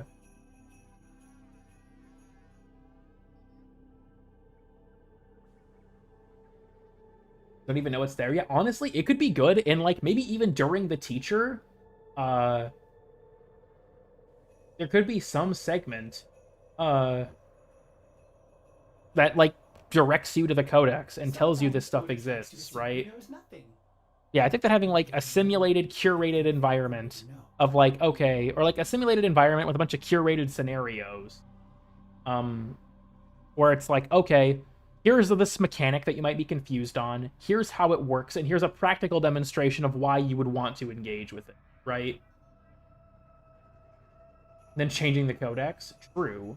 Also, yeah, there are conclave modes in here, funnily enough. These blurbs are way too, like, difficult to actually read. Or Megan. I feel like Megan has enough with her role already. Like, the community team probably could do something, but I feel like it's like a more multimedia thing. Dude, fuck it. I'll learn the evolution engine. I'll do whatever it takes. Let me at 'em. Let me put some bullshit together for this game, man. I've thought about doing the weapon modding tutorial for a long time, but I don't know if I'd ever actually do it because I don't know how much interest there is for that kind of thing. Yeah, I feel like that would be like a good way to kind of solve the problem. I am watching from Pit? Like Fallout 3's The Pit.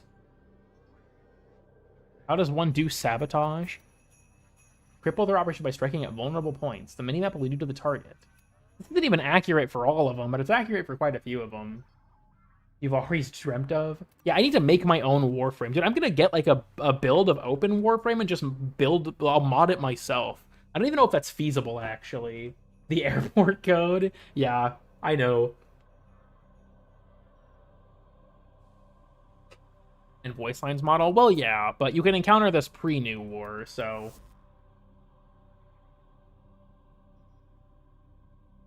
It's definitely an insightful one. I don't know if I've got the time.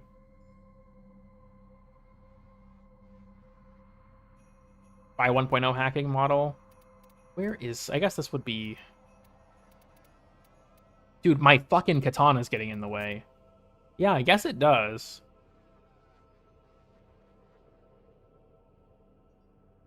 Hey, Quincy!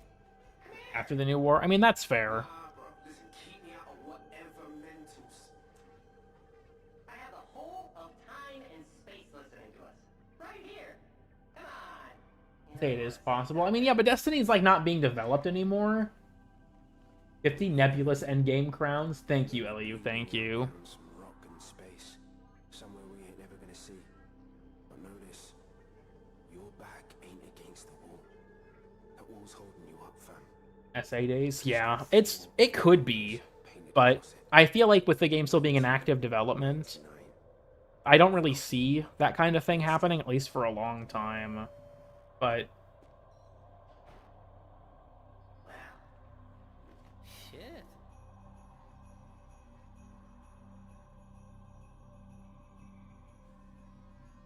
behind camera, I hate to say this, Laverian is canonically over because of this one right here. Like 2 years after Varuna, or not quite that long, like a year after Varuna, Dante, I'm pretty sure, is canonically like the reason we don't get new ones is because the Laverian was bought out by Parvos. It was the last time they ever really acknowledged it. Thank you, Drussus.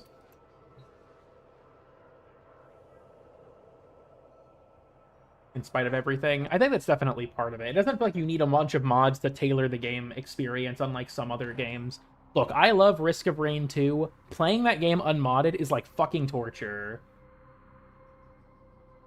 Dude, even Helldivers 2 unmodded is torture, and there's not even, like, proper custom content in there for the most part. It's, like, mostly remeshes and shit. But that stuff is way more helpful than you'd think. I love you mods like Optics Overhaul and Enemy Audio Rebalance. Yeah, I don't know. I feel like Warframe has a... Amir, I need you to stop talking. I'm sorry. I know almost all of your lines are tied up in the radio. I need you to stop talking. Word from our sponsor. An absurdly unhealthy amount of caffeine. Or due to nostalgia, yeah. I honestly wonder how, like, malleable are the old builds of the game? Like, purely hypothetically speaking, could you, like, add a new enemy? Could you add a new, like, is that possible? Or is it too insulated for that? I'm not sure. They might just not have the tools for it.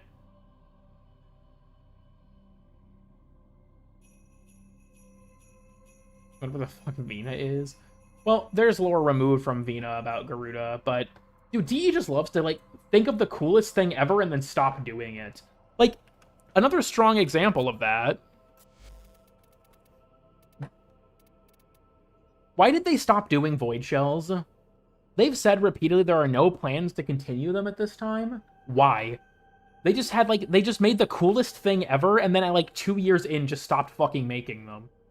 What? They didn't sell? I mean, I guess maybe, considering that there's, like, they said that. They've been asked before on, like, Prime Time and stuff that, about void shells being added, and they've said there are no plans for more at this time. They're on hiatus. I guess honestly that the Geminis might have just been the more popular option.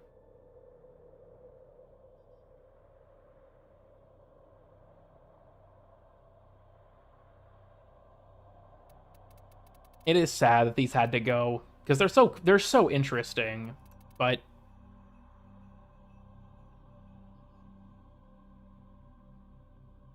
some channels. I think it's more of like, it's not just their base skin, right? There's like kind of a new, what's the word I'm looking for? Pattern to it almost? Like, it's not like a one-to-one, it's just the Warframe with different material channels. It is more than that.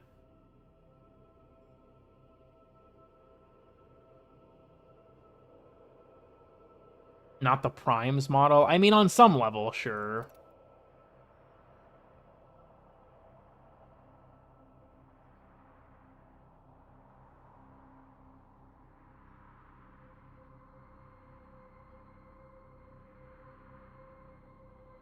Fully custom, yeah, I believe Evolution Engine is very much its own thing, which is a little frustrating at times, but you know.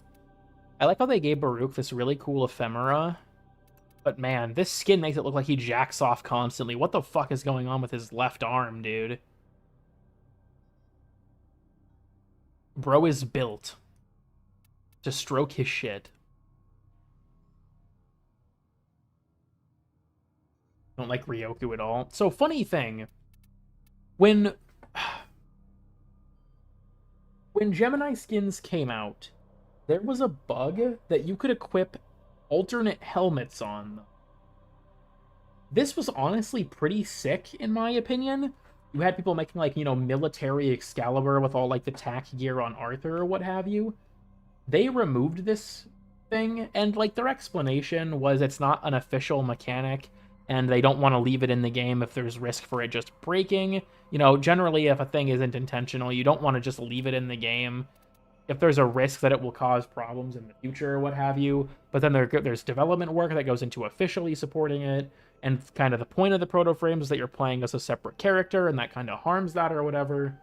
There were reasons, but I still think it was lame as fuck to remove it from the game. Like, there was this whole new dimension of fashioning with the Gemini skins that got taken away. And in a weird way, it made your purchase less valuable if you bought them before that change was made, especially if you bought them with the explicit intention of using them in that fashion. And I think it was really unfortunate it got taken out.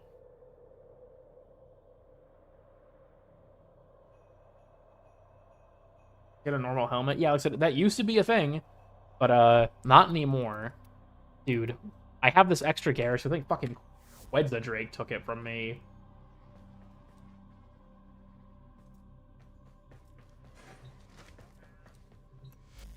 Well, it's been about 4 hours. You should probably get the stream closed before too long.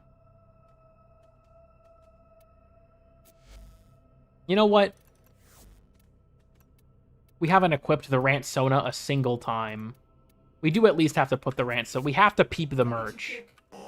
Every now and again, we have to peep the merch.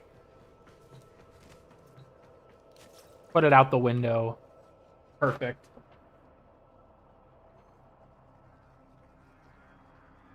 For Dog Days, I think someone else sent me the collection before I turned gifting off, because Quetzalcoatl wouldn't stop sending me maggots. I also just don't like being gifted stuff, to be honest. On A now? Yeah, I guess I could. You know, I probably should have equipped the Rantsona earlier with all my actual rants. You see, I will say, this is the nice thing about streams compared to videos. One, if I talk about a subject, I can get real-time feedback on, like, the quality of my argument or things that need clarification or what have you, so I can respond to things and, like, update or clarify as necessary. And also, no one's gonna see this after the stream is over, so it's okay. I can say some dumb shit and no one's gonna care. In a stream for once? Damn, for once? Damn, that hurt.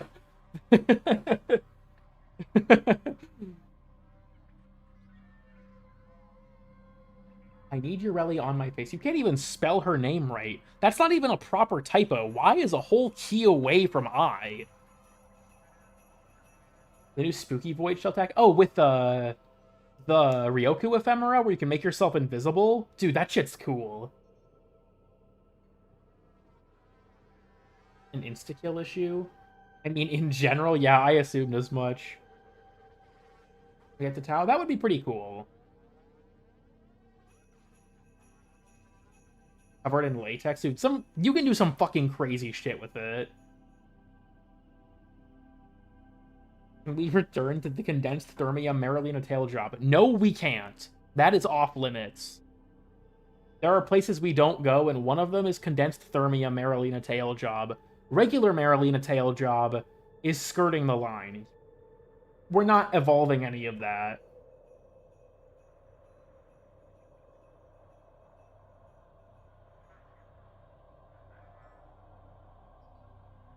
The respective frames. I'll be honest, I disagree with that. I think that that kind of begins and ends right now with Ryoku and Vina. I think that, like, while there maybe was more of an intertwining of the Warframe and the personality, like, every other member, the Round Table, the Hex, and the Devil's Triad, especially, like, even though they've been added at very different times, with especially the Devil's Triad being so long after the others, I still think that they feel like characters and not caricatures of their Warframes. I think it's really Ryoku and Vina that, like, very suddenly and starkly became that. Also, the thing smoking next to me is this Ember Noggle.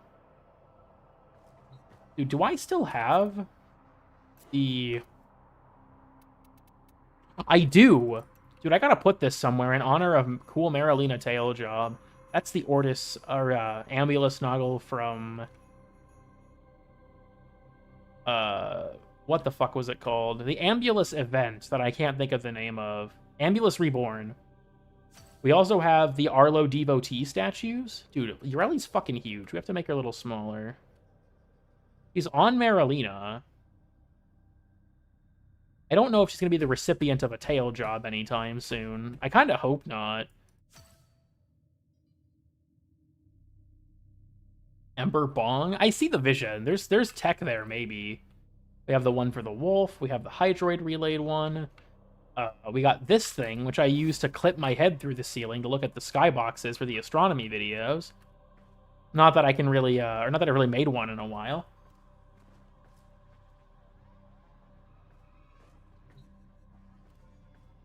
Will be handled. Yeah, I feel like they are kind of like it's a very sudden break from how they've been up to this point. Using the Zeraman beakers? I suppose I could. I also bought a few of the plinths.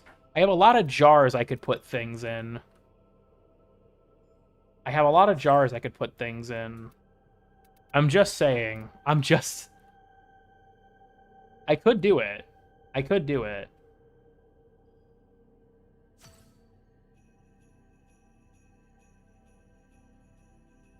I'm just saying. Dude, what the fuck is the cube map in here? Oh my god. This thing does not like this. It does not look right. Put a Gulfagor in that jar? I don't think there's like a Gulfagor Noggle. I don't think I can. Dude, the plinth was a great addition because you just can put shit in the jar now. It's so funny. Peep the birch. Cool Kid advertising. This screenshot can't be posted without being plastered in Cool Kid advertising. Gulfagor K-Drive skin? Dude, I wonder if the devs will ever acknowledge the Gulfagor thing as like a community meme. I kind of doubt it. It is fairly niche, but... Dude, the other day I pulled up my business email, because I check it like once every few days. There's never anything in there. But I was like, let me check this and see. And my brother Hunter and I were in a call at the time, and he was like, watch it be another Temu sponsorship offer. And I shit you not, he said that as soon as my inbox finished loading, and that was exactly what was in there. The only new thing in like a week was a fucking Temu sponsorship offer. Which, again, no. Not happening.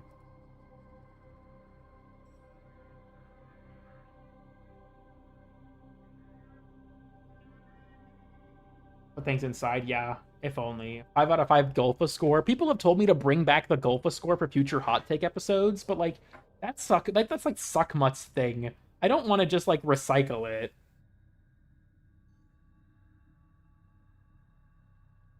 Does YouTube? Yeah, apparently. Look, I've said before and I'll say it again. I only would take a sponsorship from a company that I like actually like. I've said before, like, if Proton of Proton VPN and Proton Mail fame wanted to sponsor me, yeah, I'd take a sponsorship from them, because I actually do think that they make, like, a good service and have demonstrated that they actually, like, are committed to their, like, mission as a company, right? Like, I think that their stuff is pretty good.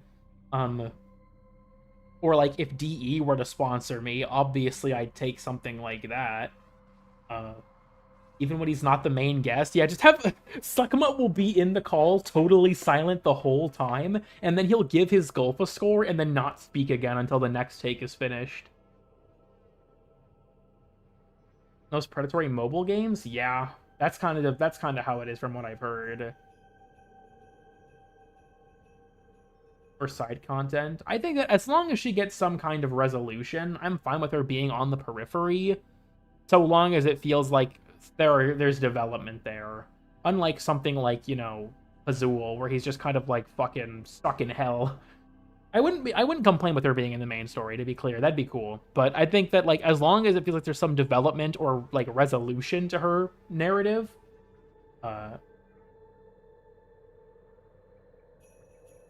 from the 3 types. I actually haven't. That could be an interesting subject for a video, but it would take a fucking eternity to make. But no, I don't really know that much about it. Bring back Ballast again instead? Yes. Hire this man. Naren take place on? I would hedge my bets for... I mean, the image kind of looks like the War Within mountain, honestly. So it could be on Earth, for all we know. But, I mean, it could also be, like, on Pluto or Venus or something.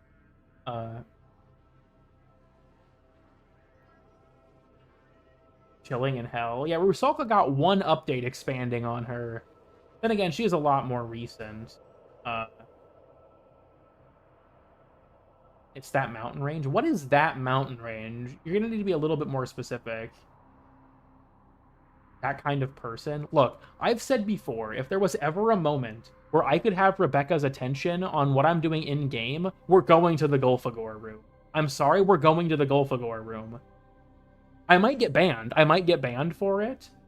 It would be worth it. It would be funny. The mountain range from War Within? Oh, that's what you meant. Okay, because yeah, I said it looks like that in the screenshot. What's the Gulfagor room? This is a high note to end the stream on, don't we think? You guys all want to go to the Gulfagor room, don't you? I know you all love the Gulfagor room. You all love the Gulfagor room, right?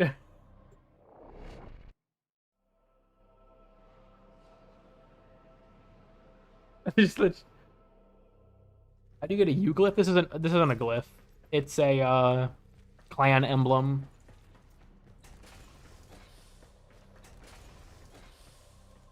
It's behind this door.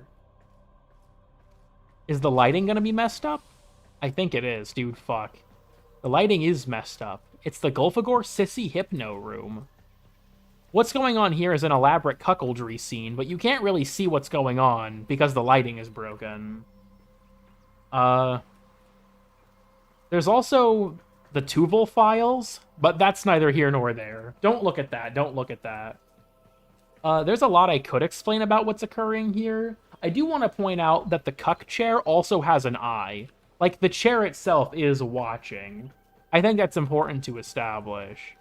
Keep the merch. Hold on, what if maybe if I go into Captura, it's super inconsistent. I don't know what even causes the Dormazone to be broken like this. Was glorious. Dude, the worst part is that I'm pretty sure Wally made like an offhand joke about it and just turned into this. Thank you for the 20 crowns. Release the Tuval files. Dude, it's still broken. Fuck everything, man. Fuck everything. Fun fact, though.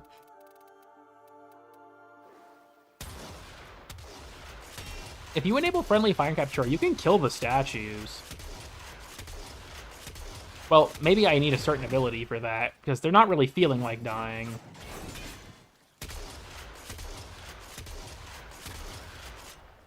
Without a nearby bed? Okay, so the room itself wasn't your fault. No, never mind, it was, because I put the chair down and made that comment about, like, it being a cuck chair. No, this is your fault, actually. Hold on. Oh, wait. I just realized, yeah, she would have adaptation.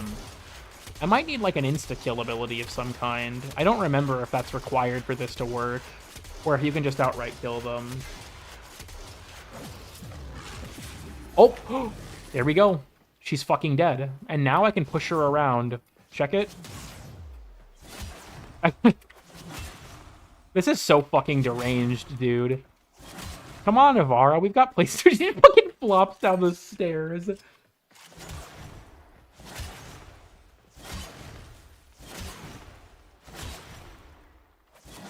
This is how pit bulls play with 2-year-olds.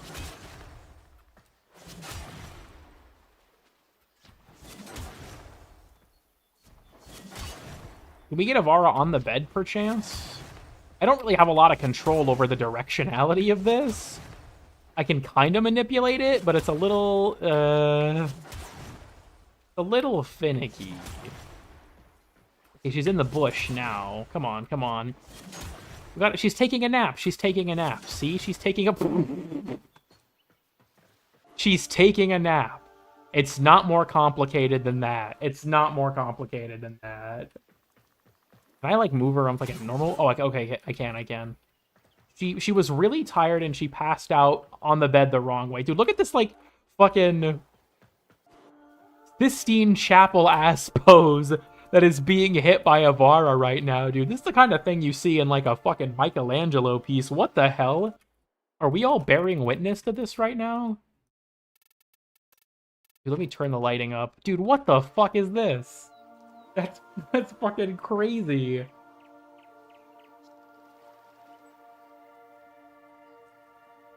Ignore the giant blood splatter. Yeah, see, it's going away. JoJo pose? Yeah, dude, dead ass.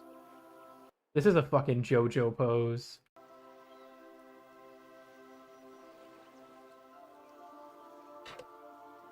Ignore the Sagas with their dicks out next to her. That's not important. Oh, you know, with this level of lighting that you can see, the titular cuck. Okay, important lore establishment here. So the cuck is not watching this for any sexual reasons. He's watching it for entertainment. He simply finds this entertaining. So he's got like a bag of chips and his favorite drink, and he's also hitting his vape. The shoes in the pan are just because he's dripped out. We also have the Gulfagor on the chair in the Prex card. And then, like I said, the chair itself is also watching. You can actually get a really good view of the reflection map like this.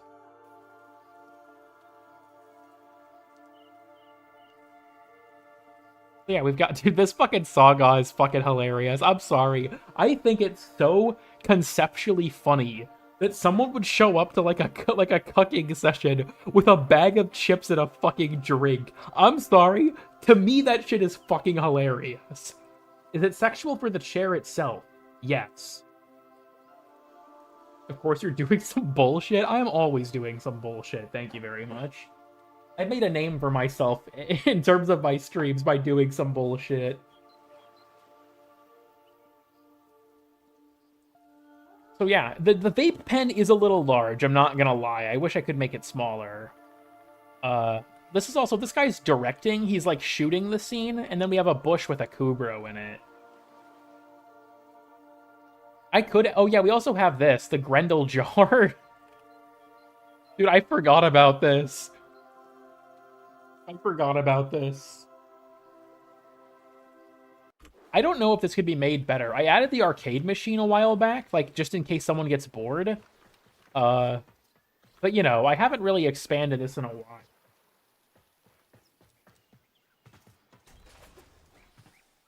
That's like a decent, yeah. Sog these nuts. It's definitely in there.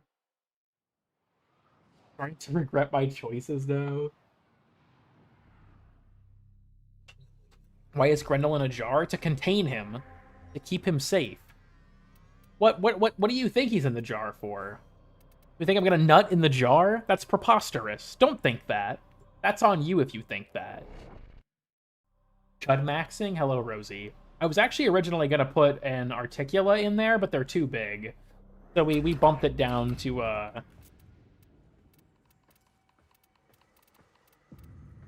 Hombask. Bumped it down to, the Noggle. What do you have, Hombask? And we'll work magic together.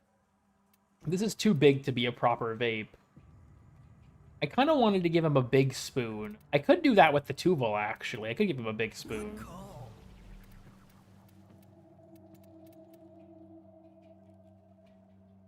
I don't know if there's a better vape in here, though. For what I just witnessed. You know, let's take another knife, too. Get it home, set it up. Zeramin kitchen boiler?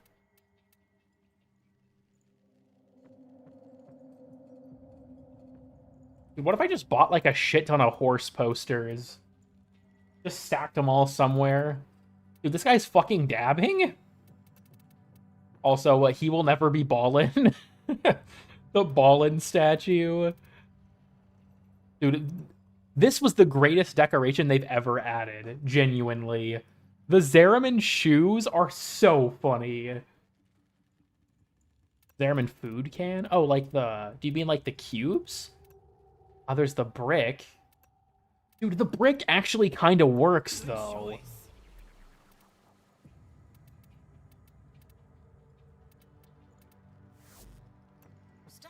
New, never worn. That story. There's a food container. I don't think that would be smaller. I know what you're talking about. Shit, hold on. Let me go back. Actually, aren't there some in the Dormizone just by default? Ah, the scaling's not consistent, though. No, we're going back. We're going back.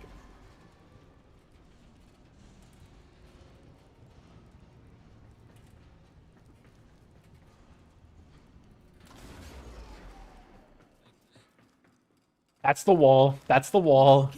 How come nobody ever asked me to... It's your Dormizone. You're in charge. We got the food kit. Okay, hold on. There. I think it might be a little big for a vape. Grab one of these, too. I don't know. The giant vape is already kind of fire. I don't really know if we need a new one.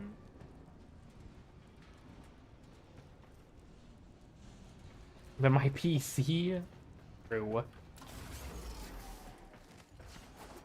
Let's check the scaling. Let's check the scaling out. The lighting is still broken, but we're just gonna have to deal with it, dude. We're just gonna have to fucking deal with it. Could I make this? Ooh, okay. It's just too wide. Like, this one's too long. What about the brick? Okay, I can't fucking see, but that would be like a better size. It kind of looks more like his iPhone or something, to be honest. I can't put it on, like, the arm of the chair very well. Doesn't really want to do that. If I take off surface snapping, maybe I can... I don't know. You know, there's potential here. We could certainly expand the Golfagor room in some way. Wait. Okay, low-key, we have to clean up after, don't we? Wait, I just realized. Yeah, there is one here already. I did think of that joke. Fuck. I'm ahead of myself on this one. We should probably have, like, A janitor of some kind. Who should we have as the janitor? What do we think? What floof should be the janitor?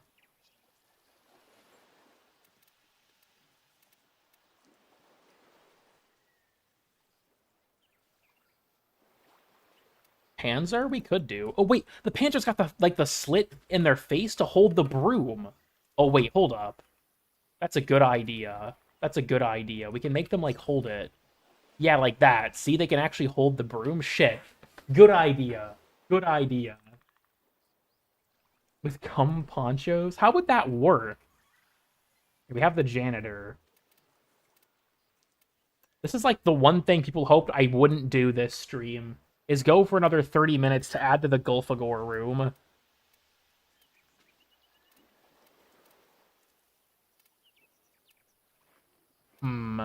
There are options.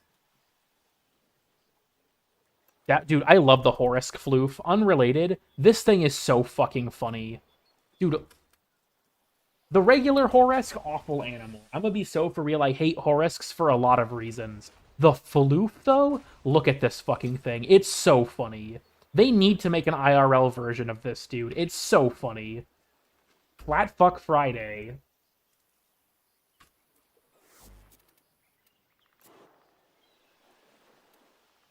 Hold on, I gotta think. We have options. We have options.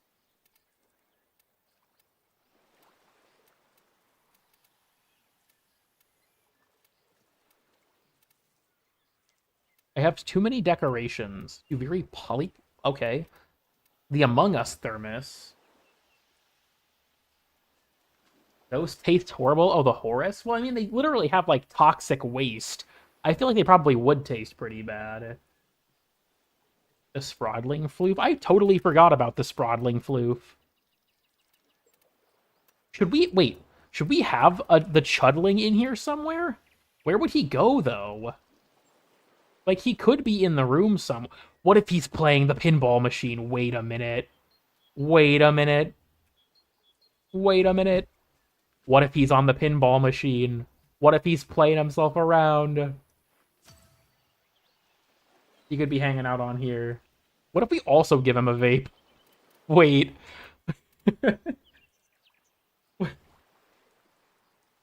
Dude, my brain's fucking fried, bro. Dude, hold on. The lighting in here is fucked. I have to leave and come back. I gotta get the lighting to work.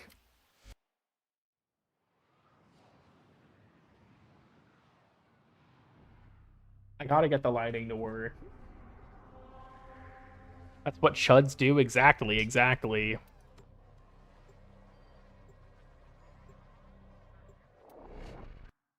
Dude, this isn't gonna fix it. It's like 1 in every 10 times this works. Gulfagor room. First. Did you get that ship? It's from the Zephyr Deluxe bundle, I believe. Oh my god, wait. The lighting is working. No fucking way. Legendary pull, dude. The Gulfagor room as it was meant to be seen. It's perfect. It's perfect. Should we give him a chair or just put him on the machine? Because he can't reach the button. As a vape. Well, the Duviri Thermos has like a really weird like maximum size. Or like, let's look like the flask. You can't go smaller than this. Zeramin stool? I guess I could do like, or like the Zeramin single bench maybe? Have him like in here, but he can't really reach. Doesn't really match with the aesthetic. Puck observation deck. Put him like a whole ass armchair. You know, you mentioned the stool. Do I have one? Ah, it's a fucking plat item. Do I have the Entrati stool? Maybe. Which way do we want to put this, actually? Like that, maybe? Oh, you can make that really tiny. What the fuck? Dude, what the... I was like his little fucking booster seat. Have him like that? But you can't really see. Hold on. But if it's like this big, it's like, that's weird, right? That's like really large. Is picking up a distress signal. Maybe like this? Wait. That's off-center. It's just the corpus peddling their wares again. Get off the emergency. Maybe like that? Can I have him playing the pinball machine? Wait, hold on. Can I put him inside the racing simulator? Wait a minute. Oh my god. Dude, hold up. Fuck this machine. Wait. This is way funnier. Dude, fucking... Let's make him... You know, hold on. We'll leave him at his nice small size. Dude, just fucking... Dude, just put him in here. Fuck it, dude. Fuck it, dude. Put him in here. We can have him playing this shit. Have him playing that shit. I don't even care anymore. Should we put like an arcade ticket machine somewhere? Have it just like in the room, maybe? I don't know. Maybe we could have it just in the room somewhere. I've only really worked in this area. I haven't really expanded outside of it that much. Hold on. What about his vape? What about his vape? We could try and give him one. What about like the protein brick? Wait, hold up. Let me align it with the floor. And then turn surface. Oops. Turn surface snapping off. Okay. Can we, like, give him, like, a... This is probably just gonna look really homosexual. Can't get any smaller. That doesn't really look like a vape. Dude, did the Chudling actually just run across the fucking stream as I'm doing this? Be so for real with me right now. I could... Hold on. I know I shouldn't. I know I shouldn't, but like...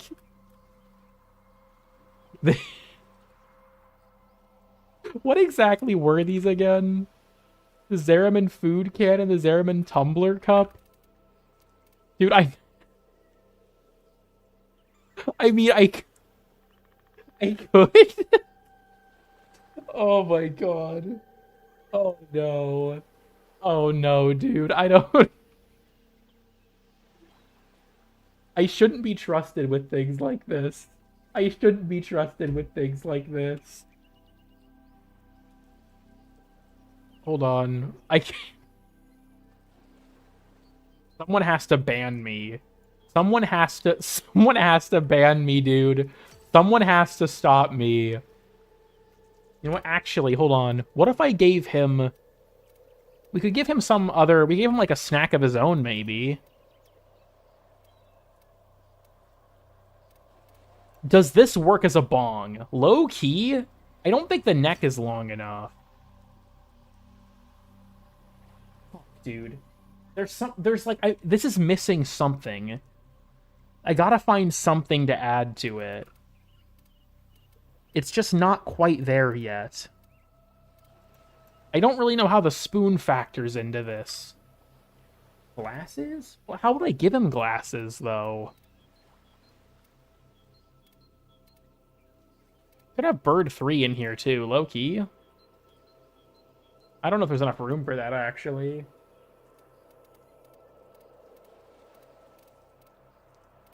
Oh, I should have Drippy in here somewhere, too.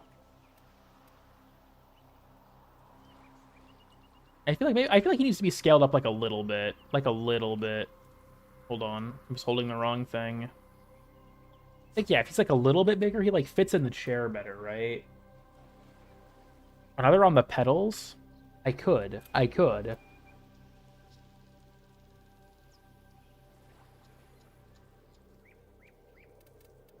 The beer pack from... Dude, if we had the beer pack as a decoration, I'd go fucking feral. This would actually probably be better as a dojo room. Because there's more stuff for that. The wall sconce? Probably a little too big. Dude, I love the Sawgoff loop. I gotta put some bullshit in here. I know it's possible. I know it's possible. Are you still streaming? It's called cooking.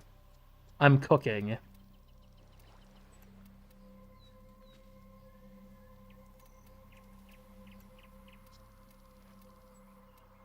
Lizzie guitar decoration.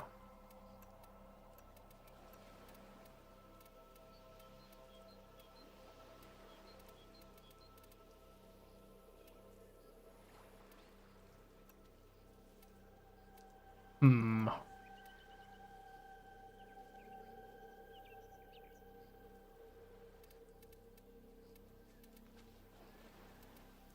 I have so many of the fucking Pride decorations. I forgot I bought that many.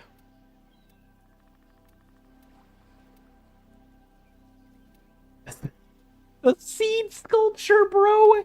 The seed sculpture! Hold up. Nope, I'm putting this here. The seed sculpture, bro. The fucking seed sculpture. The seed sculpture. That can live up there. No one's gonna find that joke funny but me, but I don't even care.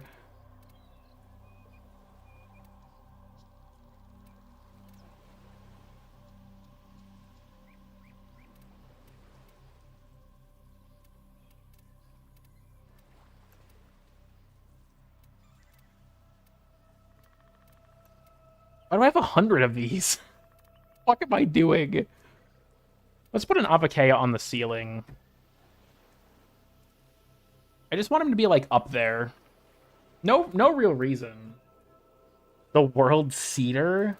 Fuck, that's a good point. It could work.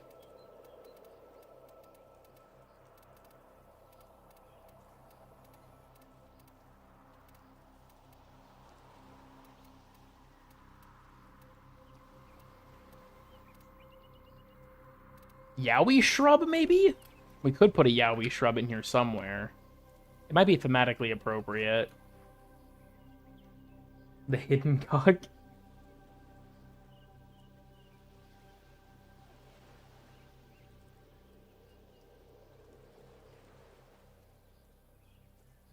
Yowie shrub? Yeah, the Yowie shrub.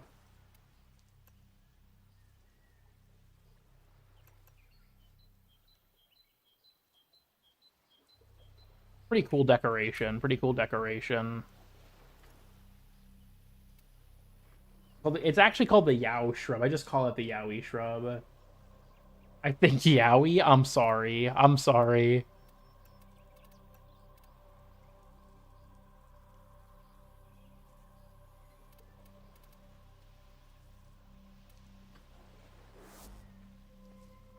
I'm sorry, everyone, that the Gulf of Gordon has now received another expansion. We have the Sprodling in his racing sim. And we have the Vulpophyla janitor, I guess. I didn't think you were legitimately insane. Yeah, most people don't realize that until they tune into the streams, and they're like, what the fuck am I watching? With these images, Ellie, what have you done? What the fuck? What? Holy shit. The stream can't see any of this. I probably shouldn't have the audio on. What did you do? What the fuck?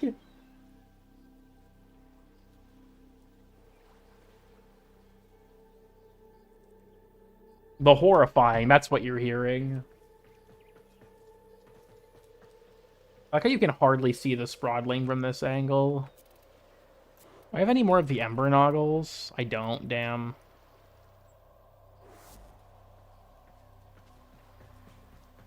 Wait, I almost forgot. I almost forgot. We have to give Tuval the spoon. This might ruin the joke. This might ruin the joke. Dude, the comically oversized spoon?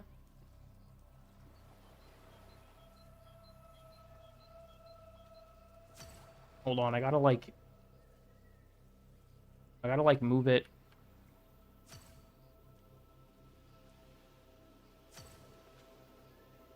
It's a little off. It's a little off. No, I don't want you to move. I don't want you to move. It's a little off. It's gotta be, like... maybe like that? No, I think I went too far. I think I went too far. I'm just not gonna acknowledge what is actually going on in here. Don't worry about it. We could, yeah, see, he has the king box spoon. Yo, what the fuck is back here? It's the Tuval files. Dude, this note beacon with this, like, Unicode symbol makes this so much fucking funnier, dude. Only a spoonful. What if we gave... Hold on, I bought the knife. What if we gave that to Nitok here? Dude, this thing's fucking... Oh my god. I made this thing fucking huge. Holy shit. Hold up, hold up.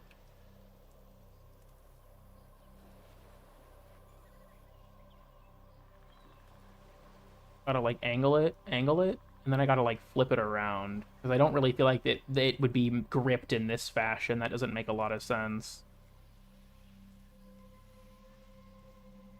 Okay, like, maybe like that, and then we... Ooh, spin it around. Something like that, maybe?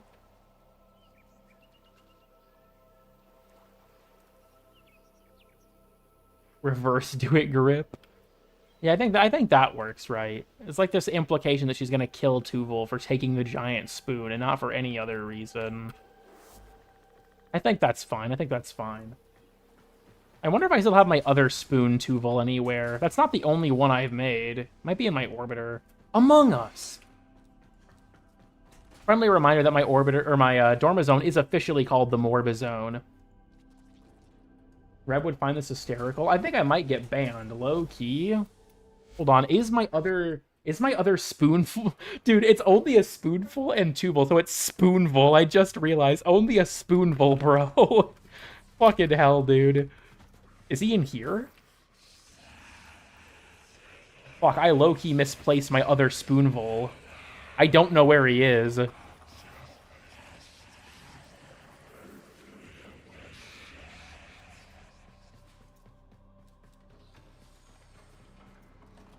Where's the other spoonful? What did I do with him?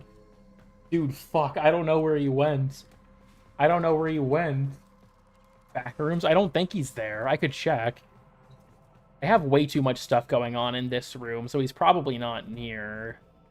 I'm maxed on decoration capacity because of this shelf. Can't even add the new ones I get to it anymore. There's a lot of bullshit going on in this room. I tried to make little, like, scenarios with my floofs. It was kind of fun. You know what? Let's look at the back room. Fuck it. Let's see if he's in there. I have my doubts. Let's see if he's in there. Cap what? That's the, Nihil's jar. The oubliette. Spoonful escaped? Yeah, Spoonful fucking escaped, bro. I'm trying to track down my other Spoonful. At least I do have my, my Kalimos is in here. You have quite the... There's stuff going on with this one. I don't really remember what the context for, like, any of this was.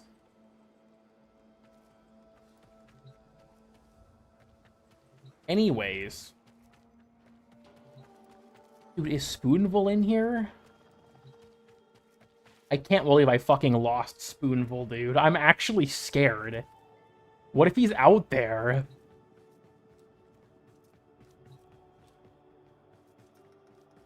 There's the paragram. There's the pizza. December. Dude, why is it telling me this? Because I'm like, I'm gonna die soon? Spoonful? Dude, where did he go? Where did he go? Fuck, dude, this is bad. This is bad.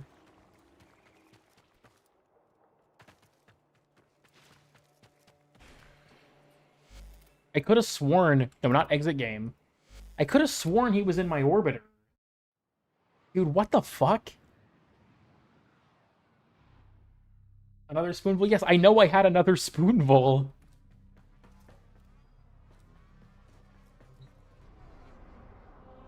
Maybe he is in the Drifter camp. Dude, we have to find this motherfucker before the stream ends. I'm scared, bro. I'm scared. Where is Spoonful? What happened to him? I don't think... Dude, where did the Sevagoth statue come from again? Does anyone remember? I always found it weird that I own this.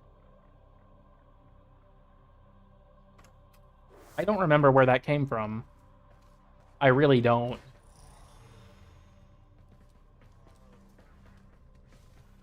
Skybox Spoonville? I don't think he's up there. Hold on, I know this is still just my orbiter, but like... I could have fucking sworn it was in here.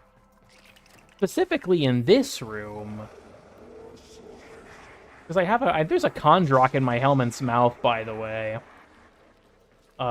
It's okay, though. He's into it. Big fish. Dude. How does one lose a spoonful? I'm so fucked, dude. I'm never gonna get my deposit back with that thing running around. What do I do? Fuck, dude, I'm so fucked. Spoonful. Spoonful. So that wasn't Spoonful. Gross negligence. Dude, fuck. I know I had another one. Where did he fucking go? Sharka, have you seen Spoonful? I don't think you're much of a... You're not a very talkative type. Hi, Ortis. It has been said that war feels so very far. If Ortis can be of any assistance, Ortis remains. I don't think Ortis knows where Spoonful is. For the Explorer episode. Dude, I'm scared. Where is Spoonful? I don't think Dude, I don't decorate all the way out here. I never put anything out here. Though low-key I should. I feel like I could make like a campsite or something. That could be kind of fun. Build like a little campsite out here. Dude, fuck. Where the fuck is Spoonful? Ask the stalker. I could spawn him.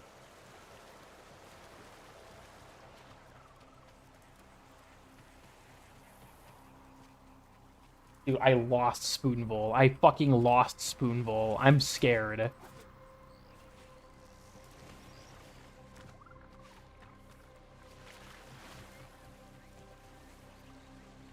Dude, I'm so fucked. I'm so fucked.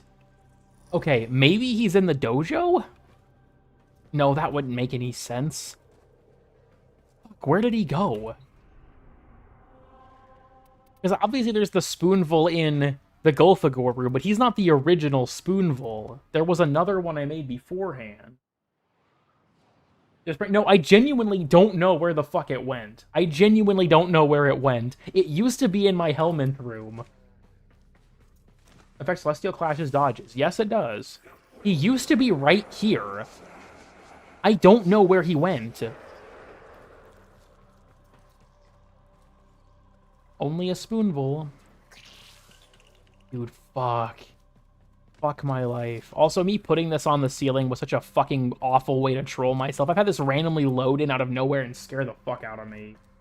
Make the other one? I don't think so. Shit, I might have. Helminth room? Yeah, I did. You know what, dude? I know what to do. This is gonna be... We're rebranding the Discord Stream Bit channel. I'm sorry, Dark Gulfalore. You're being rebranded to Spoonful Sightings.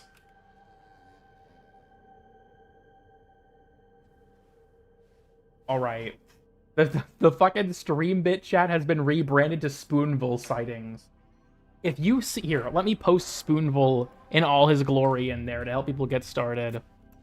If you see a Spoonful, you have to notify the nearest law enforcement officer.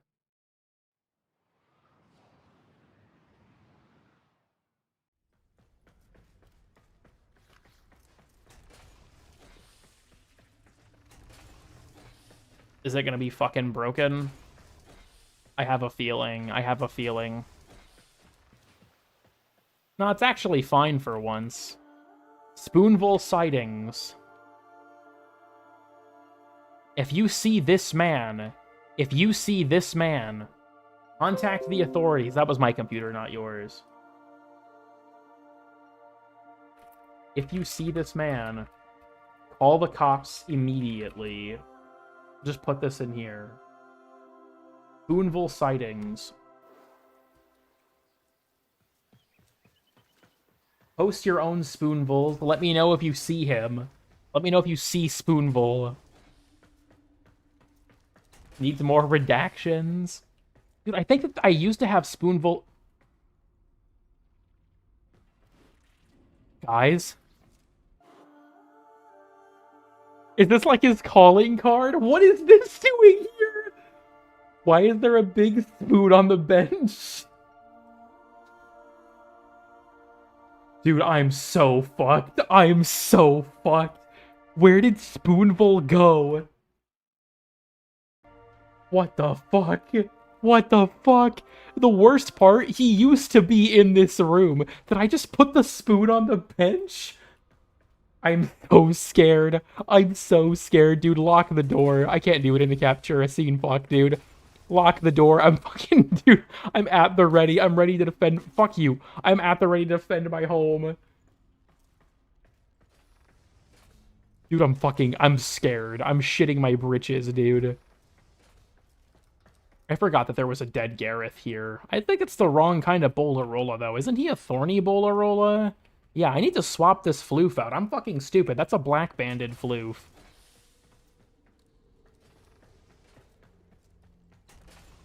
For a way through, dude.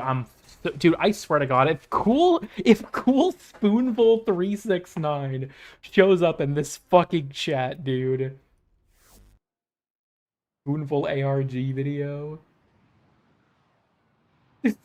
Someone posted, we already have a fucking post in the fucking Spoonful sightings chat of just a Duviri modesty screen in someone's drifter camp. We're off to a strong start. We're off to a strong start.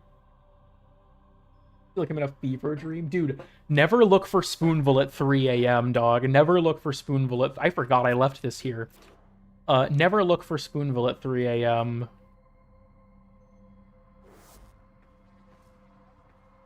I feel like he has to be here somewhere, but I have no fucking clue what I did with him.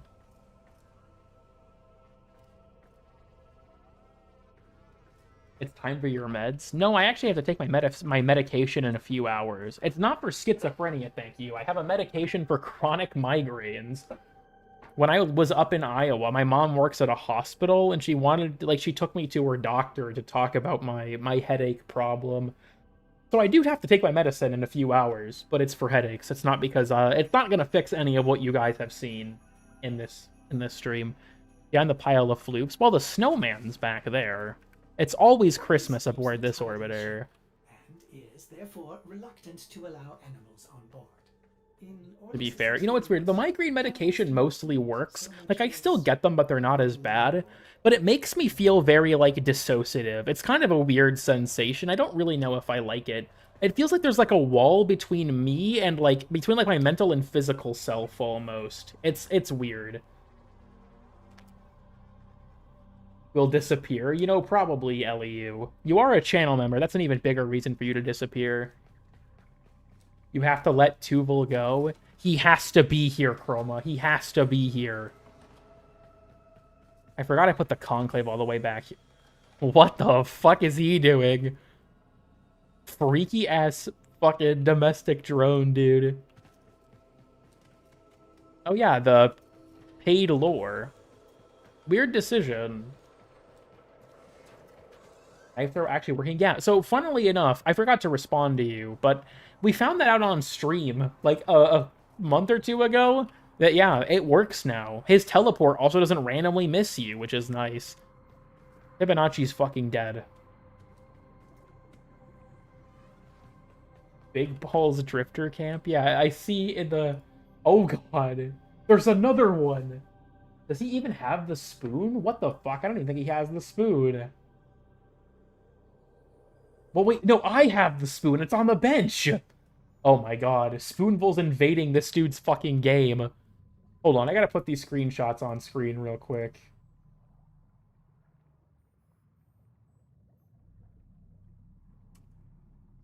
Spoonful 1. Spoonful 2.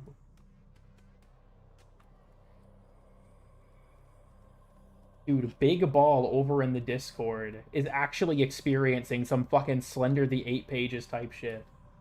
Reminds me to take my med thing for the 25. Dude, hold on. We have to show this guy's plight. Dude, look at this. This was the first screenshot they posted. And then this was the second. But I don't think Spoonful actually has a spoon. No, they do! It's upside down! It's like a crucifix. What the fuck? Dude, that's satanic. That's actually satanic. What the fuck?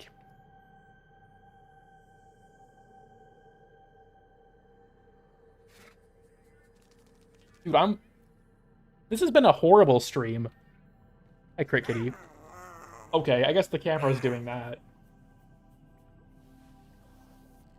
Sign of distress.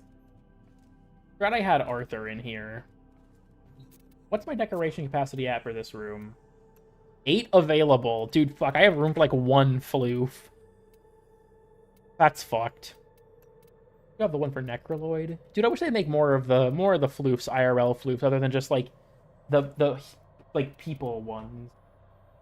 Cool Spoonful 369. I'm scared. Find me, please. It's just the spoon?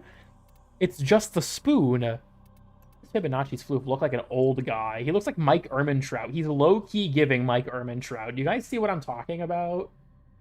He's low-key giving Mike Ehrmantraut.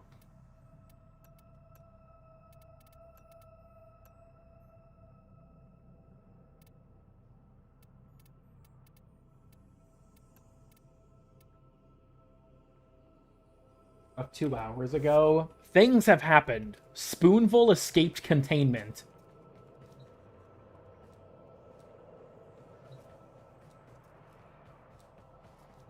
Okay, I should probably close the stream down for real now. This way we have fucking Spoonful. It took them like 10 minutes, dude. We need to find paper operator.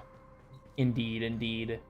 One day I'm gonna load into the game and Spoonful's just gonna be standing right in front of me. I know, dude, Spoonful is out there somewhere.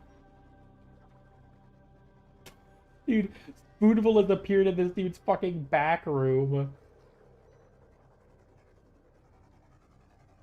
This guy's... Holy shit, Spoonful is getting around. Big Ball is being haunted right now, dude. Big Ball is being haunted right now. In the fucking Spoonful sightings chat, he is actually being fucking haunted. Holy shit. Big Ball might die. I'm gonna be honest. He might die. They might die? Fuck, I don't know their gender. I'm sorry. This stream has been horrible, and I don't know what I'm doing with my life. Sorry, that got too real for a second. I've lost like 100 viewers since I went to the Dormizone. They just didn't want to see this shit. Will appear in Tau? Maybe.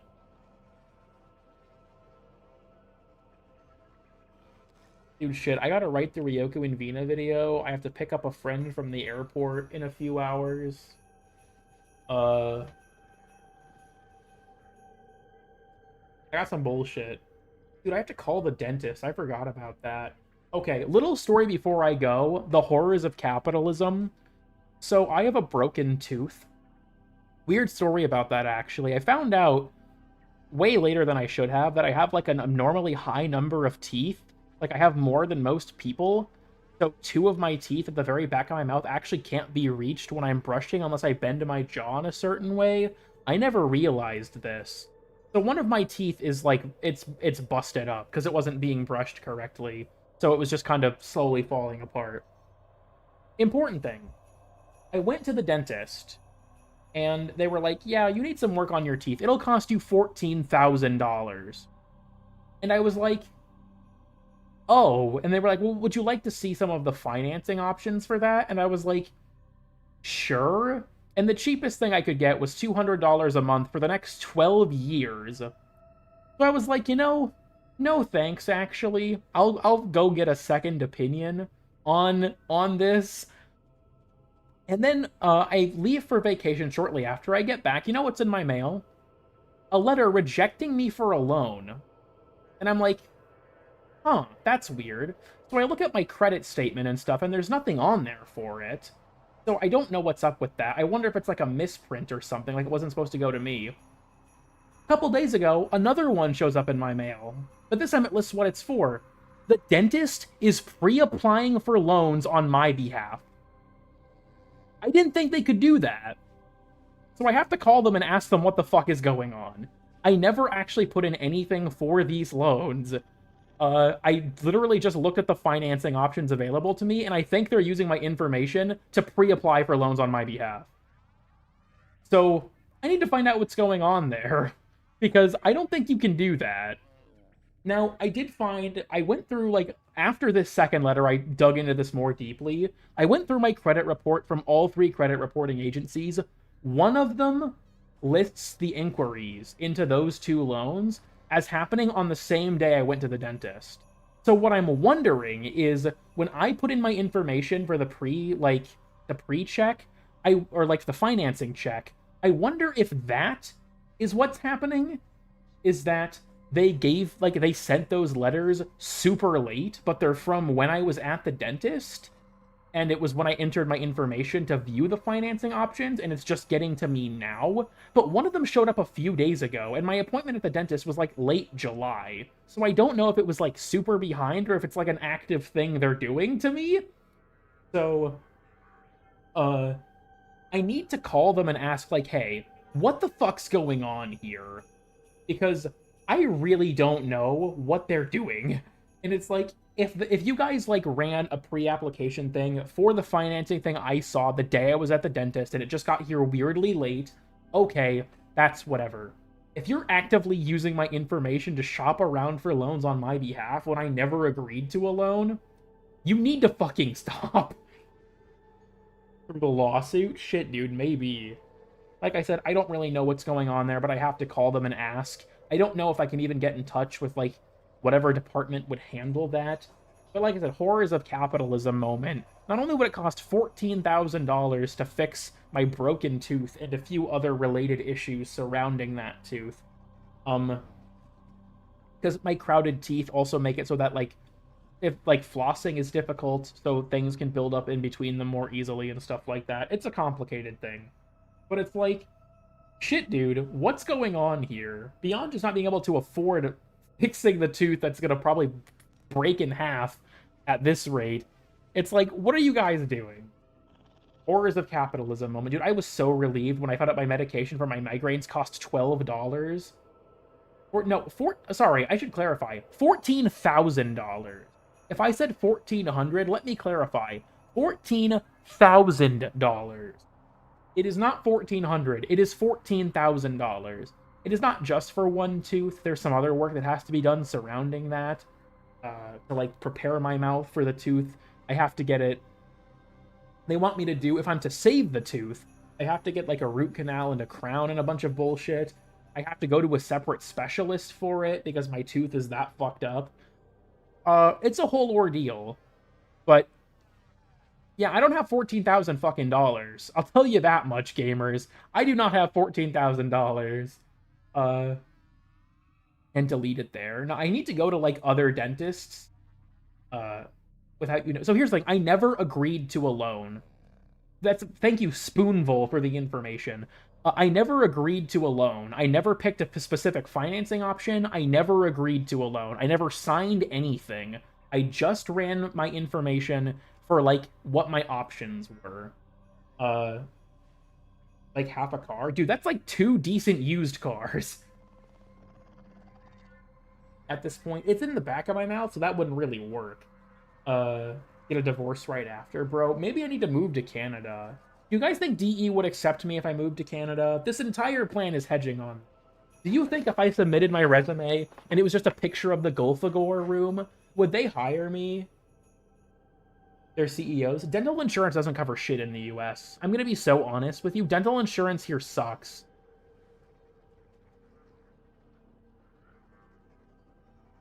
For a single tooth? Literally. Nah, dude, I can't move to Canada because Nitro would never agree to come with me. He doesn't want to go somewhere like that. Flying Chudling. Hold on, let me summon the Chudling real fast. I think that worked. I might have misinputted. Okay, nope, there he went. My stream's just behind. Becomes an emergency. Dude, the reason I went to the dentist is because my tooth broke again and started cutting the inside of my mouth when I spoke. Like, I actually was gonna stream that day, and I didn't, because I was cutting the inside of my mouth. At this point, I have genuinely just subconsciously learned how to not cut myself with my broken tooth. It's pretty fucking bad. I'm gonna keep it a buck with you all. It's pretty fucking bad. They told me when I was at the dentist, I was like, hey, is there like a short-term solution I can implement for this? And the dentist was like, well, you know dental wax they use for braces? Try putting that over the sharp part. So I bought some dental wax. It's so sharp it cuts through the wax. It doesn't work. It won't stick to the tooth because it gets shredded apart. It's pretty bad. For a fraction of the cost? Who knows, dude? Who fucking knows? I gotta immigrate to a country that has universal healthcare, and then I can wait 8 months for them to fix it. But that's better than fucking never, dude. For my braces too, you know. Fair enough. Fair enough. Nah, dude, it's the horrors of capitalism, bro. DE, please hire me so I can get a visa. I'll ruin the game. I'll ruin the game. Just saying. But I can fix my tooth there. So it's okay. Right now I brushed them an hour ago. Do brush your teeth, kids. Like I said, a lot of my dental problems come from my weirdly high number of teeth. I didn't even know that was like a thing. But like, yeah, that tooth is so far back I have to bend my jaw so my skull doesn't block my toothbrush. And then there, like I said, I have like some issues that manifested between my teeth. Like I have a few cavities between my teeth because flossing between them is difficult because they're so close to each other. It's a whole mess. Get straight teeth from Cool Kid. Only one man is allowed to get straight teeth from me, thank you very much.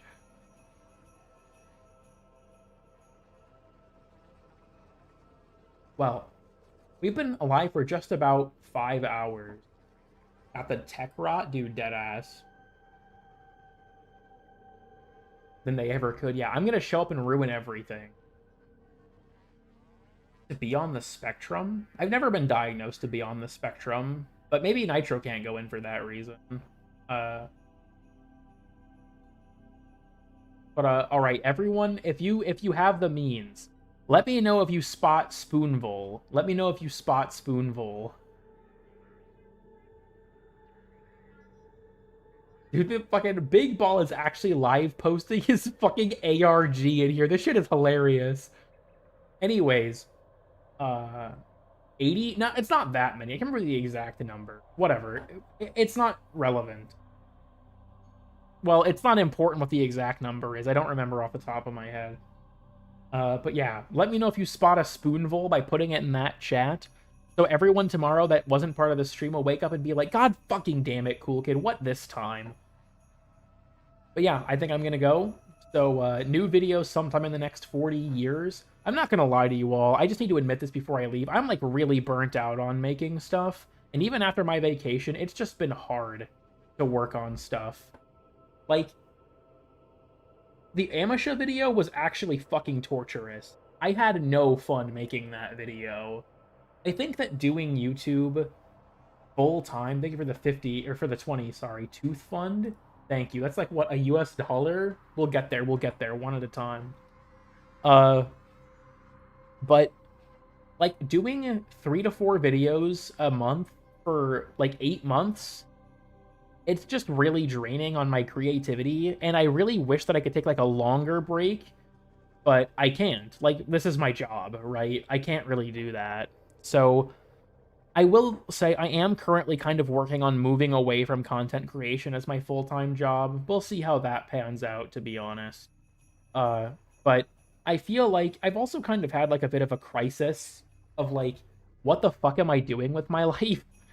Like, I'm 24, right? I'm 24, and I spent most of my adult years working the same job at the help desk when I lived in Iowa.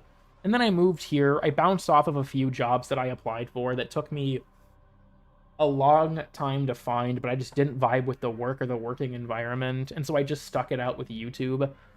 But it's like, I've come to this sort of epiphany of, like, what I'm doing doesn't really, like, mean anything, does it? Like, maybe this is a little grandiose, but it's really, like, I don't really feel like what I'm doing has, like, a hugely tangible impact on anything. I'm teaching people about a video game. There's not really a ton of value in that. Like, I don't know. It feels like one of those things where I kind of had this crisis of like, one, my channel's kind of hit its carrying capacity. There's not like my audience is growing, sorry, so slowly that like my income from this job is not going to increase. My audience is not going to increase substantially. Like I pretty much hit the limit. I pretty much hit the limit. So this channel will never be anything more than what it is right now, if that makes sense. And also, like, this channel doesn't really matter. At the end of the day, it doesn't really matter. I provide entertainment to people. That's a service that some people, you know, are glad to consume. But at the end of the day, I'm not really doing anything with my life. And I kind of had a bit of a meltdown about that a few weeks ago of like, oh god, I've hit my mid-20s and I haven't gotten my foot into like an actual career or some kind of like long-term job. I work this like scraping by ass YouTube channel with no insurance. Like, I need to do something with my life.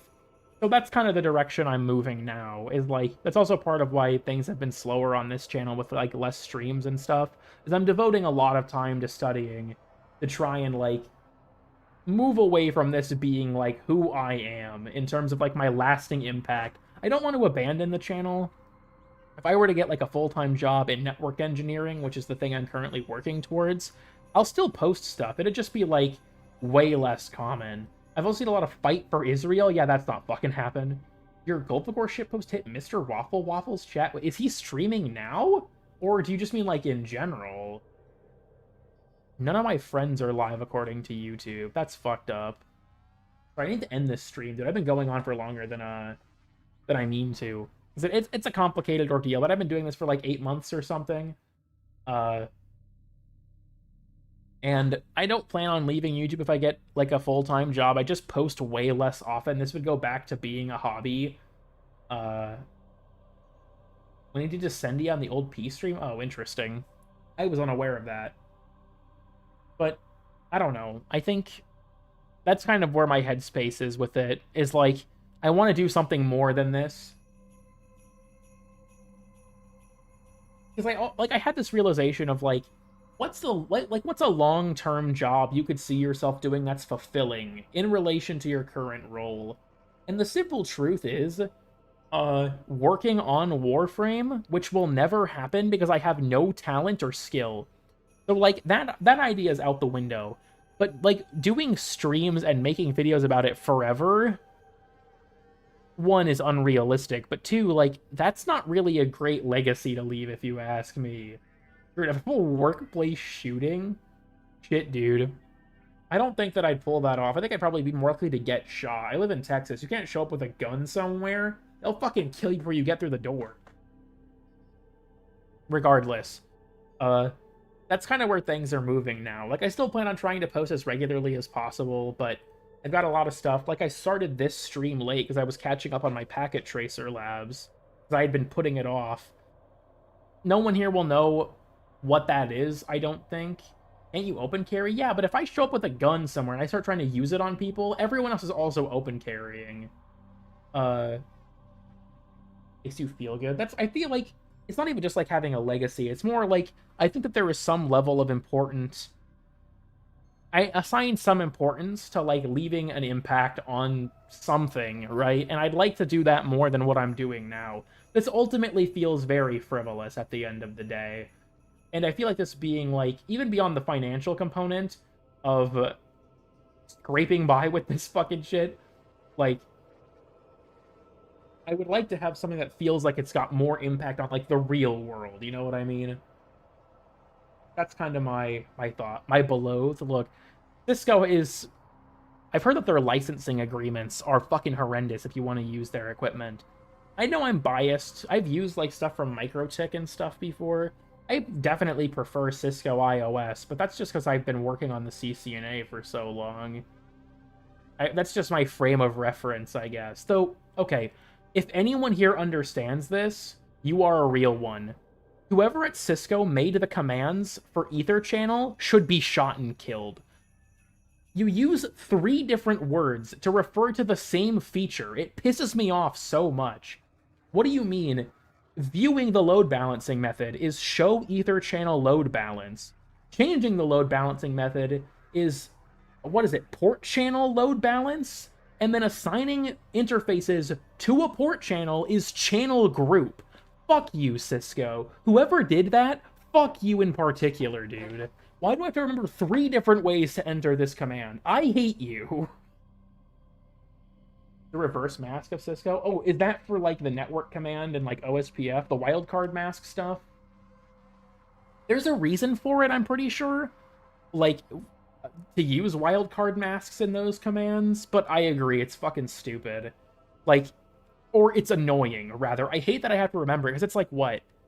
Is it FHRPs? I know dynamic routing protocols use it, and I think ACLs also use wildcard masks. Those might be the only 2 things. I don't remember if there's anything with FHRPs that use them, but some stupid bullshit.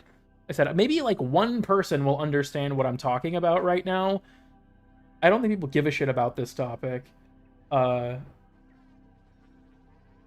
man, sometimes you encounter things where it's like, I hate this. ACLs are the same way, with having, like, weird verbiage for when you apply them to different things. Got me fucked up. Distracted from going to bed. Look, I'd just be talking about shit. I'm not a Cisco knower myself. Dude, fair enough. Maybe I should have gotten the MikroTik certification, dog. Everyone's using those these days because their shit is cheap. All my other jobs that I had recently used MikroTik stuff. Like, fuck it. Maybe I just need to go for their cert. But they have to do this weird shit on their switches and, like, routers where you have to make, like, a bridge, and then you assign things to the bridge, and that's weird, okay? Maybe it makes sense if I learn it. I think it's weird. I'm just saying, I think that's weird. Anyways, we've been live for 5 hours. This has been longer than almost all of my other streams. We know and hate Cisco. Dude, the last time I talked about network engineering, I lost like 30 viewers. They don't want to hear that shit. I think I was talking about how I think it's funny that spanning tree protocol even has to exist. Because it's just kind of like an interesting, like, oh, we kind of fucked up on that one, didn't we? But yeah, people don't want to hear about that shit, dude. People don't want to hear about that shit. I think half the people on my channel probably don't know what a switch is, and that's fine. You don't have to know. Internet content. Look, I'm gonna say this. If you want to make content full-time, 1, do not lock yourself into a single thing. It's way harder to succeed that way unless it's super fucking popular. If you're gonna make Warframe content, all the full-time Warframe content creators post like every couple days. That's why. Because the views are not there, it's volume at that point.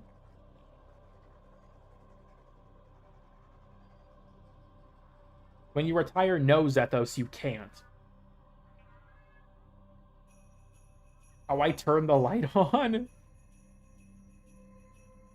It's a Nintendo? Yes, you're all correct. Wally, I don't want to engage with what you're talking about.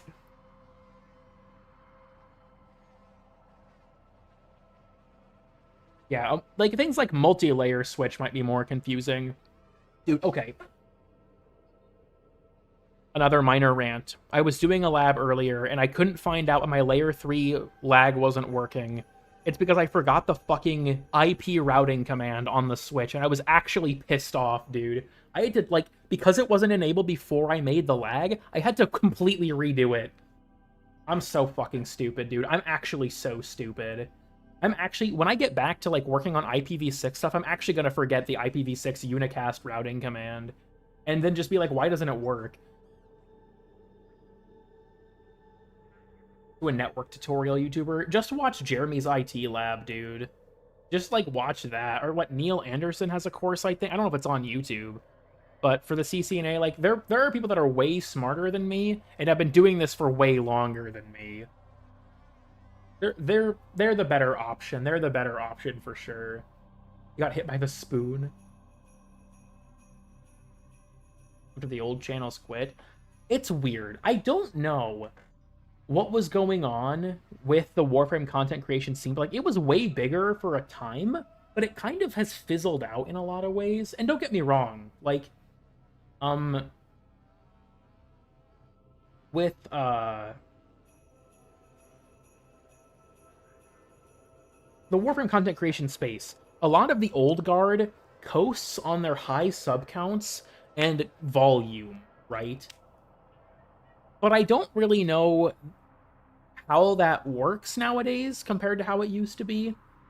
Like, you look at, like, you know, I'm not going to name names for this because it's going to come across as mean. There are channels, you know, that have hundreds of thousands of subs and get, like, 30k views a video, but the videos are all kind of, like, unscripted build content or very lightly scripted build content, and the videos are, like, 15 minutes long. You can make decent money if you pump out one of those, like, every other day. But, like, that's not the kind of content I want to make. I don't want to become a build slop YouTuber. And I think that my content's just inherently niche. I genuinely think that the audience I have now is the audience I'm going to have, you know, just moving forward, right? I don't think it's going to get bigger than this, because I just don't think there's enough of the Warframe community that cares. I think I've kind of, everyone who wants to watch the shit I make has found me, and that's why my sub growth is so slow. Everyone who wants to watch what I make has found me, and there's not really that many people who haven't. So it's a multifaceted thing. But I will say that, like, if you want YouTube to be your job, don't do it in the Warframe space. It's not worth it. If you are trying to get into this space, the main way to succeed is to pump out really frequent content that's easy to mass produce. And at that point, you are competing with a fuck ton of other channels who have been around for way longer than you. You are not beating them.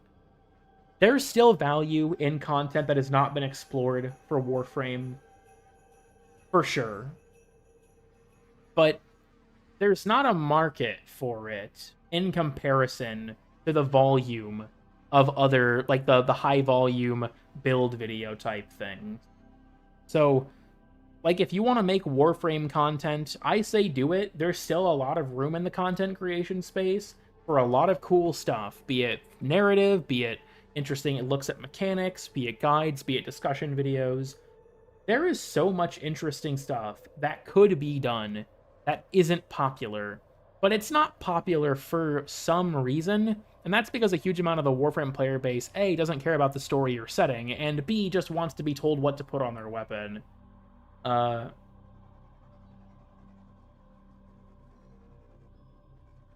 So I think it's like, if you want to make stuff, my main points of advice are this. Make something you would want to watch, and do your best to make something new, right?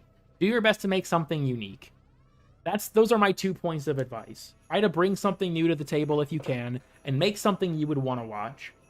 But beyond that, this probably can't be your job unless you hit an insane stroke of luck. Dude, I hit an insane stroke of luck with this being my job, and I'm barely holding on in that regard. You look at other YouTubers from, like, my generation, sort of, like Blueprint and stuff, who joined the Warframe creation space at the same time I did, as, like, kind of that sort of wave of new creators around the time I started doing it.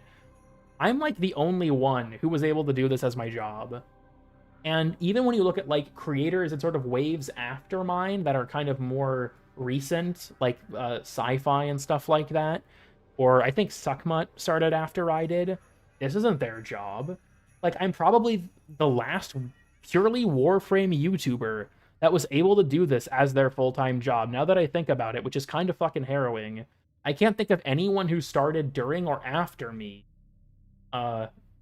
that is doing all, like, that is able to do this as their job. And I wouldn't fucking recommend it, honestly. But yeah, like, that era of Warframe YouTube where you could be a full-time YouTuber, like Pupsker, Tactical Potato, Nightmare Frame, those guys, I think it's honestly gone. Ignis T. Does Ignis T do this as his job? I don't know if he posts often enough for that. I guess I haven't ever, like, I don't really keep up with what they're up to, so I don't really know, honestly. Yeah, I can't, like, I haven't spoken to a lot of them. Maybe there are, like, a bunch and I just don't know of them, but I don't know. I think Moog does this as his job, actually. Did he start after me? I don't know. Moog posts like a lot of like daily kind of build content stuff though, so there was Mika, I think. I don't think Mika did this as her job either. It's definitely unfortunate she quit though. She definitely was a good creator. Outside of YouTube, he's an in-game dev. You know, that would make sense. That would make sense. Big unnamed game company. What if he's actually making Warframe, dude? That would be crazy.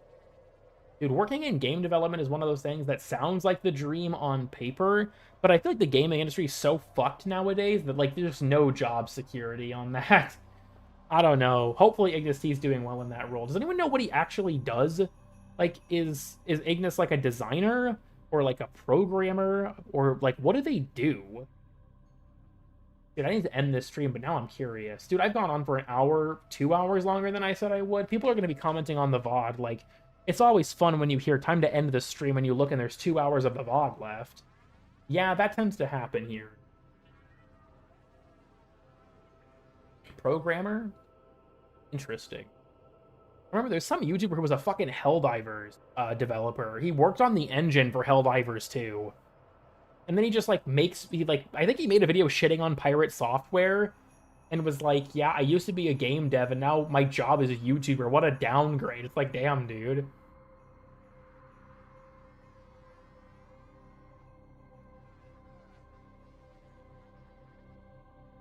At least, yeah. I feel like being a game designer would be super fun. I would love to, like, sort of learn more about that space. But, like, dude, first of all, college in the US is insanely expensive. And also, like, why would I start to learn